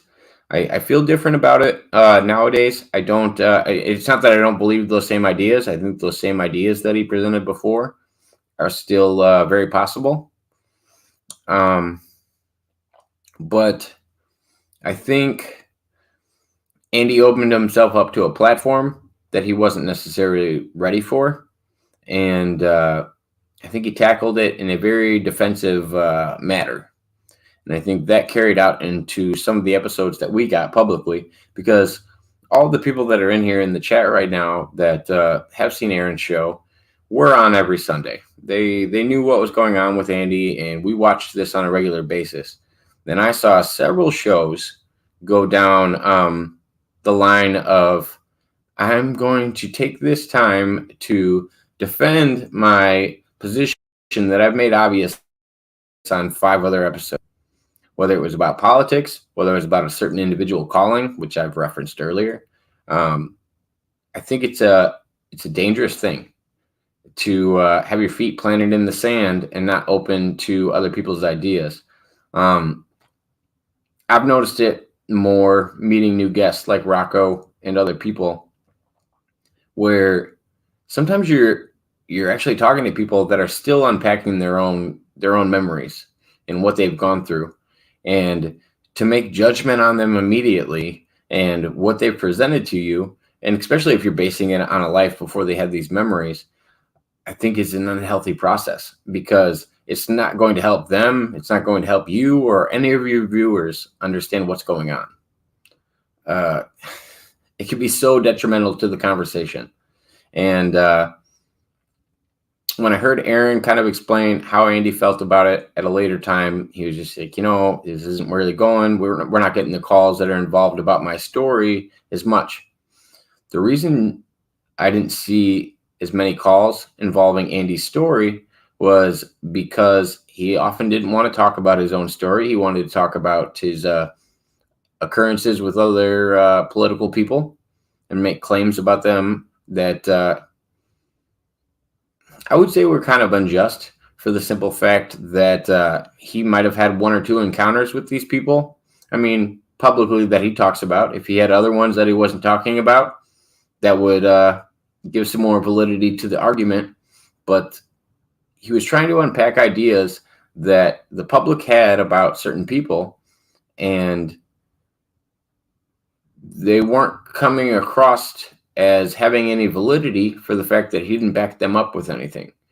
The fact that, a person that ran for president might have done some corrupt things has nothing to do with you carrying pails of water and somebody saying, oh, those look heavy, and being nice in one encounter. I don't think that those childhood experiences have anything to do with those people when they're adults. I do think you can say, my encounter with this person at this time was fine, and you can leave it at that. But to make a judgment off of their character because of one time you met them or a time that you met them when they were younger, I think that's an assumption to say that people don't ever change who they are and they're always the same person. And I think that's a leap in its own. Yeah, I think, man, because I would have called, I've talked to Aaron about this. I would have called in Andy's show every day if I would have felt like that's what he wanted. Thank you, Terry, for coming in here, because this is a hard idea for me to unpack by myself. Yeah, hold on. Let me let you on. I appreciate it. Okay, so can I tell you my HC and BC story, obviously without mentioning their names, but you know who we're discussing here, right? Of course. Okay, cool. And let me preface this story by saying that this obviously is not an endorsement of either one of those 2 individuals. Give me 2 seconds to catch up to the chat where we're at, because you guys were way ahead of me. Okay. I'm going to go through the home tab on YouTube today, and 2 of them popped up. Yeah, so Mud Rabbit was saying that she saw some new ones pop back up. I think they are I've heard all the original versions. I feel like Mud Rabbit has, and a lot of people in this chat have. These aren't the original versions. They've been edited out a little bit. Some of them aren't the same lengths that I remember, But yes, they have been back up on Aaron's show, and I don't think this has anything to do with Aaron not wanting it on. I'm a big supporter of Aaron, and I think Aaron has been solid all through the time that I've talked to Aaron. So let's see here. We're talking about a brief 5 intermission. Okay, we're taking a brief. Yeah, we're back now. And I have no idea, but I do have a. Let me show that Max is Andy. That's an interesting. That's a different perspective that I haven't thought of. But yeah, I would like to unpack that a little bit, Mud Rabbit, if you have more. Yeah, we need an intermission jingle. I don't have a long enough one yet. I have a few sound bites I've been trying to get in. I shared Herb Alpert and the Tijuana Brass playing Spanish Flea. Ooh, okay. So I thought you were talking about a different one. Maxwell Smart was the actual reference that Mud Rabbit was using. The guy that calls in his show. Interesting. The guy who talked in a southern accent. Haha, Terry, perfect. Sopranos fan. That's Austin Morris. It's stupid to even get their minds around someone like Andy back in 2016, sadly. So to give you a little preference, Sopranos fan, I've been following Andy since about 2012. That's when I became friends with him on Facebook. I knew of Andy and talked to Andy personally before I ever met Aaron. And that is the only reason I've been a diehard supporter of Andy. And if anybody happens to watch Aaron's channel, I'm a very advocate supporter of Andy. And it doesn't always come off like that because I do this with everybody. I will hold people to their thoughts and make them unpack them so that I understand them better. They don't have to. It's their own story. They don't have to unpack it to make it so that I prove that I understand them better. They should just present it as, what they have. I don't think it's anybody's job to make me believe their story. But if they're willing to unpack those ideas, I'm happy to hear them. And that's why I ask the questions I do. But I know I can be intrusive with some of my questions, and I know they can push buttons. But I try to do it on the most respectful level. If people talk to me long enough, they start to realize kind of my angle. And it's not really an angle as much as I want to know more about everybody I'm talking to. And I will never make a judgment on anybody. That's not my job. I've heard things about Andy that I have never talked about online, and I won't until I get some kind of validity behind it or have Andy on here to discuss it with me, because I won't make claims about somebody else when they're not online with me. I'm very against that, or giving them the chance to defend themselves. Let's see. Andy veered into politics discussion that upset a few people. Yeah, especially in the chat. And for me, that was the story I was referring to. I didn't use names in it, but yes, I could see how making claims about somebody in politics that you met when you were a child, and that you claim that you know how they are as a person because of your encounter with them as a child. I don't think that adds any validity to what they are as an adult. It just adds validity to, I met this person at this time, and this was an occurrence that I can testify to. That to me makes 100% sense in court or anywhere else. But I think it's a reach if you talk about somebody's character based on a childhood experience. I'll admit I was very critical of Andy when he dismissed Al Bielek and Alex Collier. Particularly, I couldn't be silenced on that. Yeah, and and there's nothing wrong with. I feel like the hardest problem with that is maybe getting somebody else to unpack their ideas of how they feel about it, so that you can try to find that middle ground, so you can understand why they feel the way that they do. Because when it gets into, oh, this person's not true, and I think this person's true, and then you guys don't ever unpack your ideas, then you're just sitting there at a disagreement with no conversation. And you know, I also wanted to make a point on this particular comment as well, because Andrew, he was critical of Al Bielek and Alex Collier, and I'm also wondering if that was part of just how big the program that Andrew was in really is in reality. Let's take Andrew Basiago's story at face value and say that he is a time traveler. Everything that he said that he did as a time traveler is true. Take it at face value, okay? Most of the time I have. That's yeah. So I feel like when just like what we've just been talking about, I feel like when there's other things tied into that is when it takes away from the validity of his own story.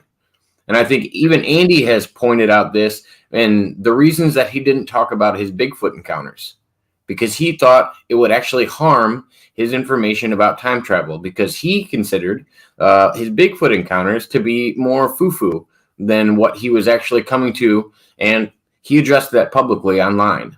Like, yeah. Well, what I was thinking is on this, a program like that would have to be just so ginormously big that so many people, so many materials and resources would have to be allocated for something like actual physical time travel to be a physical reality.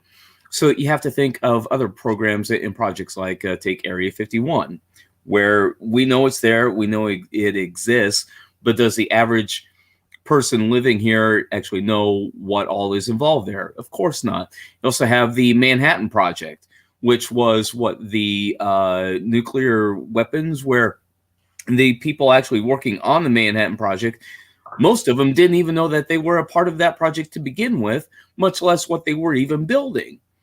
So for someone to even be involved in a program like that, it's like the right hand doesn't even know what the left hand is doing. These people that you mentioned, Alex Collier, Al Bielek, could be involved in a totally different part of the program than what Andrew Basiago is over here. But my question, and my biggest question is, why do people in these programs feel like it's a good idea to sit in their program and throw a snowball at this other program? Yeah, you're having is that part of human nature? I mean, you can even bring up, the little spit and spat that Michael Pena and I had the other night.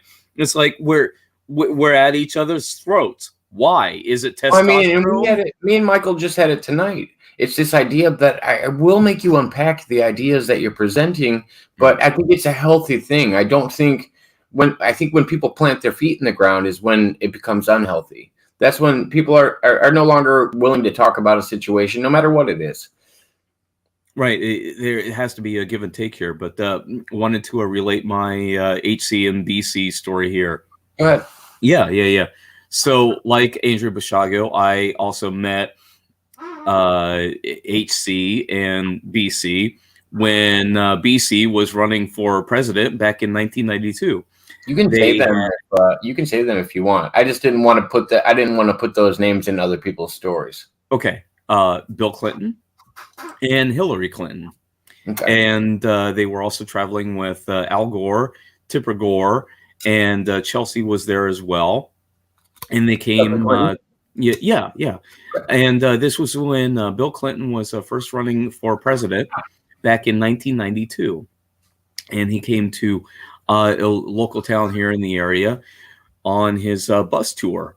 And of course, I was in high school at the time, and I went with my dad there, and it was just a nice little evening outing that we had, and got to go see a real presidential campaign. Like this was a big deal. Obviously, there was a big staging and setup, and they rolled in with the with their tour buses and everything.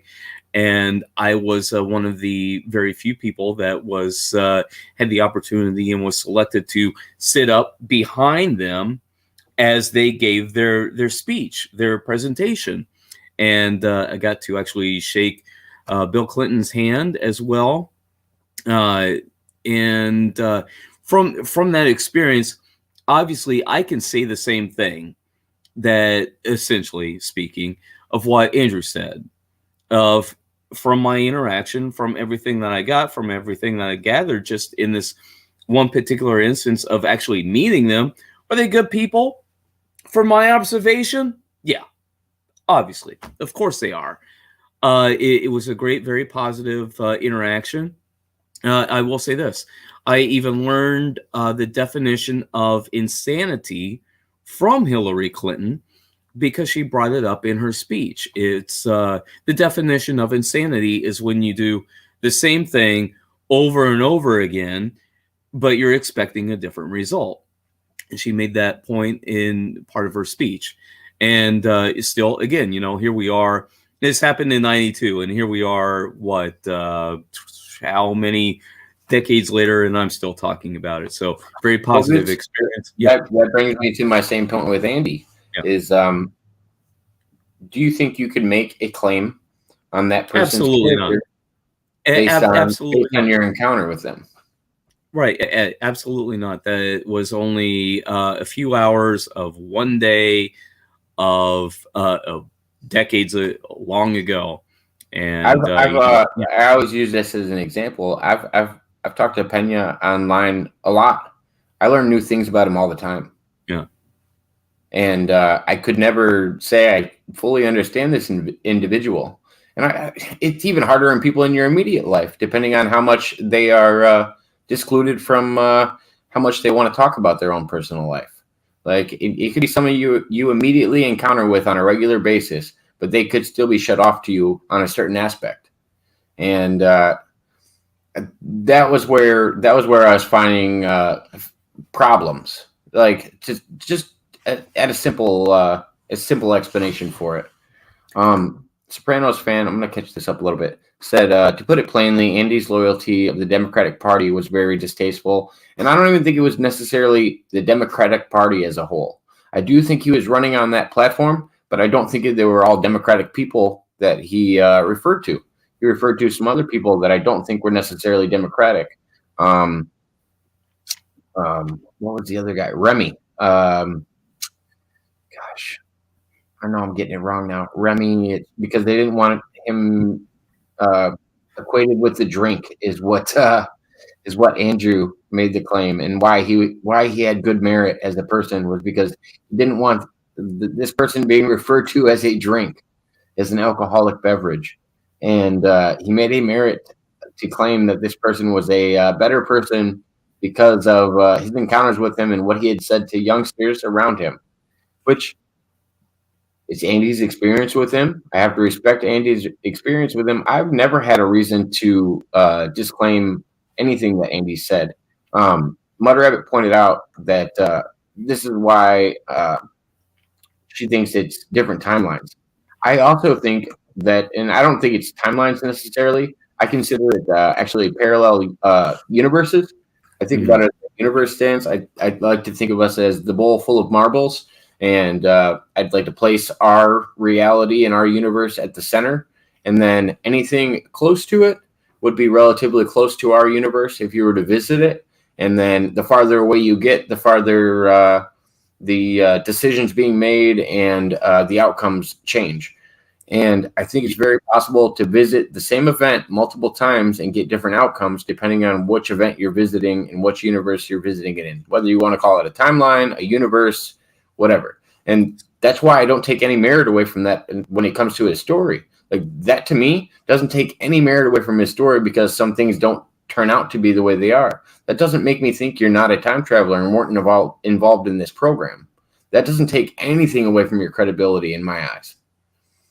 Just as my perspective in watching Andy's work, like what he said about his time travel experiences, none of that, I don't see him varying in that. He's been he's been consistent throughout everything. For I've followed Andrew Bashago for many years now. I believe even long before Facebook came along because he was on the Art Bell show. Yep. Even because he was so comfortable with Art Bell, that was where he made his presidential campaign announcement. I mean, I've been following Andy for a long time. And he didn't want to actually release that before because he thought that was one of the fallacies that a lot of people running for president do. He feels like there's a specific time that you should release that you're running for president. And he tried to follow along that same guideline. He wasn't going to announce 2 years early that he was running for president or anything like that. It was a big announcement for him. And I respected the way he did it. I love a lot of Andy's work. And I can never go away from that. But there was some really weird trolls on Andy's show with Aaron. The video of I mean, there were some pop-ups, but that's not the same kind of. That wasn't actually any of the problems that Andy was running into on the show. I don't think the random troll popping in and sharing porn or whatever. I mean, it's something that YouTube channels have to start to get used to, especially when you're sharing the Zoom or the StreamYard in the description. I mean, there's a chance you're going to get some crazies popping up, and you got to coordinate accordingly. It's just it's not always easy. You can't go outside. What else are you going to do? I mean, yeah, some people like to take their time and just try to get their 5 minutes of fame however they can, I guess. Yeah. I recently shared you a channel. Well, what do you expect when you put a camera in everyone's hands? What do you expect? The best video camera that I ever owned. You know, I went to college for radio and television broadcasting. The best camera I ever owned is the one that I currently have on my phone. And I've worked with, big cameras that you have to hold over your shoulder and you think it's a bazooka. But the best camera I ever owned is this high-tech digital full color. Forget it. It's all over. Everyone wants to be a star because they have that camera in front of their face. It does something to people. There's radiation there. It's that feeling is addictive. Well, I mean, it's that same idea of power. If you feel like people are watching you, you feel like there's a purpose of power there. You feel like you are influencing things that you might not necessarily be influencing if you didn't have the platform that you're on, and it's very noticeable. And it's just so hard to deal with, but at the same time, it's something that just comes with the territory, and everybody wants their 5 minutes of fame. But what I was pointing out was I shared you a channel recently that I discovered, and it was a guest that was on my show before, and I started following their channel, and they often get these trolls that want to show up and show nude pictures or something like that, and they expect to get deleted the second they come on. Right. What's interesting about this guy is he already plans on deleting all of his live streams. He knows that going into the interviews. And so what he does is when the troll comes on and wants to get kicked off, he just lets him sit there. And he goes, "Oh, are you trying to be funny?" He goes, "When does the joke start? Like when are you going to come on with the funny? Like I'm here waiting. What do you have for a joke?" Yeah. They'll just leave them on there, and then sometimes they'll flop a picture and try to change the picture and see if they can offend somebody. And it's just like, oh, well, we're here, we're waiting to laugh. What do you got for us? And playing 5D chess with them, right? Yeah, exactly. And they never expect it. But at the same time, those same trolls do not show up the next time because they're like, man, this channel's not going to give me the reaction I'm looking for. Right. I'm looking for a certain reaction. Right. Diffuse the situation. Yeah. It's the same idea as somebody on Facebook punching up to a celebrity. Like, I'm going to talk shit about this celebrity, but at the same time, I'm following your page and I'm commenting on your material, and I want to tell you what I think about your life. Yeah. Send them that energy. Right. Yeah, exactly. Yeah. I mean, if you don't have enough people, it's energy and working with it. Yeah. It's the give and take. It's the give and take of society, and some people don't want to give, and some people don't want to take, and that's when we get to the same points that we were talking about. Like whether it's your feet in the stand or you don't want to work with somebody just to get because most people, if you reach out to them on a human basis, they're more than willing to talk to you. I've learned that on this platform a lot. I've reached out to guests that I thought were way out of my range. Peter Moon is my greatest example. Scored Peter Moon. You have Michael a McIntosh. WWE referee talking to you right now. Okay, exactly. Michael McIntosh. I have a WWE referee. I have these people that have been on way bigger channels than my own, and I reach out to these people in honesty, and they can tell by looking at the other people that I talk to. I'm willing to let anybody unpack their ideas on here. Yeah. I'm not here as a platform to judge people, and I don't build a community based on that.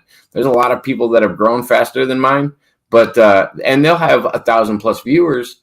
And I've started to realize that there's people that have 2,000 viewers, 3,000 viewers, or subscribers, not viewers, 3,000 subscribers, but they don't have as many people in the actual live stream watching as we do, for the simple fact that we're creating content. And I say we because my community is helping me with this. I talk to everybody in the chat, and I've always been worried about this since I started my channel. Is I'm going to be disconnected with my chat if I eventually get too big and I can't encounter with them. I worry about that. I see channels like the Crowder Show and stuff like that, like Louder with Crowder and stuff like that, where they literally just shut off the live chat.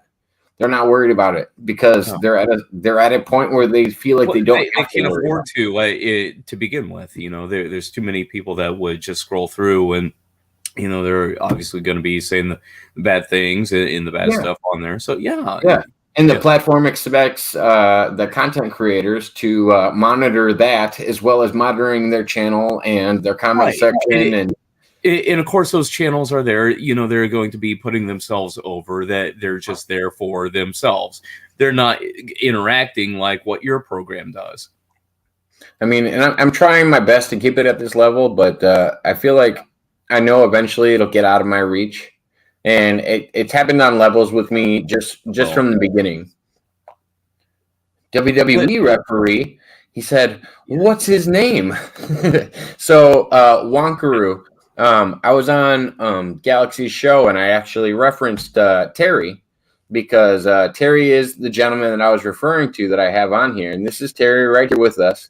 I have I'm Terry Hopper. Text pull up, you can't see it. So there's his name, Terry Hopper. He is also a professional wrestling referee that I referred to before, and that's who I was talking about. But Wankaroo X is from the Galaxy's channel, and he's a regular follower of the Galaxy.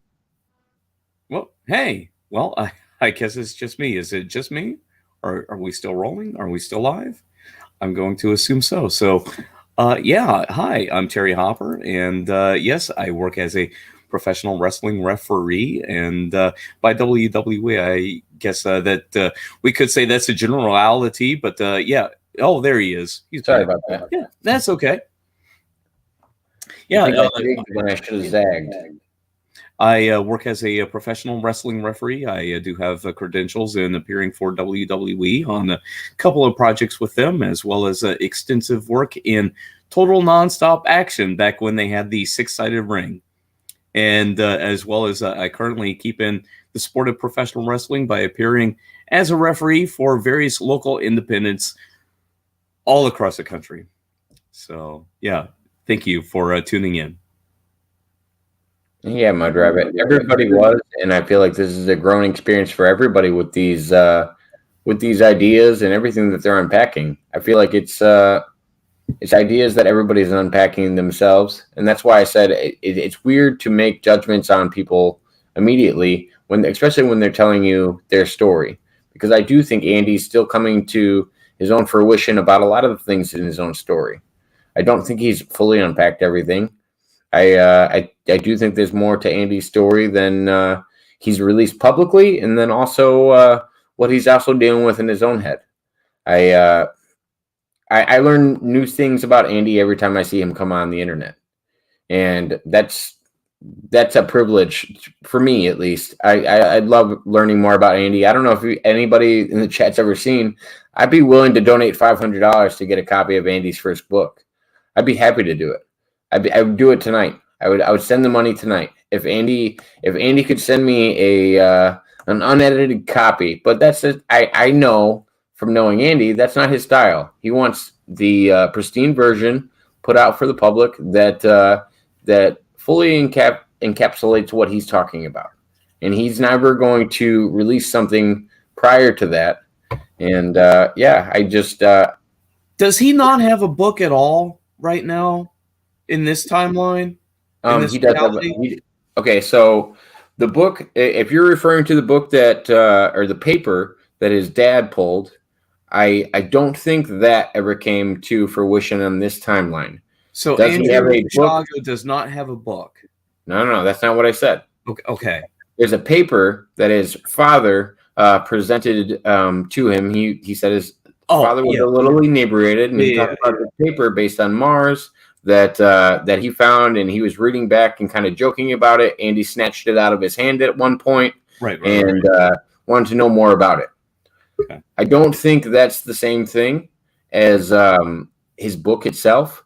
The reason I say that is because his book itself has been proofread by a few people that I know that I'm friends with. They have proofread it. They are going through it with him. He has not, and I know Aaron is doing the illustrations for the book, and that is not also empty scent. Aaron is, I hope Aaron gets to continue to do that. I hope the channel itself hasn't deflected from it, and any of the guests on the channel haven't deflected from Aaron's ability to be able to illustrate for him. But I do think Andrew does have a book, and I do think it will be released. Do I think he has 3 books with however many chapters? I can't make that claim, but I do know that the person that wrote his book is definitely a real person and has proofread it and has sat down with Andy to write the book itself. We have a guest in the background. Sandre, I just have a rule, and I call it my wall of shame now that I've started. What I do is I make people. Oh, he disappeared as soon as I said it. The wall of shame that I have is a thing that I make all guests that pop into the offline. I don't make them show their face online. If they don't want to do that, they don't actually have to. But what I do is I make them show their face to me, and then I take a screenshot of it, and then all of my trolls get shared around my community. And then when my community becomes bigger, what I do is I am actually going to post them all on my community guidelines page, because if YouTube doesn't want to do anything about it, I feel like I'm allowed to take that initiative. If they're allowing people to make these fake accounts and share porn and everything else on their sites, I feel like I can play the guy that takes them down. I'm fine with that. But I'm willing to. Yeah, I'm willing to do that dance with you. Donald Rumsfeld. Yes, that was the name. He loved Rumsfeld. Yeah. Let's see here. He said he was an upstanding man, never cheated on his wife, etc. And then there was also I don't know the man, so who knows? Yeah, and I don't know if Andy ever met him or his wife or their encounters in the private, but maybe I heard the rumors and innuendo saying as such? Of course. Have I heard the stories? Of course. But would you make a case for or against off of the story that you've heard? This is in the court of law. Yeah. But I'm just saying, would you make any merit on somebody's? I mean, you've already expressed it. I'm kind of beating a dead horse, but would you make any merit on somebody's claims, even if it's a public perception of the person?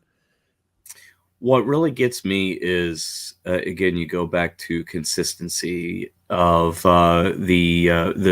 take the people that I mentioned earlier in the story of who I met back when I was in high school. You take the rumors and the innuendo, and when did these stories first start showing up?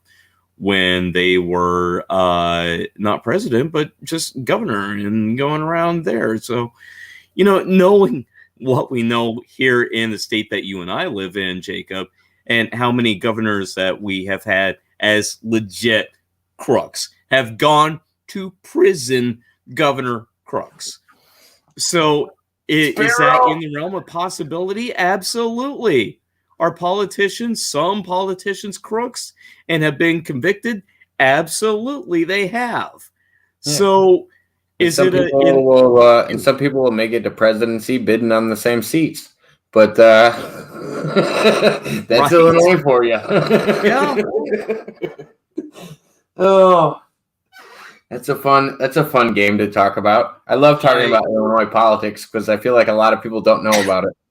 Gonna have one here with you. Just on that. Cheers to everybody out there that's still hanging out with us. We got 5 people viewing in. I appreciate it.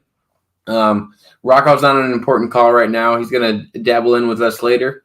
I think we're gonna have more guests on tonight besides Rocco as well. So everybody that sees it in the description, I can always share it again too. If anybody wants to join in, you're more than welcome to. Like I said, I was telling people offline. I was like, I feel like pulling an all-nighter tonight. I don't really have a time frame sent on this podcast. So if Pena wants to jump back in, he's more than welcome to. If anybody wants to jump back in, they're more than welcome to. Is Mud Rabbit still here? Mud Rabbit is she's in the chat, but she is off the live. Okay, well she needs to hear this because I actually experienced a Mandela effect today. And I mean like a serious Mandela effect. Would you like to hear about it? Because she needs to hear about this too, as far as jumping into different realities, like what she had theorized with Andrew Brishago earlier.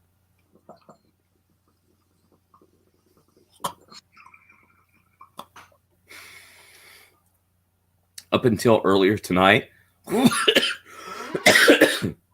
I thought indica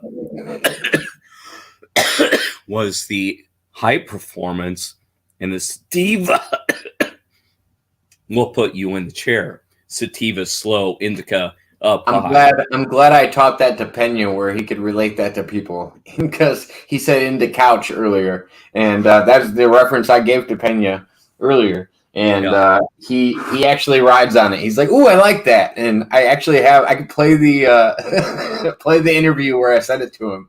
But yes, into couch is a reference I gave to Pena recently because that's always how I used to determine it. But with what we have with that's interesting in Illinois with hybrids and everything else, there's so much more that's not indica dominant or it's not sativa dominant. There is a quite the fluctuation. Yeah. So I just found that interesting to me because I always knew it as the opposite until I just heard that here tonight. And, I've perused on the website Reddit. There's our trees community there that I actually learned quite a bit about the sacred herb here that we just so happen to be enjoying right now. And that's not an endorsement of the website that I just listed. It's just some place that I went to really dive deep into what the sacred herb is actually all about. I wanted to educate myself and because, I rather enjoy it. So I just want to take care of myself and make sure that, for me, it's just enjoy it at the end of a night or after a good day's work. So, and gets me a good night's sleep. Best sleep I've had in a very, very, very long time. So I want to say tonight I actually haven't been smoking any marijuana. I'm actually smoking Delta 8 and Delta 9, which are a cannabinoid derivative that I would say is a mixture between CBD and marijuana. I'm a big fan of it. I use it kind of when I'm wanting to get that relaxed feeling without having too much attachment to other things. But I also made a reference earlier when I was talking about indicas and sativas, and I was talking about edibles. And I wanted to pull this up so that I had the direct information.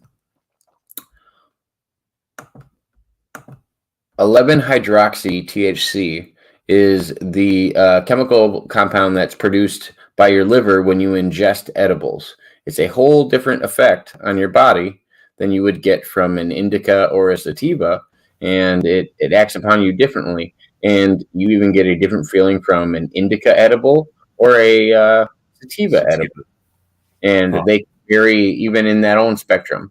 And so I always like to point these out to people because I do think of this as a medicine. I was diagnosed ADHD and everything else when I was younger, and I was put on Ritalin and all of these other, mood stabilizing drugs.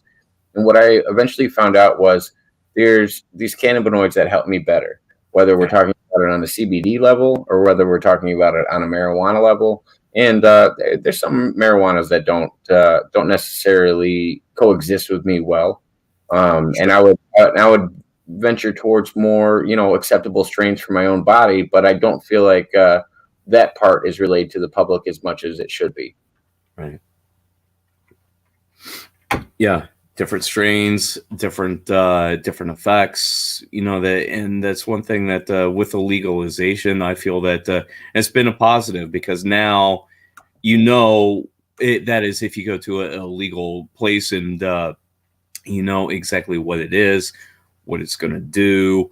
You know what it is and what it's going to do in your own aspect, but I wish there was more education from the people that are providing these things for you. Yes, they give you the chemical compounds and the breakup of them. We're just getting started.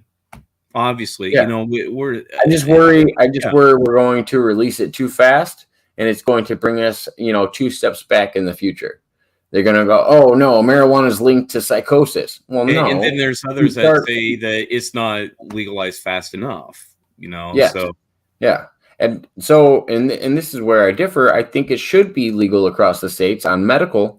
But I think the medical has to be pushed in a proper way, just like any medical. Because I don't think mood stabilizers are pushed on a proper medical way.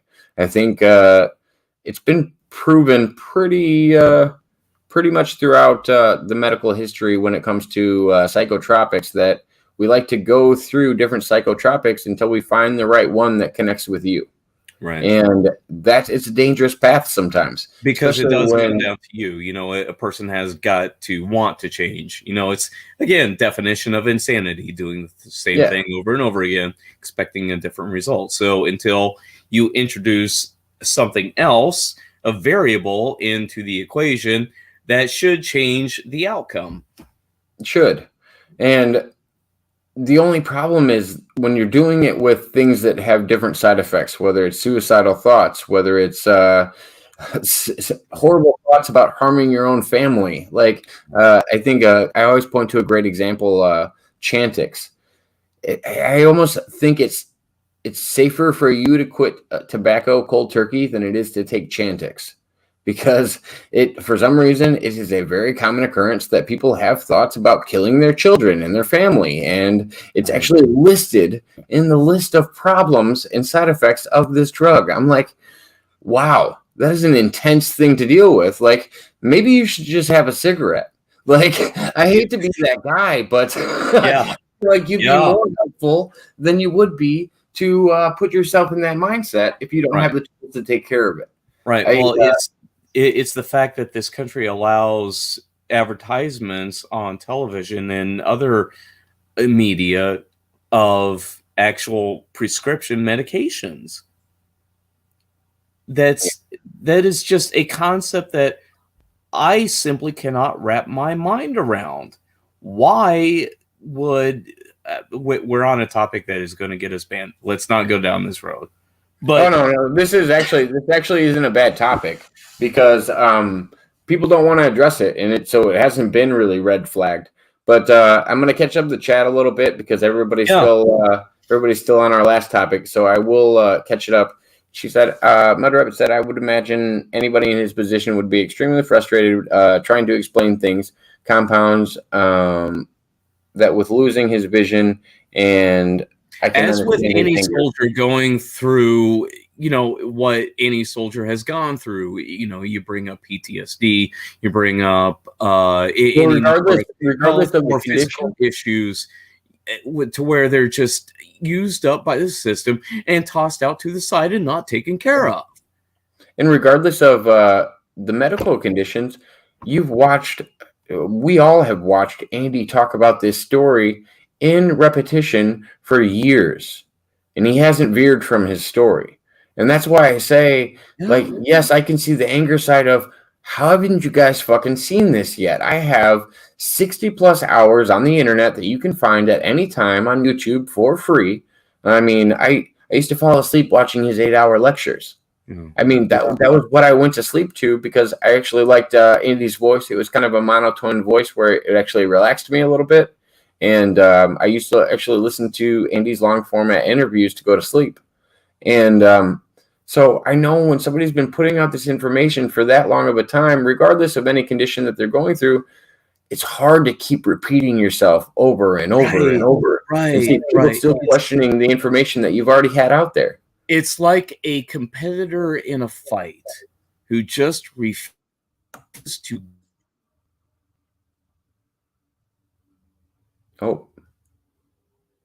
Until the very end, until he's taken out one way or another. So that's what really gets me, is when someone is just so set in what they believe, and especially where that they came from these experiences because they had these really experiences. That's the thing that really honestly gets me about Andrew Bashago. Add Bob Lazar on that list. You can now add Peter Moon onto that list of the people that he's met and all of the experiences that he's had. And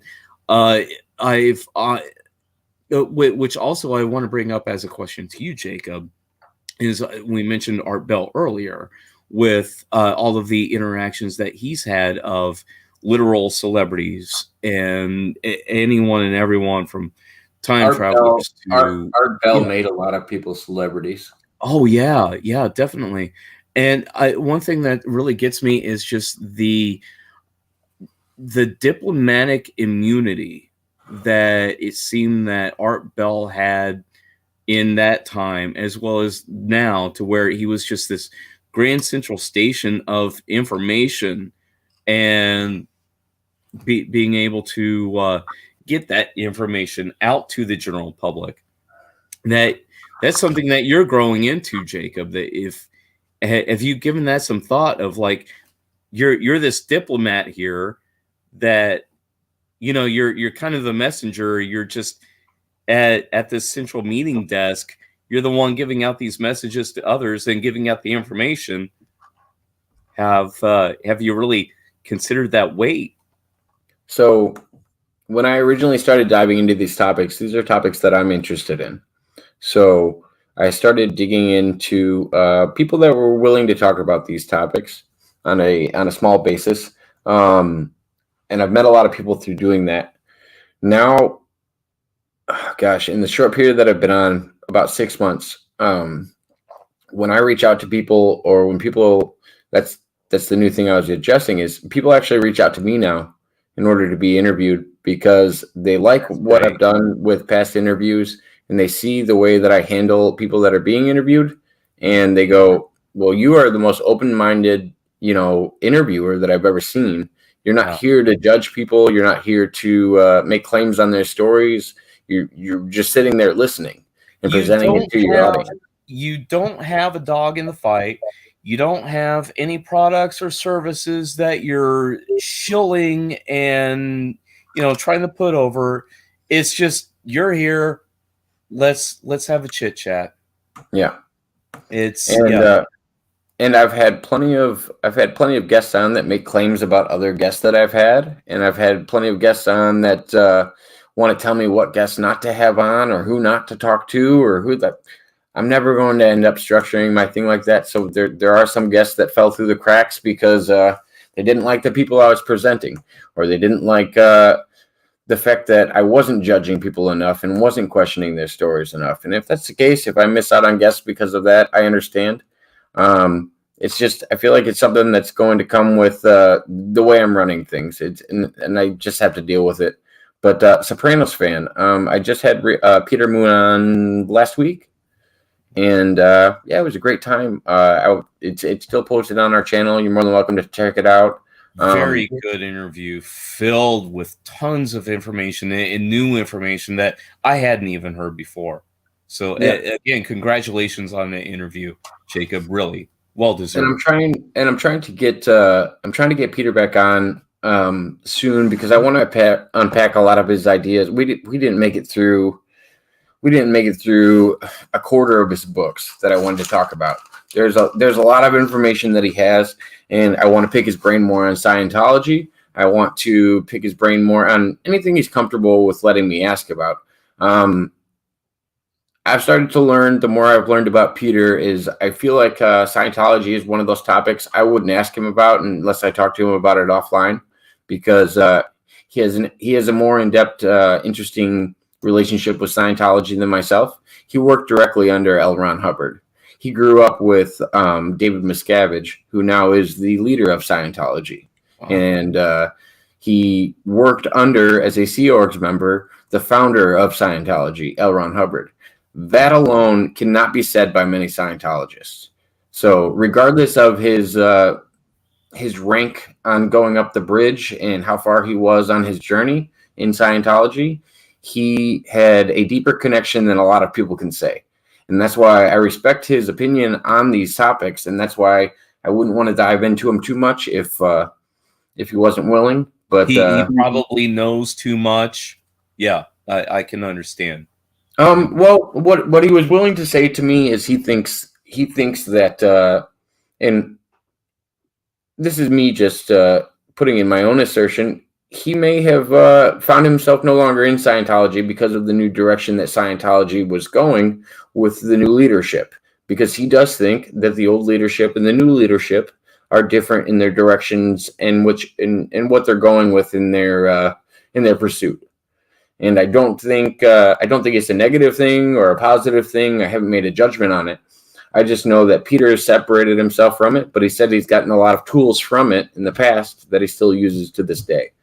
And that's why when I present my view on Scientology to people, I talk about my direct experiences. Scientology has never came out with me and said anything ill towards me or trying to harm me or anything like that.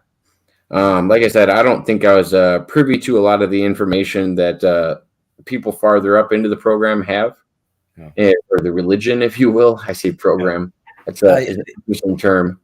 I don't know much at all about Scientology, but I do like how you explained it in the positive, to where they gave you tools to use. That's the best way to describe the religion. The religion is based it's a health-based, self-help based religion, where you tell them you have a problem. They present you a tool to try to fix that problem or help you fix that problem in your own life. A hammer for a nail and a wrench for a nut. Yeah. And my only question is, and this is something I have to address, just being involved with it and everything else. And I usually always make this comparison, is because the Bible is given to you for free. You can find a free version of the Bible anywhere you look. In every hotel room. Yes. Look in the top drawer. Yeah. And my thing is, if you wanted to help people on the scale that other religions are, you would give this information out to people for free, and you'd want them to have these tools. In the structure that they have, it's a pay-to-play type structure, where in order to get these tools, you will have to pay further up to get them. They will give you they'll give you Easter eggs and little drops here and there to keep you interested, and to buy one get one frees, even with books or magazines or there's endless things that I've been given from the group of Scientology specifically. They offered me a free audit, which an audit for, I think it was a 5-hour session. 5-hour session is over $2,500, and they expect a $2,500 donation in order to get that. And they call it a donation specifically because they can't tie a purchase to that service that they're offering. Right, but at the very least, you get the free oil change after 30 days, right? Yes, and in order to learn more about the religion, it's quite the commitment. And financially, a lot of people can't learn about that religion. And I always point that out, but I do offer the fact that they are offering tools. They are not trying to misdirect you in that sense. They are trying to help you be a better person. And how it gets on the higher levels, I'm not sure. I don't know what happens when they've given you all the tools and then what they want to teach you after that. I don't know where Scientology goes at that furthest point. But I can only speculate and hear what I've heard from others. And the way Scientology presents it, anybody that's not in Scientology doesn't know about Scientology. Even if they were in it and they're no longer a member, then they no longer know about Scientology.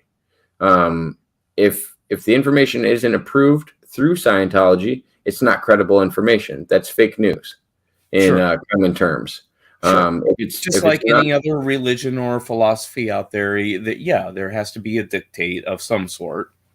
Yeah. And by dictate, I say that respectfully. So no, I totally get it. It's a merit argument. It's whatever label you want to put on it. Only the people at this merit can make judgments on the circumstance and what merit they have.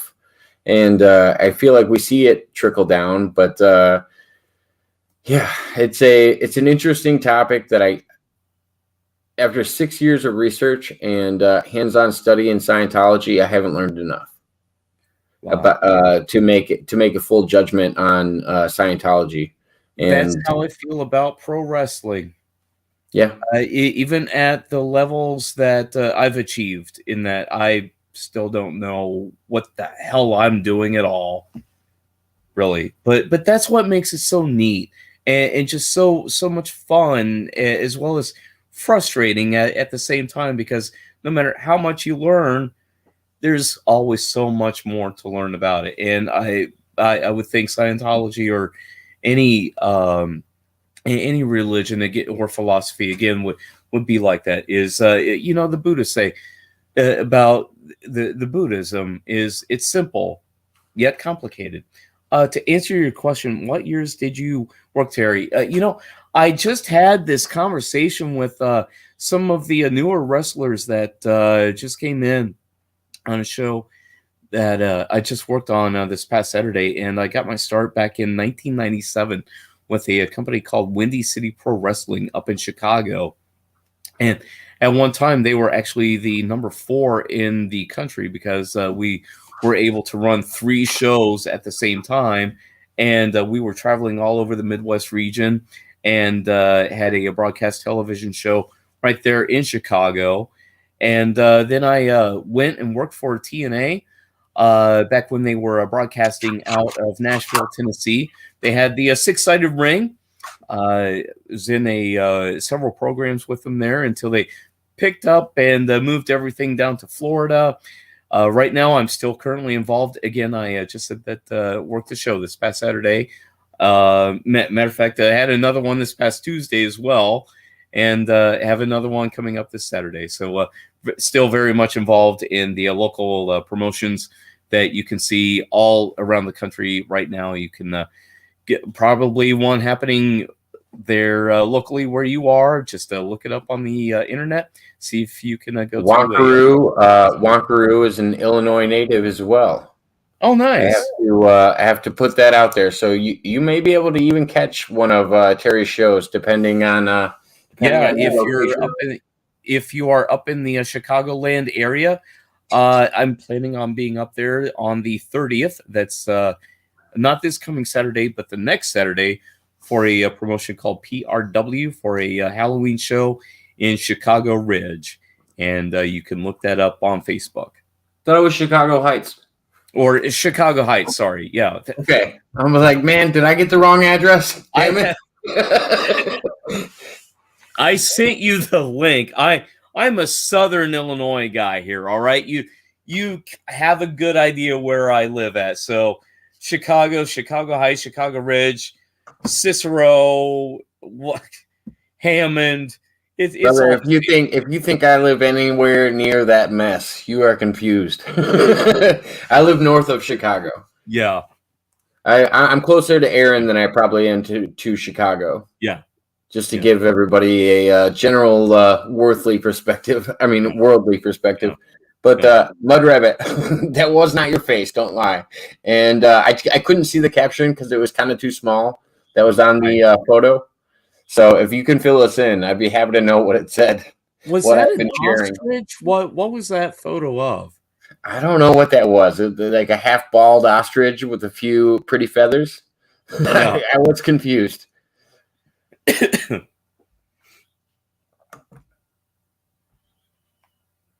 Yes. Yeah. Or, well, technically yesterday, but yeah, the Mandela effect that I had was the definition of indica and sativa up until today for me was total opposite. It's linked to coughing. I also found, wow, you're getting rid of one thing that causes cancer to have another thing that causes cancer. That's something. Quite the side effect. It comes with leaky butthole, cancer, and horrible thoughts. At Mud Rabbit, do you know what dihydrogen monoxide is? Oh gosh, I don't. I used a vape pen to quit smoking. It's been 8 years. Congratulations, Mud Rabbit. That's good. Always, always good. Yeah, I'd be furious if I were Andy. Yeah, it's he's put in so much work. Yeah. I could understand why he's tired at this point. Yeah. And that's kind of how I look at it. Again, we have to say this again, Jacob. It's been at this for decades. You know, you think of in the pro wrestling standpoint, that would be like a Ric Flair here that we're talking about, someone that's been involved in these programs for many, many, many decades, scores even, I should say. I mean, and that's not even including his involvement as a child. We're just talking about public. Right. Yeah, that's what I'm talking about here. Yeah, being in the public eye, being out there, opening yourself up to criticism from the masses. I will definitely have to check it out, Jacob. Wow, Peter Moon. Rogan hasn't even had him on. That's I appreciate that a lot, but I think Rogan definitely could if he wanted to. I don't know if it's Rogan's reach and not wanting to or what, but he's had guests on that he doesn't agree with anymore. There's a few guests I could point to in the what you'd consider the God, I hate using this word, conspiracy theory spectrum. There's a muscular man with glasses that you might find on the Gaia network that has some claims that Joe Rogan no longer believes since he's had him on as a guest. And I think it'd be interesting to hear him unpack those, but I feel like Joe often tries to pick guests that he would be interested in, which is understandable. And I understand why he's only had the guests on that he's had, but yeah, that's an honor just hearing that. It's really nice to hear that. Is Peter Moon specifically focusing on his niche markets? Because I guess he's been making more appearances now on the new updated internet, and by updated internet, I mean by the platforms that we have right now, like StreamYard that you're using, YouTube, other things like that. Well, and that's why I point to Douglas Dietrich's channel, is because until he was on last night. What's that? Peter Moon was on Dietrich Douglas last night. Yes. So he's a regular guest on Douglas Dietrich's show, and he will do up to 3 hours an episode with Douglas Dietrich. And that's why if you like Peter Moon's work, you want to hear more about what he talks about, he goes a lot more in depth on Douglas's show than even, because the reason I actually reached out and was watching Douglas's show was not only because Rocco was on there, who is one of the guests we've had on our show, but it was because there was a little disconnect in the beginning of mine and Peter's show. I talked to him a little bit offline, and then we got online, and we were happy to get started. He said a word that I don't necessarily think YouTube would be happy with, and I addressed it at the beginning of the interview. Yeah. And he then went on Douglas Dietrich's show, and they berated me for a good half hour before they realized I was in the chat, and made claims about why I thought the way that I thought, and what my beliefs were behind it. And I said, I have 2 community guideline strikes against me on this platform. This is one of the only platforms I use to do these interviews and talk to people. And I don't connect it with my Facebook. I don't connect it with any of my other stuff. And so what I reached out and said was, hey, I have 2 community guideline strikes. I'm still learning this platform. I just didn't know if that was an acceptable thing to say. It was nothing personal. I feel like everybody should be allowed to say whatever they want. I've always felt like that. And I wish we could say more on this platform where I could make people unpack their ideas. Right. And Douglas answered me. Peter was actually already off when Douglas answered me.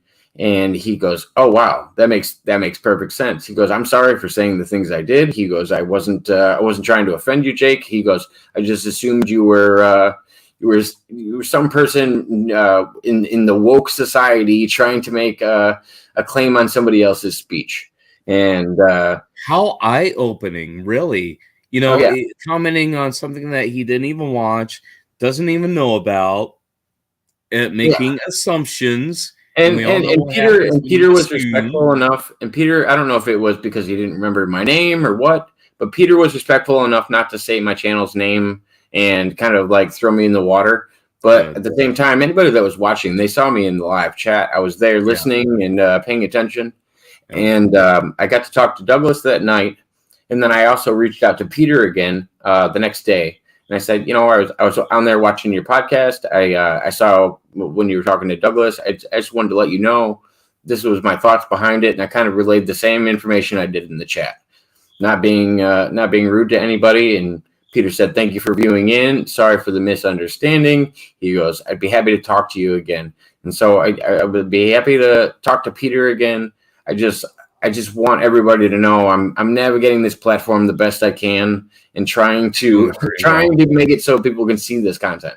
That's more what I'm worried about. I'm worried about us being taken off the internet because there's a good chance with some of these topics that it's possible. And I have guests that like to talk politics. I have guests that like to talk religion, and I have guests that like to talk about human trafficking. I have some really deep topics that we get into, and it's astonishing to me, really. What's that? It's just simply astonishing to me, really, is the topics and the people that you're able to talk with across the pond, across continents, really. And that's the message I try to get across to everybody. It's as simple as reaching out to these people and showing them you're a genuine person. You're not here to critique their story. You're here to literally hear their story. And that has made leaps and bounds in these people's eyes for the people that I'm talking to. When I reached out to Michael McIntosh, I reached out to him because I watched Andy berate him on a channel for over an hour. And I didn't know enough about Michael McIntosh's story, and I wanted to know more about it before I wholeheartedly took Andy's critique of it. The other guest that I've been kind of hinting at that I'm going to get on here soon is Randy Kramer. He's a super soldier that Andrew went on the Mad Martian, Gary Legier's program. And he basically, I don't know if it was a setup like Gary, the Mad Martian. No, the channel, and the gentleman's name is Gary Legier. Okay. You will find interviews from Randy Kramer on there, Andrew Basiago on there, and as well as Michael McIntosh. And the reason I reached out to Okay, yeah, I'm familiar with them now. Yes, I've seen this channel in this spectrum that we're talking about. And Andy came on there, and I don't know if it was a coordination of Gary, but I'm still in contact with Gary, and Gary's helped me find a lot of the guests that I've had, and he's actually helped me. And that's what I do is I reach out to channels that I've supported over the years that I've always found my information from and said, hey, how did you get a hold of these guests? And they say, here, I'll give you the basic information. You have to reach out to them on your own. And, whatever their answer is, their answer is. Same thing like booking a talent for a nightclub. Yeah. Right. Yeah. Exactly. Yeah. Well, I started doing that on a local level on my at the bar I worked at when I was 16. I was actually hired to book the DJs in my local town. I was working at a bar underage, and I was a bar back. I wasn't allowed to serve alcohol or anything, but I was booking all of the local DJs in a college town because I knew where the music was that people were actually trying to listen to. Nice. I was kind of a little ahead of the curve. Fingers on the pulse kind of thing, right? Yes. Yeah. You're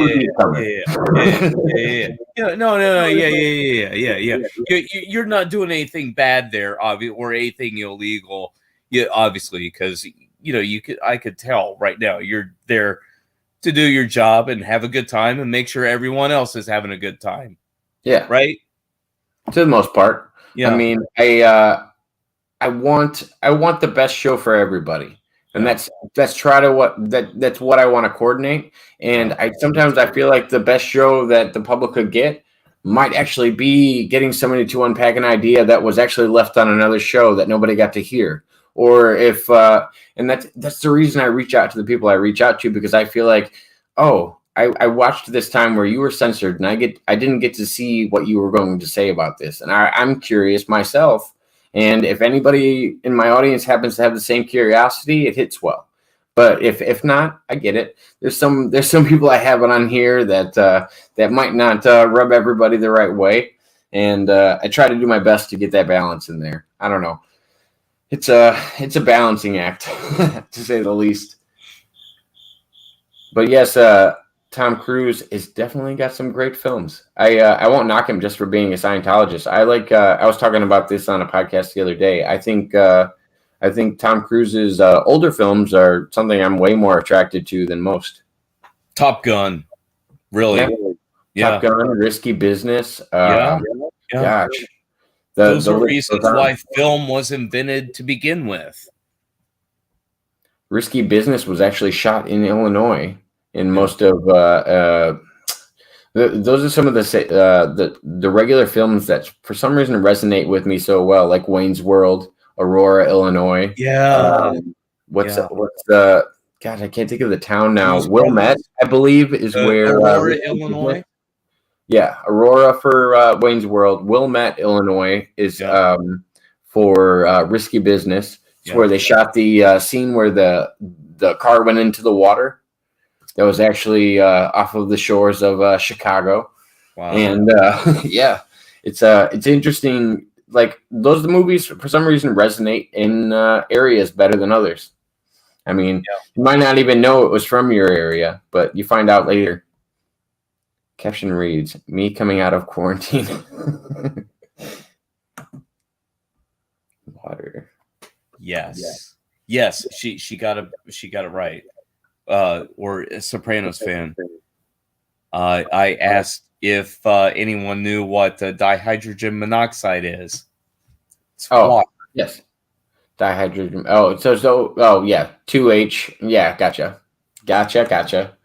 H2O. Okay. I prefer H2OS. That'd be my last name. Well, there's a thing about. Well, I bring it up because there's a thing about dihydrogen monoxide where you do this experiment of getting people to sign a petition where you say, hey, dihydrogen monoxide, it's a caustic chemical that will over time deteriorate mechanisms and will cause all kinds of havoc. You can get sick on overdosing on dihydrogen monoxide. You can even die from dihydrogen monoxide. We have got to ban it. sign this petition, and people. Hey, that sounds like a Death Water ad.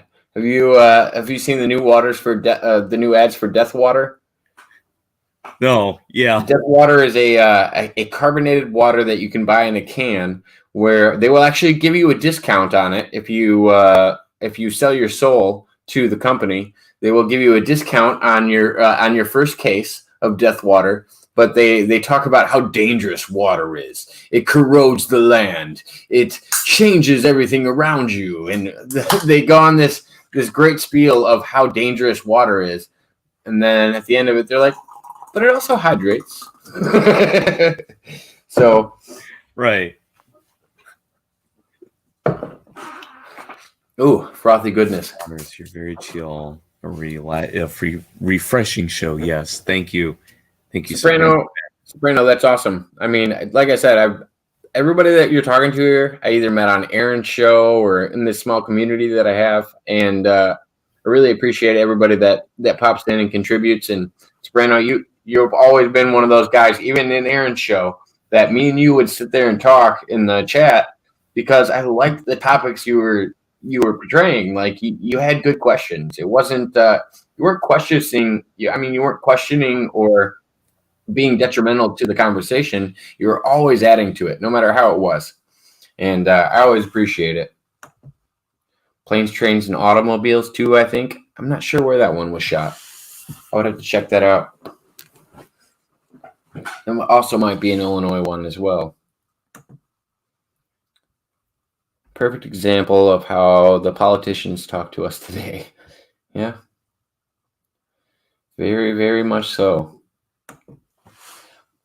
And it's also a form of misdirection, like we were talking about with all the other things going on with the Q drops and everything that you and Michael were talking about, Mud Rabbit. I feel like they want that disconnection. They want the politicians to make you feel comfortable and that the world's burning around you and that they're going to help you.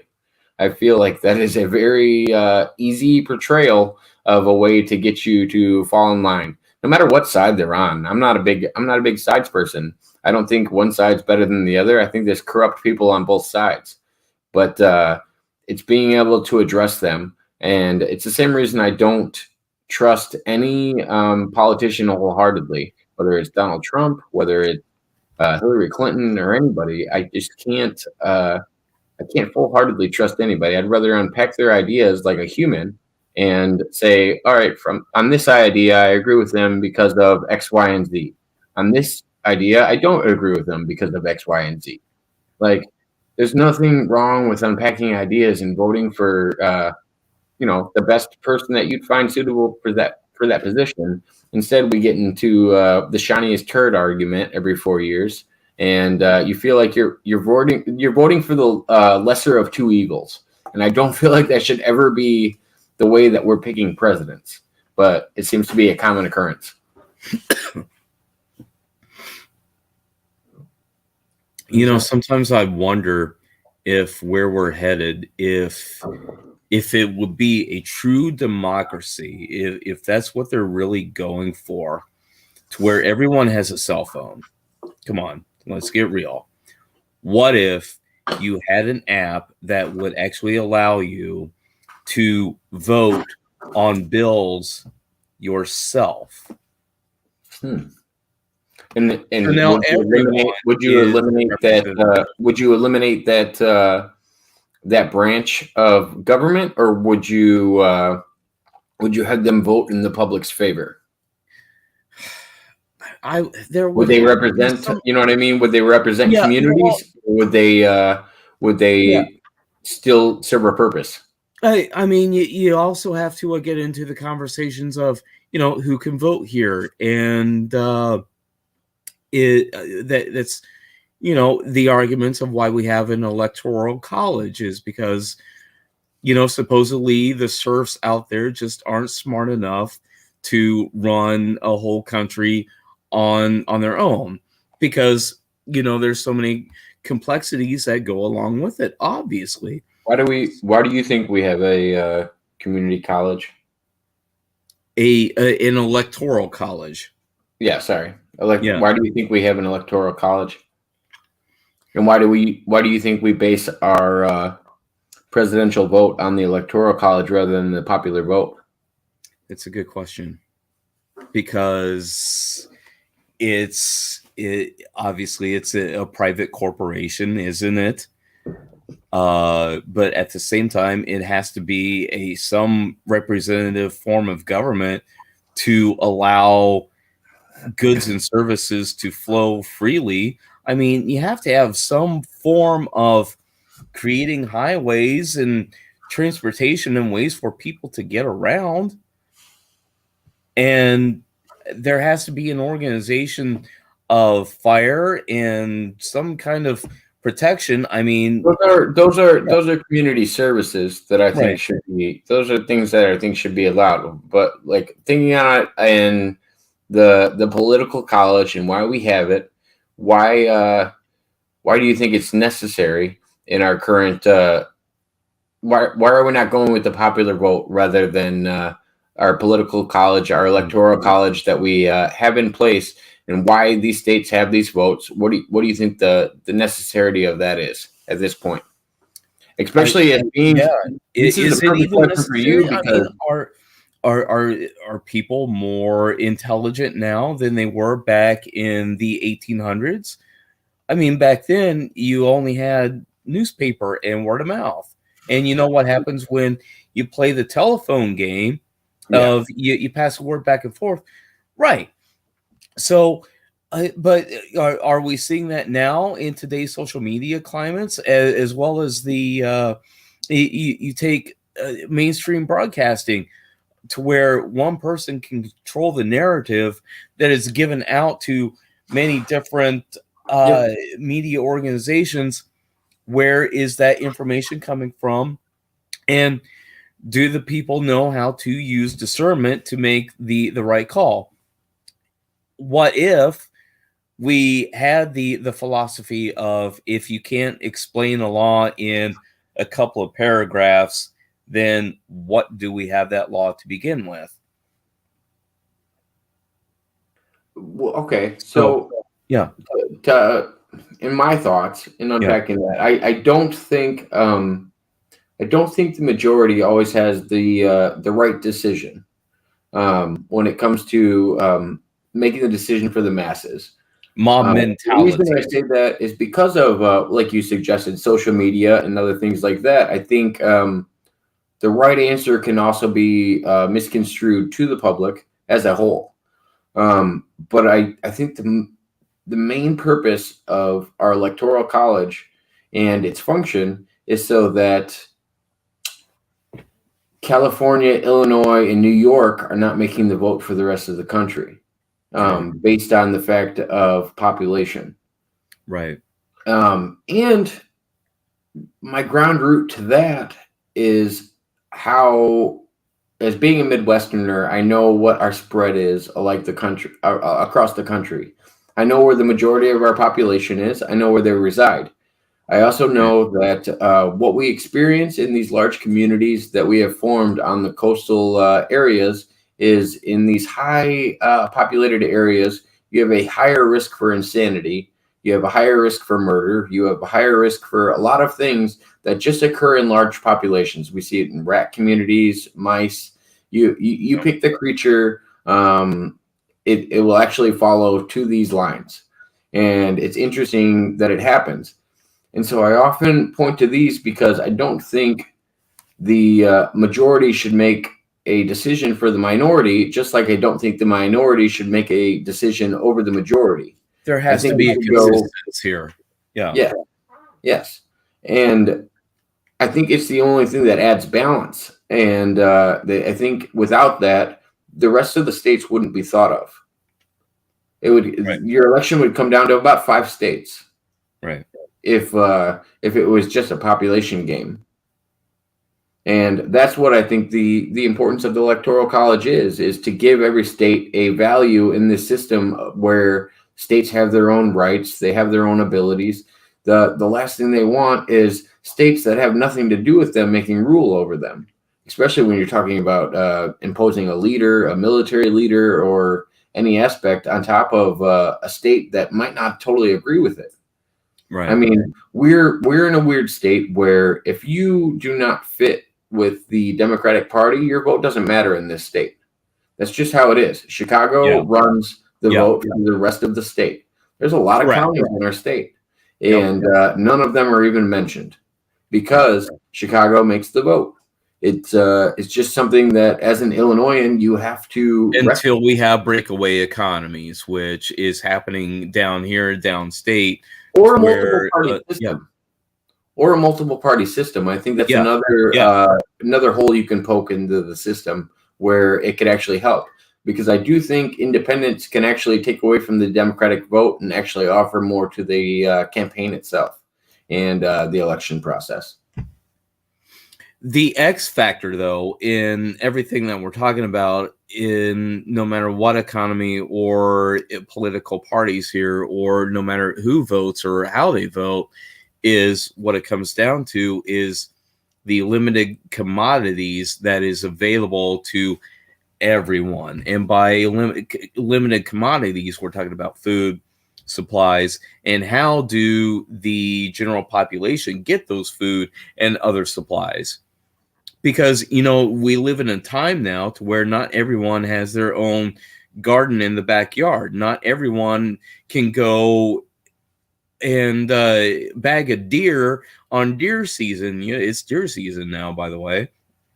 And not everyone can go out fishing in a pond or a lake and provide for themselves and for their family. So we have to create some kind of system, some way, to make sure that hopefully everyone is taken care of.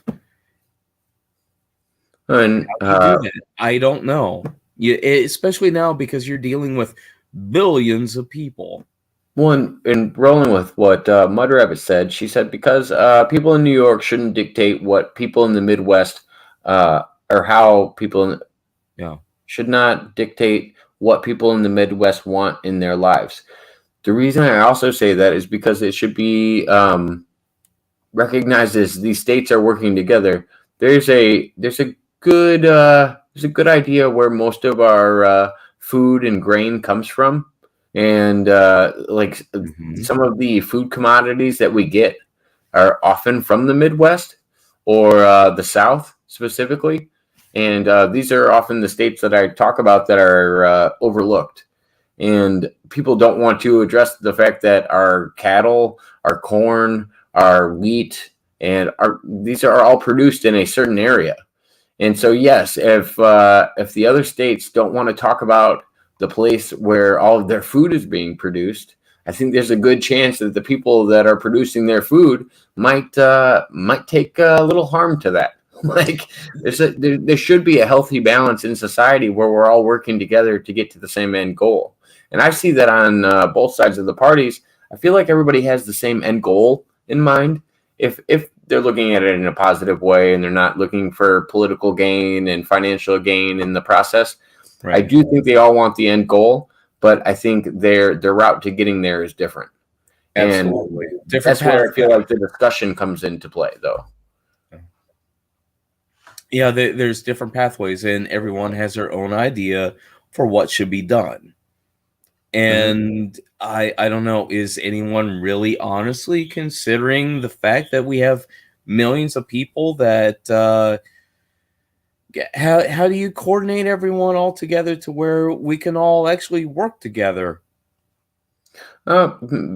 Maybe because Madhuraba said it ties into state rules as well. I feel like you can have a blanket overstatement. Your local communities, your local individuals, your local stores, and and when you want to change your immediate surrounding, I think those are the things you need to focus on. But I also don't think the federal government should have too much involvement. I feel like there should be a blanket thing that they can help all of the communities with.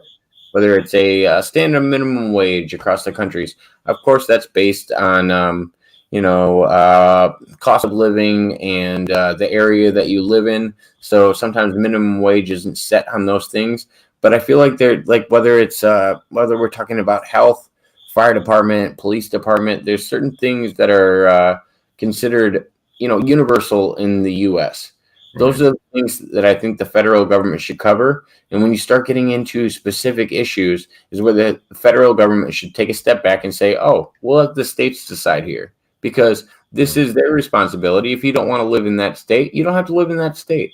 We'll have another state that is more accommodating to the specifics that you're looking for. And that's how ideas will be able to flourish in their full extent. It's the overreach of government that seems to be the part that makes it harder for states as well.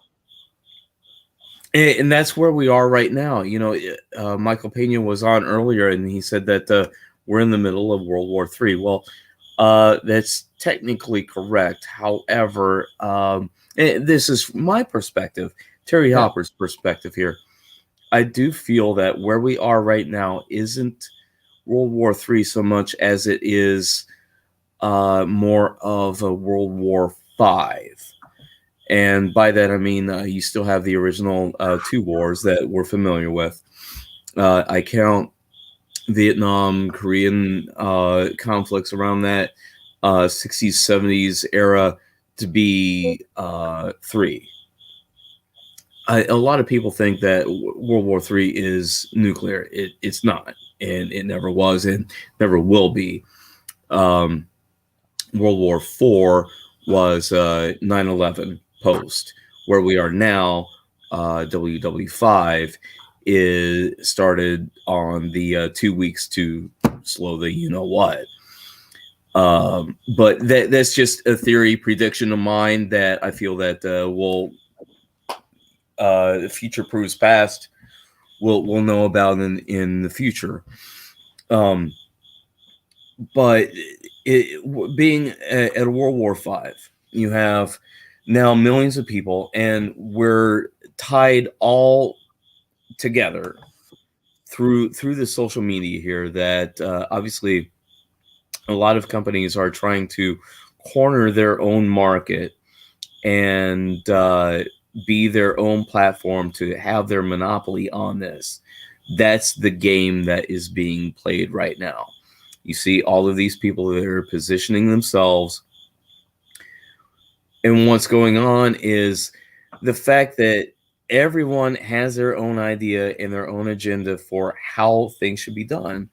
And I go back to my question, is anyone really honestly considering the fact that we have millions and billions of people here to take care of?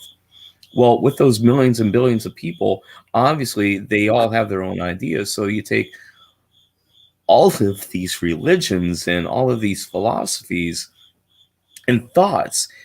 The reason that it's World War V right now is because all of these thoughts and philosophies are coming all together in this one big crescendo right now. And we're learning so much so quickly right now that we're not the only ones here on this planet, are we? Because we have just so many interesting people, so many interesting ways of life. How do we all get together? How do we all get along? How do we take care of each other? There's an interesting point I'd like to make, kind of referring to that. And it has to do with when Donald Trump was president. They often pointed to economics, and they talked about the unemployment rate and how it was at a lowest rate in history at the time, especially a black unemployment rate, African American, black. I feel like a lot of people fall in that category. Those were fun times, weren't they? 2 years ago, yeah. But the reason I like to point to that is because I think there's a limit. You will never get to 0% in understanding about all the humans that are on this planet and on this continent alone, or if we're just talking about the U.S. in a general term. You are never going to get to a point of 0% unemployment. There's some people out there that are just unemployable, no matter what. I mean, I laugh. It's a joking matter, but you know what I mean. There's a certain level of people that are just unemployable. The reality of the situation. Not even talking about disability or mental illness or anything else. There's certain people that are never going to work a day in their life. Yeah. I mean, it could be laziness. It could be a lot of factors. I just feel like there's a certain percentage of society that is never going to fall in line with the rest of society. And I think it has to be addressed at least at a public level. Like if your end goal is 0% unemployment, it's never going to be reached. I promise you that. It will never be reached, no matter what president makes that, claim. And I think all of society should be addressed in that sense. Is there are all these people out here with different views, different ideas, different intentions of what they want out of life, and they have to be tackled accordingly. I mean, all you can do is kind of handle the majority, and see if you can make the majority work with you a little bit. If the majority works with you a little bit, you might have a positive idea, but it's definitely a balancing act. Yeah, being a politician, I wouldn't know the first thing about being one. I really, time travel or not, even if I did really honestly have the abilities of time travel, I wouldn't know where to begin in being a politician and being able to actually sit down and make those decisions of pressing yes or no on if a bill passes or not. I'm going to say, if I had the ability of time travel, the last thing I'd want to be is a politician. I mean, not going to lie. Yeah. But give me a second. Sightseeing tours. Come on. I got to grab a couple more waters to continue this evening. But if you want to take a brief intermission, or if you have to check out for the night, let me know. All are welcome. But I read that press release that just happened. Yeah, I haven't heard anything about that. If you want to, it's coming from Mud Rabbit was asking if it was current or if it was an older thing. This is current, Mud Rabbit. This is earlier tonight. Yeah, legit sources are reporting this. So yeah, what a very interesting development here. Just never ends, does it? And so much in the news going on right now, literally all over the world, all of these people being mentioned. Mud Rabbit says, we have a bunch of ill-informed children running the show. You won't find me arguing on that. They know nothing of our Constitution, and they don't know the difference between a democracy and a republic. Right. Well, what is the difference between a democracy and a republic? Let me see if I can get back to what I learned in, what was it, junior high school? I think we were tested on the flag code and the Constitution. Of course, I'm right here in the United States of America. Let me see. A democracy is when you have a whole group of people and you have one topic or one subject, and you get them to vote on an outcome of yes or no.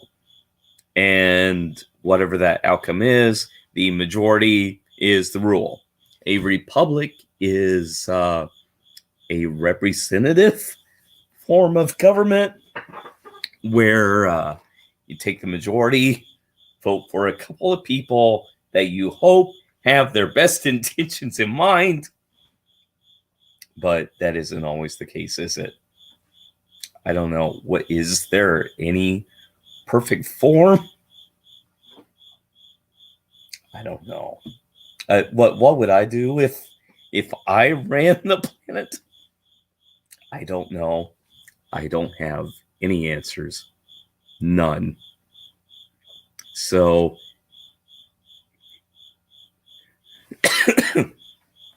Sopranos fan. Recently? Yeah. Articles just came out. Sopranos fan. Drip, flood expected. Information won't be hidden anymore, and the stars won't be protected anymore. Yeah. It's happening. Sopranos fan at Mud Rabbit. Deaths from prop guns seem pretty rare, although maybe I'm wrong. Don't know what to make of it. Could be part of something larger. Didn't this happen with the Brandon Lee, I believe it was, from The Crow. What do you think happened with Brandon Lee and The Crow? I have no idea. I know. And I think it was as simple as an accident on the set. I don't think it was. I don't think it was much more than that. I don't think Brandon Lee had any reason to be taken from us at the time he was. But there's definitely theories from other people about it. I just haven't heard anything solid about it. I just didn't know if you had heard anything that I hadn't. Yeah, this is again recent development news. I just saw a chance glance at it of apparently Alec Baldwin, who is known for playing DT on SNL, had an accident earlier today where he allegedly someone is now apparently dead. I mean, because of the actions of both have the same accidents, but they occur apparently. But no, that's a sketchy. It's always a sketchy situation, and you'd hope that props don't have that same problem, because it makes you wonder if they're even props. You have a real thing, and you're questioning if it's loaded or not with real ammunition. And that's what actually happened in the Brandon Lee case in The Crow. Was they had a whole the wrong type of ammunition packed into this firearm, and it's like, okay, well, why was it ever packed into there in the first place? Why was that even on set? I don't understand. That to me is not a prop. Yeah, it's for looks. Then why? That's a messy one. Yeah. What is that? Kink up the Tijuana brass. Oh goodness. I would choose Republic over a Democrat. It's an interesting theory. I don't know. I couldn't tell you which one's the right one. I don't think we have a democracy by any means. So I would say we still fall short of a democracy in that sense. I mean, everyone obviously has their say. I mean, everyone can petition their government for a redress of grievances. Obviously, you can let your opinion be known by calling your representatives and senators and other officials and letting them know what your opinion is. I would think that should be at least standard. Now, how do they actually act upon your suggestion? Well, that's what's to stop them from just totally spiting you personally in their decision. That comes back to everything that me and you talk about, me and Pena talk about. You have to address it on a local level and then hope it goes up to a federal level at some point. Because if you can't address it in your own community or your state's laws, then how are you going to get it to a federal level where it actually makes a difference for everybody? Or the real question is, do you think your state's laws should have a difference on everybody? Or do you think they should stay as state laws? Because that's my biggest thing is I honestly do think some state laws should stay as state laws. And that's the honor of a state is, okay, you want to call yourself the Sunshine State? Why don't you be the marijuana state? We're the one that opened up, and we're the ones here for marijuana. I'm just using Colorado. I think Colorado already has that moniker. But, it's really interesting is, Jacob, is you and I are from the same somewhat geographical location. We're in the same state, Illinois. Anything out of Chicago and Illinois is similar to the same. And here I am. I'm in the southern part of Illinois where we can't stand your guts up there in northern Illinois. They down here, a lot of want to succeed because, as you said, whatever happens up at Chicago dictates to the rest of the state. Yeah. Is that a good thing? Because I told you, Terry, I was so involved in Illinois politics. I watched the southern governors come out and say, "Hey, this is what we're going on these mandates." And there was a lot of pushback against Governor Pritzker when he first came into office. There was lawsuits going on in the state that other governors in the state didn't agree with, but the majority ended up making the decision for everybody. But these places that were actually outside of Chicago were supporting these southern states and actually supporting these people that were outside of Chicago that had the same views as themselves. But you have a divide in your own state based on some of the most frivolous things. Yeah. One thing that I always wondered about Illinois is, why is it just Chicago that is so big? And by big, not only do I mean, geographically speaking, but economically. Why? You take a look at St. Louis, Missouri. Unions. As compared to across the river of East St. Louis. Take a look at Cairo, Illinois, and how that city was just totally, it's a wasteland down there. And I really do wonder, why are these cities, both East St. Louis and Cairo, not as big as Chicago? Because they should be. You have those ports there, which have every reason to be developed just as much as what's across the river. Why isn't it?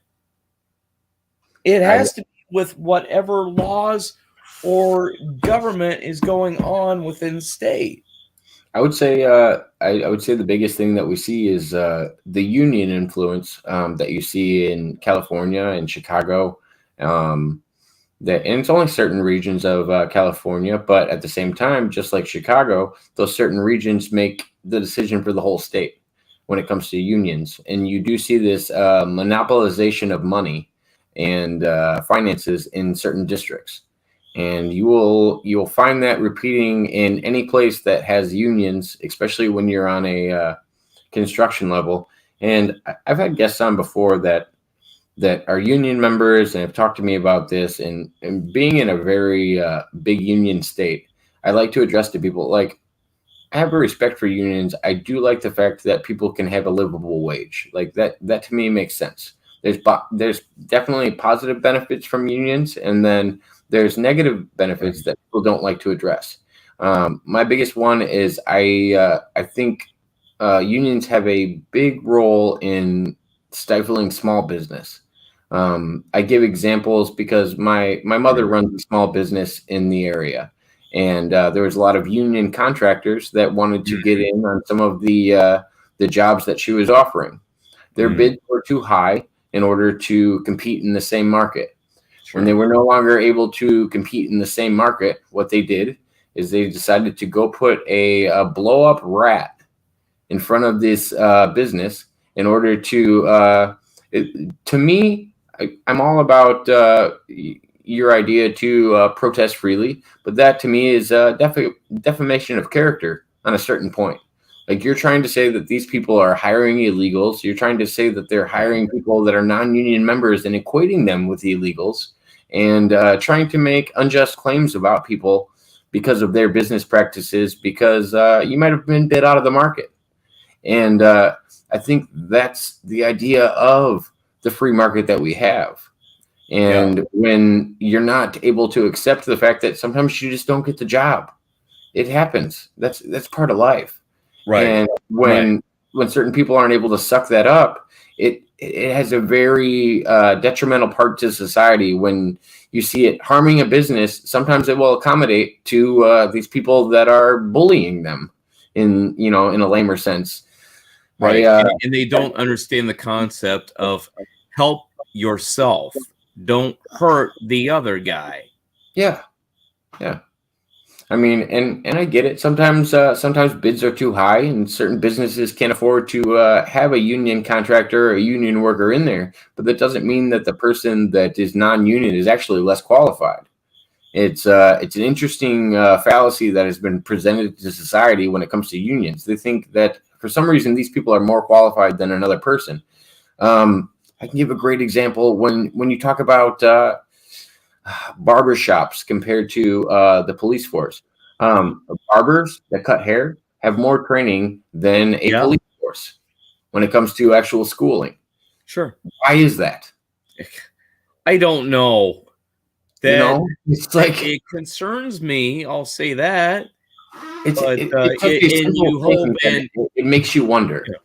Yeah, right. But you do hope, and in an actual world, hopefully they are going through continuous training and recertification on many important issues like life-saving abilities, proper handling of detainees.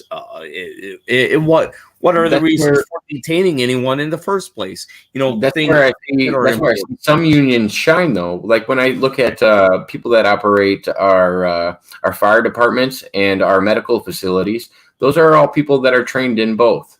They know how to do CPR. Sometimes they are actually running the ambulance when they're not actually on firefighter duty. Like you have these interchangeable positions where they want to be the most educated in their position in order to be the best in their position. Right. I think that is what's detrimental when you're talking about these quality services that everybody wants, whether it's medical, whether it's fire, whether it's police. Like these are all things that need to be addressed. And sadly, I don't think they always do. I think sometimes they get swept under the rug. I mean, I know this is a touchy topic for some, but yeah. Dennis Hopper, old Uncle Dennis. I like Dennis Hopper. I do too. Not a bad fan. Are we talking about the comedian? The actor, the famous actor. Yeah. I think he was in Joe Dirt. And he was in Speed and most famous for Easy Rider, one of my personal favorites. Definitely. Can't go wrong with Easy Rider, little kit in your life. Yeah. Tony Scott said, looks like he's fired it and blood immediately started pouring from his head. Yeah. Wow. Wow. That is a little intense. Like camping.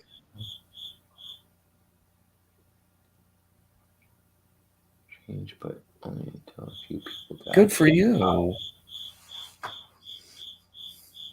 Yeah, sometimes they don't want to address it until that point. Sadly. To the legislature with over 48,000 signatures as a petition. Terry, if I didn't know you any better, I thought you were playing cricket noises just for me. I'm like, man, sorry. That's Terry. real cricket. That's how real we are here. You can actually hear that. Wow. Yeah. Yeah. It's good audio. I appreciate it. Nice microphone you have. Wow. That's powerful then. Yeah.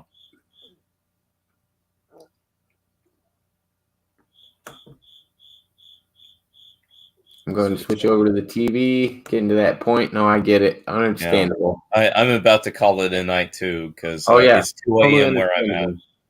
So take care of everyone. And Mud Rabbit, what you related, Terry?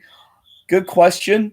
What I do know is Dennis Hopper, that's his real name, and he used it in his professional career. I'll let you guess as to if Terry Hopper is my real name or not, but I don't know if I am or not. I think I like to think so because I think Dennis Hopper was a very good actor and have a great deal of respect for him. So yeah. Terry, before you leave, we need to break down your name and my introduction to you. Yeah. What does Terry mean? It means earth. And Hopper, coming from the root word of terra, Terra, meaning as an example, you've probably heard of terraforming, which means like if you were to go to Mars and terraform it, you would turn Mars into what we have here on Earth. Terra, Earth. And Hopper, if you've ever seen the movie Jumper, yep. Earth. I love the breakdown of your name. That means a lot to me. It's kind of neat, isn't it? Yeah. You walk between worlds. Hopping turns, planets, parallel realities, multiple realities. Yeah. It's interesting. Well, hopefully we get to catch you in our reality again here soon, Terry. Absolutely. I appreciate it, man. Absolutely. Thank you. Have a good night. Yeah. Mud Rabbit. Have a good rest of your night. Take care. We'll see you. Have a good one. Yeah. But yeah, everybody, still just hanging out. Anybody that wants to join in, I'm surprised we still got 5 people viewing, but I appreciate it. We're, oh man, a little shy of 7 hours. And if we don't get another guest on, I'll probably wrap it around the 7-hour mark. But until then, I will be happy to hang out with everybody. I appreciate everybody that put me on their TV and are just hanging out in the background. Yeah, it's been a lot of fun. I can't complain. I love having everybody around. Ooh. But I will be on here enjoying the rest of my goodies and keeping up with the chat. If anybody wants to chime in, you're more than welcome to. Yeah, thank you again, Terry. I love having you on, man. You're one of the best people I've met through this networking and everything else, and one of the few people that I got to meet in real life. And Terry is just as real in real life as he is outside of that. He's a good guy. I like Terry a lot, and that's why I even reached out to him with this upcoming trip we're gonna have, because Terry's my online comfort blanket. I do appreciate Terry's presence and having him around. He's a nice guy. That's the most I can make on vouches for character. But of what I've met of Terry, he's a great gentleman, and he's a gentleman and a scholar, especially depending on the topic at the hand. Oh, somebody just sent me a new friend request. New guest potentially. But yeah. Sit here and have a cigarette here. If anybody wants to join in, here I should probably share the clickable link in the description again, just in case. Join me if you wanna talk. Oh yes, and he also has winning reactions. If you ever see him in live action when he's doing these wrestling events and stuff like that, the involvement that he gives on an emotional level is so perfect, and it ties into the whole show and very much coordinates everything else that's going on. Because without a proper referee, and it's not always bound to rules and things like that. Without a proper referee that's coordinating with the show that's going on in front of you, you could lose context. And I think Terry does a really, really, really good job at that, while still holding, a baseline level for people. Like he relayed a message to me when I was watching him live that I don't know if other people picked up on. And I did feel like it was directed towards me, but that just could be my fucking ego getting in the way. And, no, it was a lot of fun getting to meet Terry and seeing him work in action, because he's like this all around. And Terry's just a genuine guy. And my girlfriend's made claims on the exact same thing. She goes, Terry is one of the nicest guests that you've had on, especially that she's got to meet, myself has got to meet. And yeah. We love having Terry around, and you're always welcome, Terry. Just so you know, don't want any confusion there. Oh, don't lie! Don't you feed into my ego like that. But I appreciate it.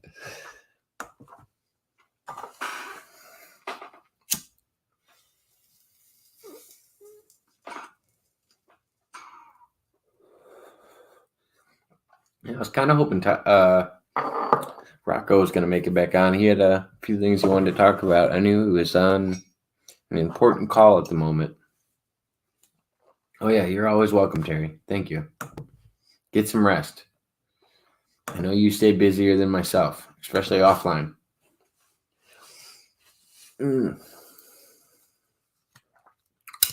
Let's see, what do I have on the table tomorrow? Not much. Got a couple estimates done today, and probably do a couple more tomorrow. First yawn of the night, just broke it. Yeah, should be able to tackle maybe a couple of those jobs that I set up today. Some tree trimming and some, what would I call it? Ground fertilization before the end of the year in order to make sure people are good for the following year. Our winters are a little brutal out here, so the least you could do is feed your plants before you put them through that hell. I always push that on people that aren't directly landscapers. That's what I do on my free time. That's what keeps the lights on over here. Because I'm not going to make any money doing this these podcasts that I'm doing that I enjoy doing. Besides making good friends, like that's enough payment for me. I don't see it happening on a financial level, but as long as I have a good community that I really like. Oh yeah, soprano. I do mowing too. I do a little bit of everything. Mowing, not so much right now. It's starting to slow down. We're getting into mid-October. Our mornings, you'll wake up in could be as low as under 45. So the growth has kind of slowed down a little bit, and then we've also had a little bit of a drought or a dry spell up until the last month or so, where we've gotten a lot more rain. But if you want my output on it, I'm 100% convinced that we're going to get more rain, and it's going to flood before the end of before the beginning of the winter season, in the sense of like snow on the ground. Because we haven't gotten a flood this year, I just see it happening. And then we're going to have a dry spot in the beginning of the winter. It's going to be one of those brutal Arctic chills that we usually have, at least in the Chicagoland area. And eventually, towards the end of the winter, your January, February, we're going to get a massive amount of deep snow. But yes, I do push mowers depending on the yard that I'm doing. But I have a rider, and I have a sit down rider. Well, they're both sit down riders. One's a zero turn, and one's more of a regular riding mower that I use as a tractor as well. Yeah, I do basically. I would say the majority of my work is tree trimming work and arbortree work, where I'm working with trees and the health of trees and such and such. I mean, if anybody ever saw the pictures of my backyard, it's a goddamn graveyard if you are that into trees. Mr. Pena was very, very upset when I told him. I think he's seen a few of my videos where I drop trees and do stuff like that. But I would lose my arbitrator's license if I was to do anything that would harm trees or vegetation surrounding them in that sense. So I actually have to do the most beneficial thing in the circumstance. So it's actually a good field in that sense, where you actually have to do the betterment for nature over a guy says he doesn't like the way a tree looks in his yard, so he wants you to cut it down.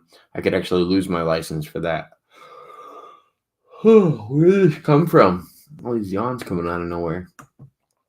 Yeah, just zoning out and listening to some music and mowing lawns and not thinking about anything. I actually, that's my thing to do. I don't know if anybody watches professional wrestling. I know I just had Terry on, so, but when I say that, I said, like, so I probably should have brought this up 5 minutes ago, but I listened to Jim Cornette for 45 minutes to an hour. That's like my regular thing to do. The Jim Cornette experience. Oh, it's a mess. Why did I start like yawning all of a sudden? The Jim Cornette Experience is one of my favorite shows to listen to about wrestling commentary and people involved in the actual stories and events that went on. That to me is a whole lot of fun. I do that on my free time. Same when I'm fishing. Speaking of, I should probably go fishing this weekend. I found a new spot that has walleye and northern pike in the area, and haven't fished it in about 2 weeks. I'm getting kind of excited about it. Oh yeah, so I was watching his pitch. Goddamn, his pitch the other day when he was talking about the dark side of the ring, and he was talking about God, what is it? The A's something wrestling league in Japan. He was talking about God, Vince Russo is a fucking headache. I'm way into wrestling to deal with some of his Vince Russo shenanigans, but I don't dislike Vince Russo. I just dislike his work that was presented as his. But there was an ad that came up about Manscaped that Jim was doing, and all of a sudden he's talking about you got the lawnmower 2.0, and then he also brought up the weed whacker, which is used to clean out your nose hairs. And he was like, "Well, yeah," he goes, "You can use the weed whacker trimmer, and it'll clean your nose out like a fresh thing of daisies, like you just did an 8-ball." And his fucking coordinator that's with him, he's like, "What?" He's like, "Yeah, like you just did a whole 8-ball, and your nose is clear, and you're smelling fresh as a daisy." And I was like, "Did I cover everything?" That's what Jim said. And the other guy's like, "Yeah." He's like, "You covered cocaine and Manscaped." He's like, "Well, I guess the cocaine does not come in the prescription. You might have to make a separate order for that." But yeah, Jim will go so off the goddamn rails. I love Jim's style. He's not always accurate about everything, but I really do like listening to Jim. He's a lot of fun. So, Wakaru, how long have you been following the Galaxy universe? Just curious. And also, do you listen to Eric Bischoff's show? Because a lot of people have been suggesting Eric Bischoff's show to me, but I haven't been able to get on it yet. I have been staying way too busy, but I've been curious about it.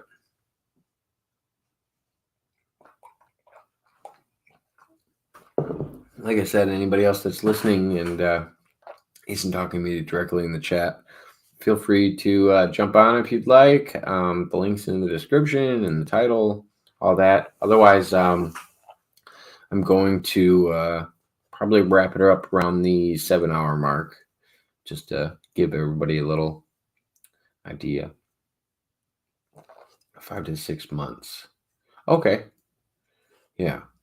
No, I like his work that he does. I like the platform he uses and the way he uses it, because it's not necessarily trolling as much as it reminds me of the way I interview people and making them unpack their ideas. Like there's a lot of people that with the Michael Jordan topic that don't necessarily know the credibility of Michael Jordan and what he's accomplished compared to other athletes. And I think it's awesome the way he unpacks it. So yeah, no, I'm glad I stumbled upon his channel. Wonkaroo, were you there the night that I sat there and ate shit for an hour until he let me on?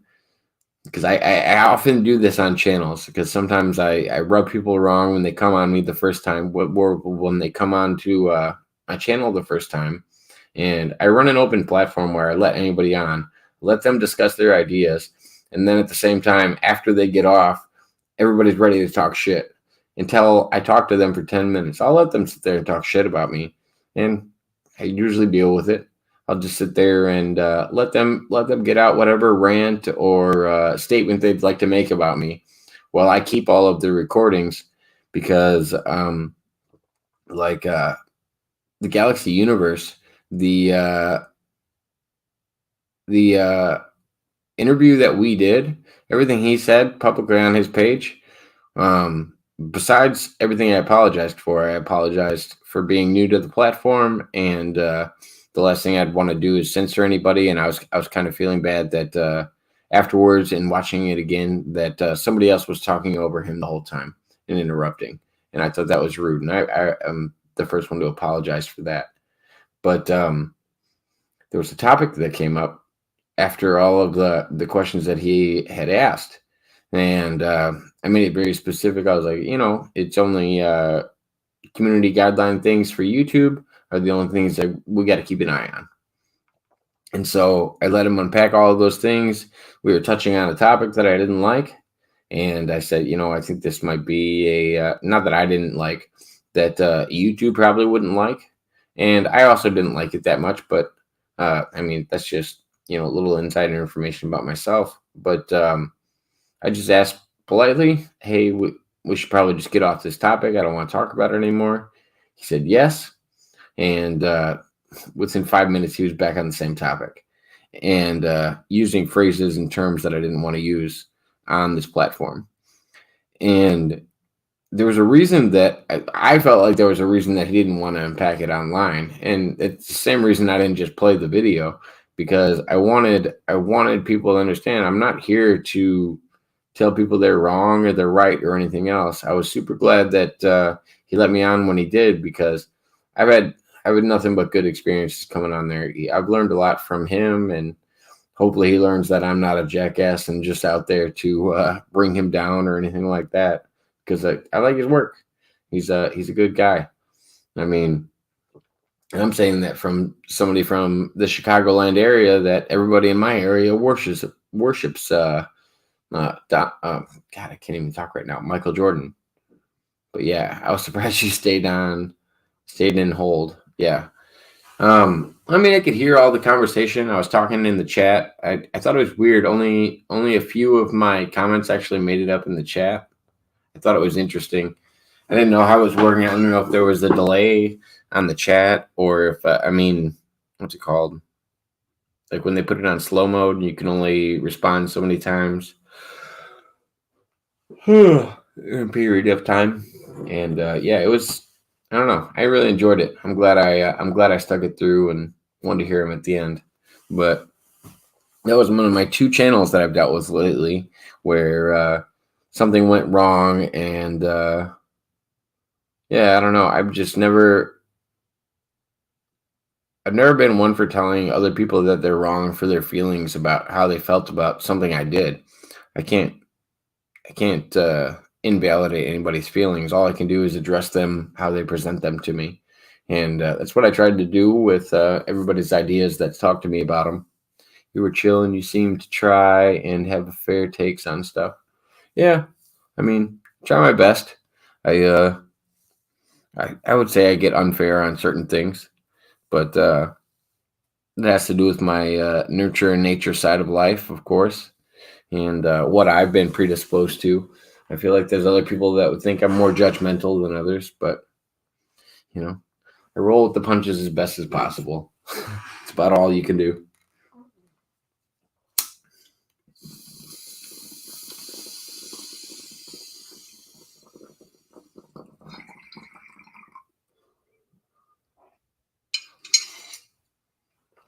And Ronkaru, reach out to Universe Galaxy and tell him to come back on here soon.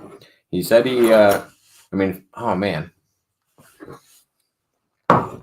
You want a little insider info, Ronkaru? I keep this chat, and I keep this video in my private because I always hold on to Michael Jordan is your favorite fan favorite? Like, what are we talking about? Or do you think he's the best? Because I can't do the Universe Galaxy any justice if I let you walk away with that comment. But no, I want to address this thing right here. Let me see. Ooh, let's have some fun. This could be entertaining. This could be a good time. You guys want to hear some music? Actually, I don't know if it'll mess me up or not. He's your favorite basketball player. My question is, do you think he's the best basketball player? Or is he just like a fan favorite and that's why you like him because you liked, the career he had and stuff like that? Or do you think he's statistically better than other players?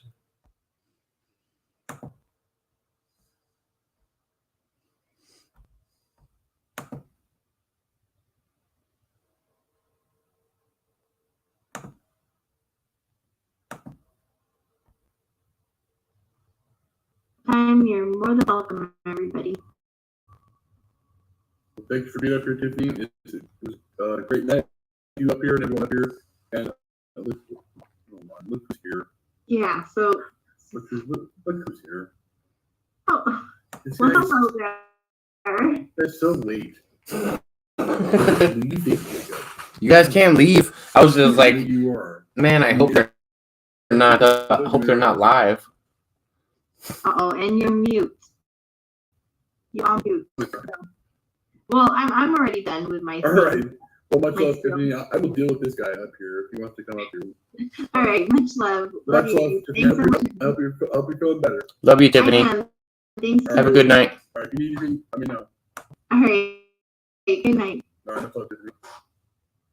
What in the hell are you doing? What am I doing here? I am on my live still, and I was like, I wonder what Herman's up to. I'm 7 hours in. I got to see what this karaoke session is up to. Well, we were about to end. I mean, we don't have to end the stream since you're here. Are you live right now? Yeah, everybody can hear you. Or on my channel as well. I hope you're okay with that. They can't see you. They can hear you, though. No, I don't mind, dude. Hey, more people can hear me. I mean, oh yeah. About damn time people are hearing me around here. You know, I've had a rough night myself, man. The karaoke stream is fun. It's just there's a lot of stuff to talk about behind the scenes, man. Me and my girlfriend can't be the only ones out there that love you. Come on, don't act like that.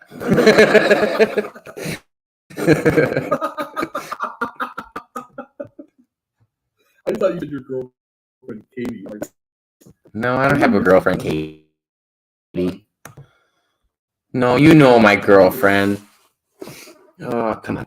I know. I'm the only one out of our group of friends that got to see her. So I don't know if I feel honored or what I should feel honored by that. I guess.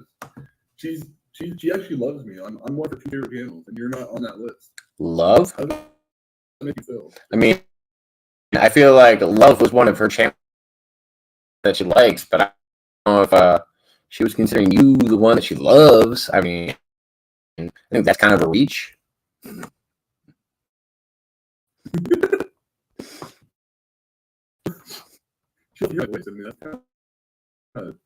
kind of funny. I mean, no one likes to hear my voice. I will give you this much. Your content excites her. You've always had exciting content, and I like your content a lot. So oh damn it! Sorry, I just started streaming on my channel. You're very robotic. You're very robotic. I know you're on your stream. You have like 10,000. No, I only got 2. Can you hear me better now? Okay. Everybody on Jacob's channel, come over to the channel. Then his chat. I mean, no worries. That's okay. Oh, you got all the fun people over here. DP's over here hanging out. I see how it is, DP. What's that? Me? Arr. They're always after me, booty. I got Tiffany over here. I got Sweet Cindy. I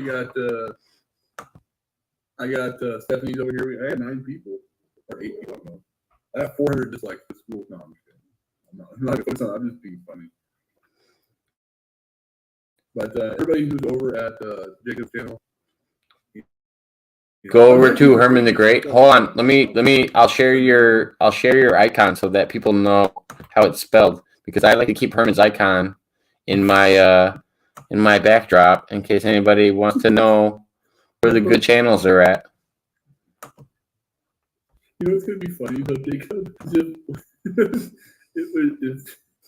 What if people like come over here and start trolling the crap out of me because they saw me on your channel? You just invited them. Oh, yeah. If I you did. I just invited the trolls on my channel. I did it to myself. I always do. Oh, never mind. I lied. I just got DP to say hi.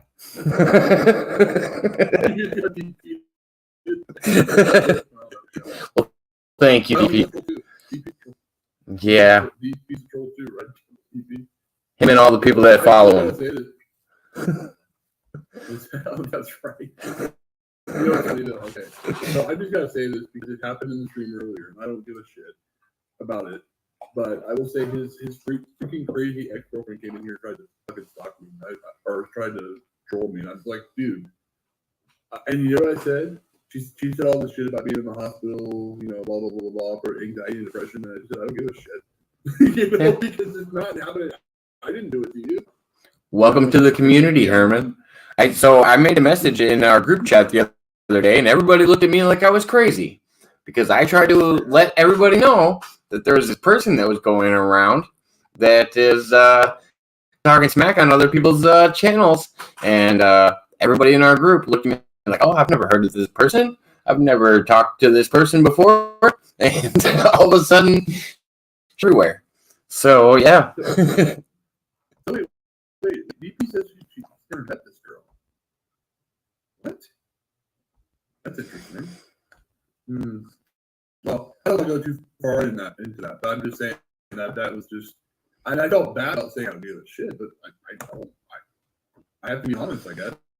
But I feel bad about it, and then that made me have a down hill spin the rest of the evening. It's just gotten worse. So you know. But besides that, how's the karaoke gone tonight? Did we get some good songs on the table? No, we got some great songs tonight. I sang terribly, per usual.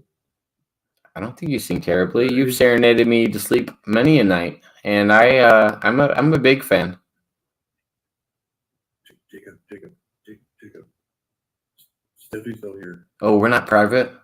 Oh, I thought this. What happened? No, we're still live. Sorry, I'm about to get myself shot. I was literally about to send people over to your chat right now. Hey, there's. I'm pretty sure there's 4 people watching me right now. There's like 10,000 people. I live in the UK, so this in Canada. Well, there we go. I did too, guys. I had a lot of fun. I'm not trying to take away from the fun of the live stream. I'm a guy that says what's mostly on his mind, unless I want to sugarcoat it. You're still alive, yeah. We're still alive right now. I get like 500 messages. Oh shit! I saw that, Stephanie. We have 500 messages. Watching. A lot of shit right now from Stephanie. I didn't see the private. I just saw the public. You saw the public version? I get blasted in private. You're getting blasted publicly. Yeah. You know, by the way, I just did the math. This is probably like a month, at least a month since I've done a panel. At least. Maybe 2. No, maybe. I don't know. When did I do my first panel on this channel? I don't know. In September, I think. So yeah, it's been at least a month. I don't know if I've ever been on one of your panels. This is the first. I don't have a lot of virgin territory with you or Herman, but this happens to be one of them. I just love you. I'm watching you both behave. I apologize. I'm trying my best. Jacob, are you mind work? You know, I handle at least the other time. No, you've been on my channel a bunch. I don't think I've been on your channel that many times. If at least 4. I don't go on a lot of people's other channels. I go on whoever is openly accepting of me. I know I'm a little abrasive sometimes. I'm like the green side of the sponge. Okay, look how many times did you? Okay, you've done my channel one time. At least 3. Okay, 3 times. Wait, no, 1. I don't know. At least twice that I can see at least in the thumbnail. Which we need to change that. My gosh, I'm getting more. By the way, I'm getting more condensed about a minute. It's terrible. I thought I was doing really well. Yeah. So could it possibly be a gluten allergy? Do you eat a lot of bread? Not as much anymore. I mean, a little bit. Dude, I learned this about myself. Well, I mean, I know you're coming off of a sickness. It's different. Yeah. But I learned for some reason I'm just able to function a little bit better when I don't eat goddamn bread all the time. I was able to breathe better.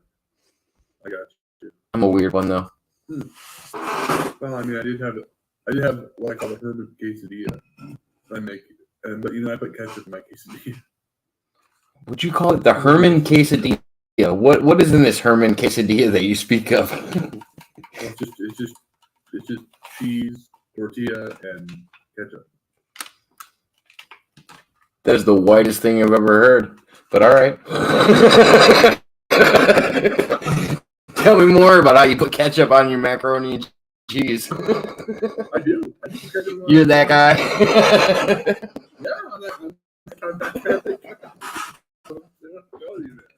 I'm telling you, that's what I do, man. I accept it. I put ketchup on my top ramen too. Top ramen? What flavor? Yeah. The shrimp flavor. Okay, that's all right. That's fair. I feel like you can have some red sauce with shrimp. I put that shit on everything. Remember that? It's not Frank's Red Hots. It's a little different. Now, why is it that we're actually getting more people watching the industry? Don't you hate that? Because mine just went down to 2, and everybody just went over to yours, you asshole. So thank you, everybody that crossed over or dropped off of mine. Tiffany's like, God damn, that was too much work. Thanks for making it easier. I'm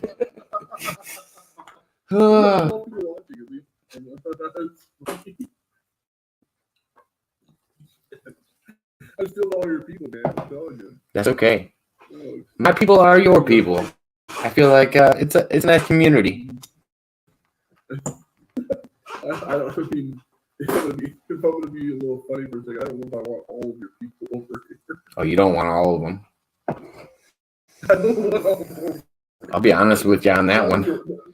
Majority of them I can handle one. Sure. It's a dangerous territory. Who's that former? The active referee in wrestling? Oh, Terry?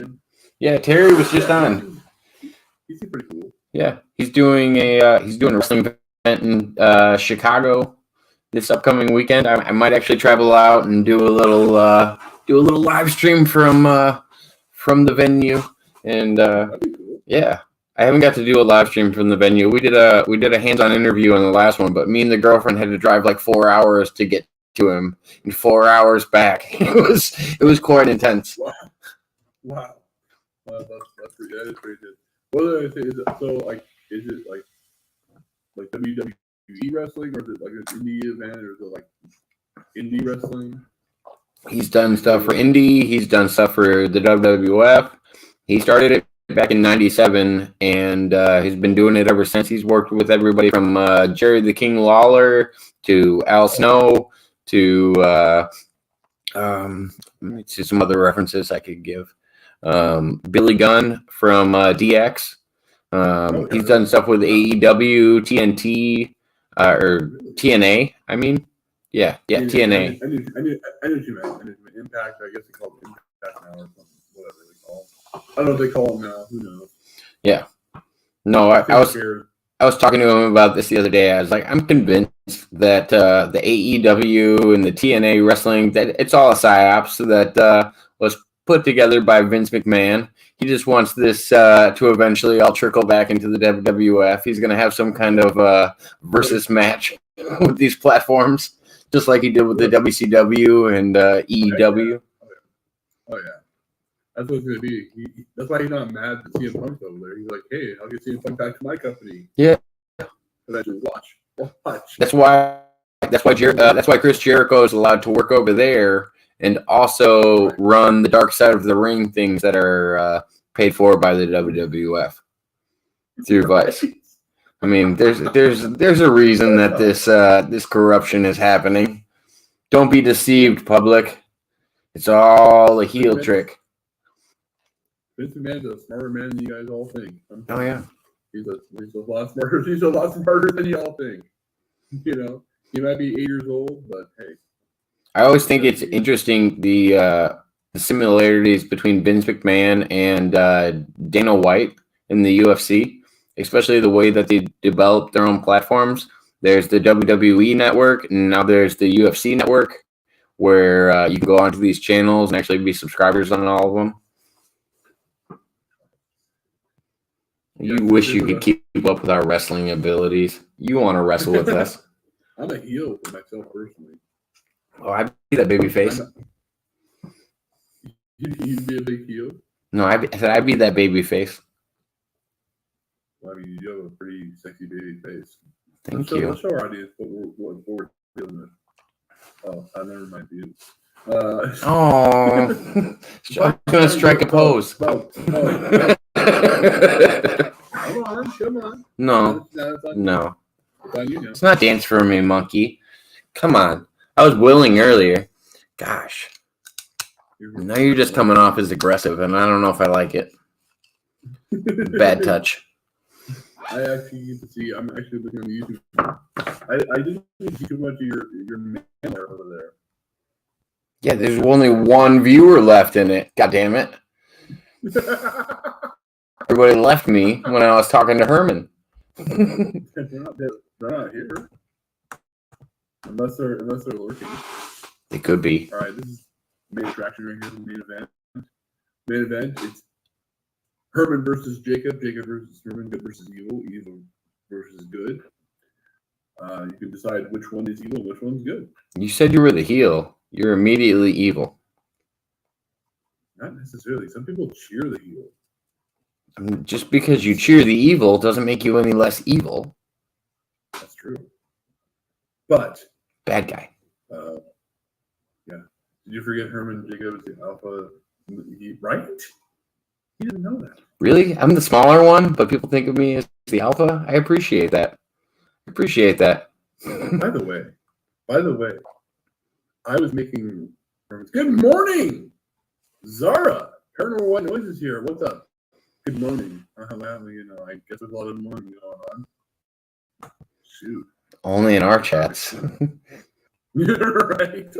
Oh Lord. Good morning, Herman. Hey, you know what? Zara, since we're still live, do you want to give me 2 seconds? I'm gonna end mine. I'm gonna end my live stream since you took all my guests.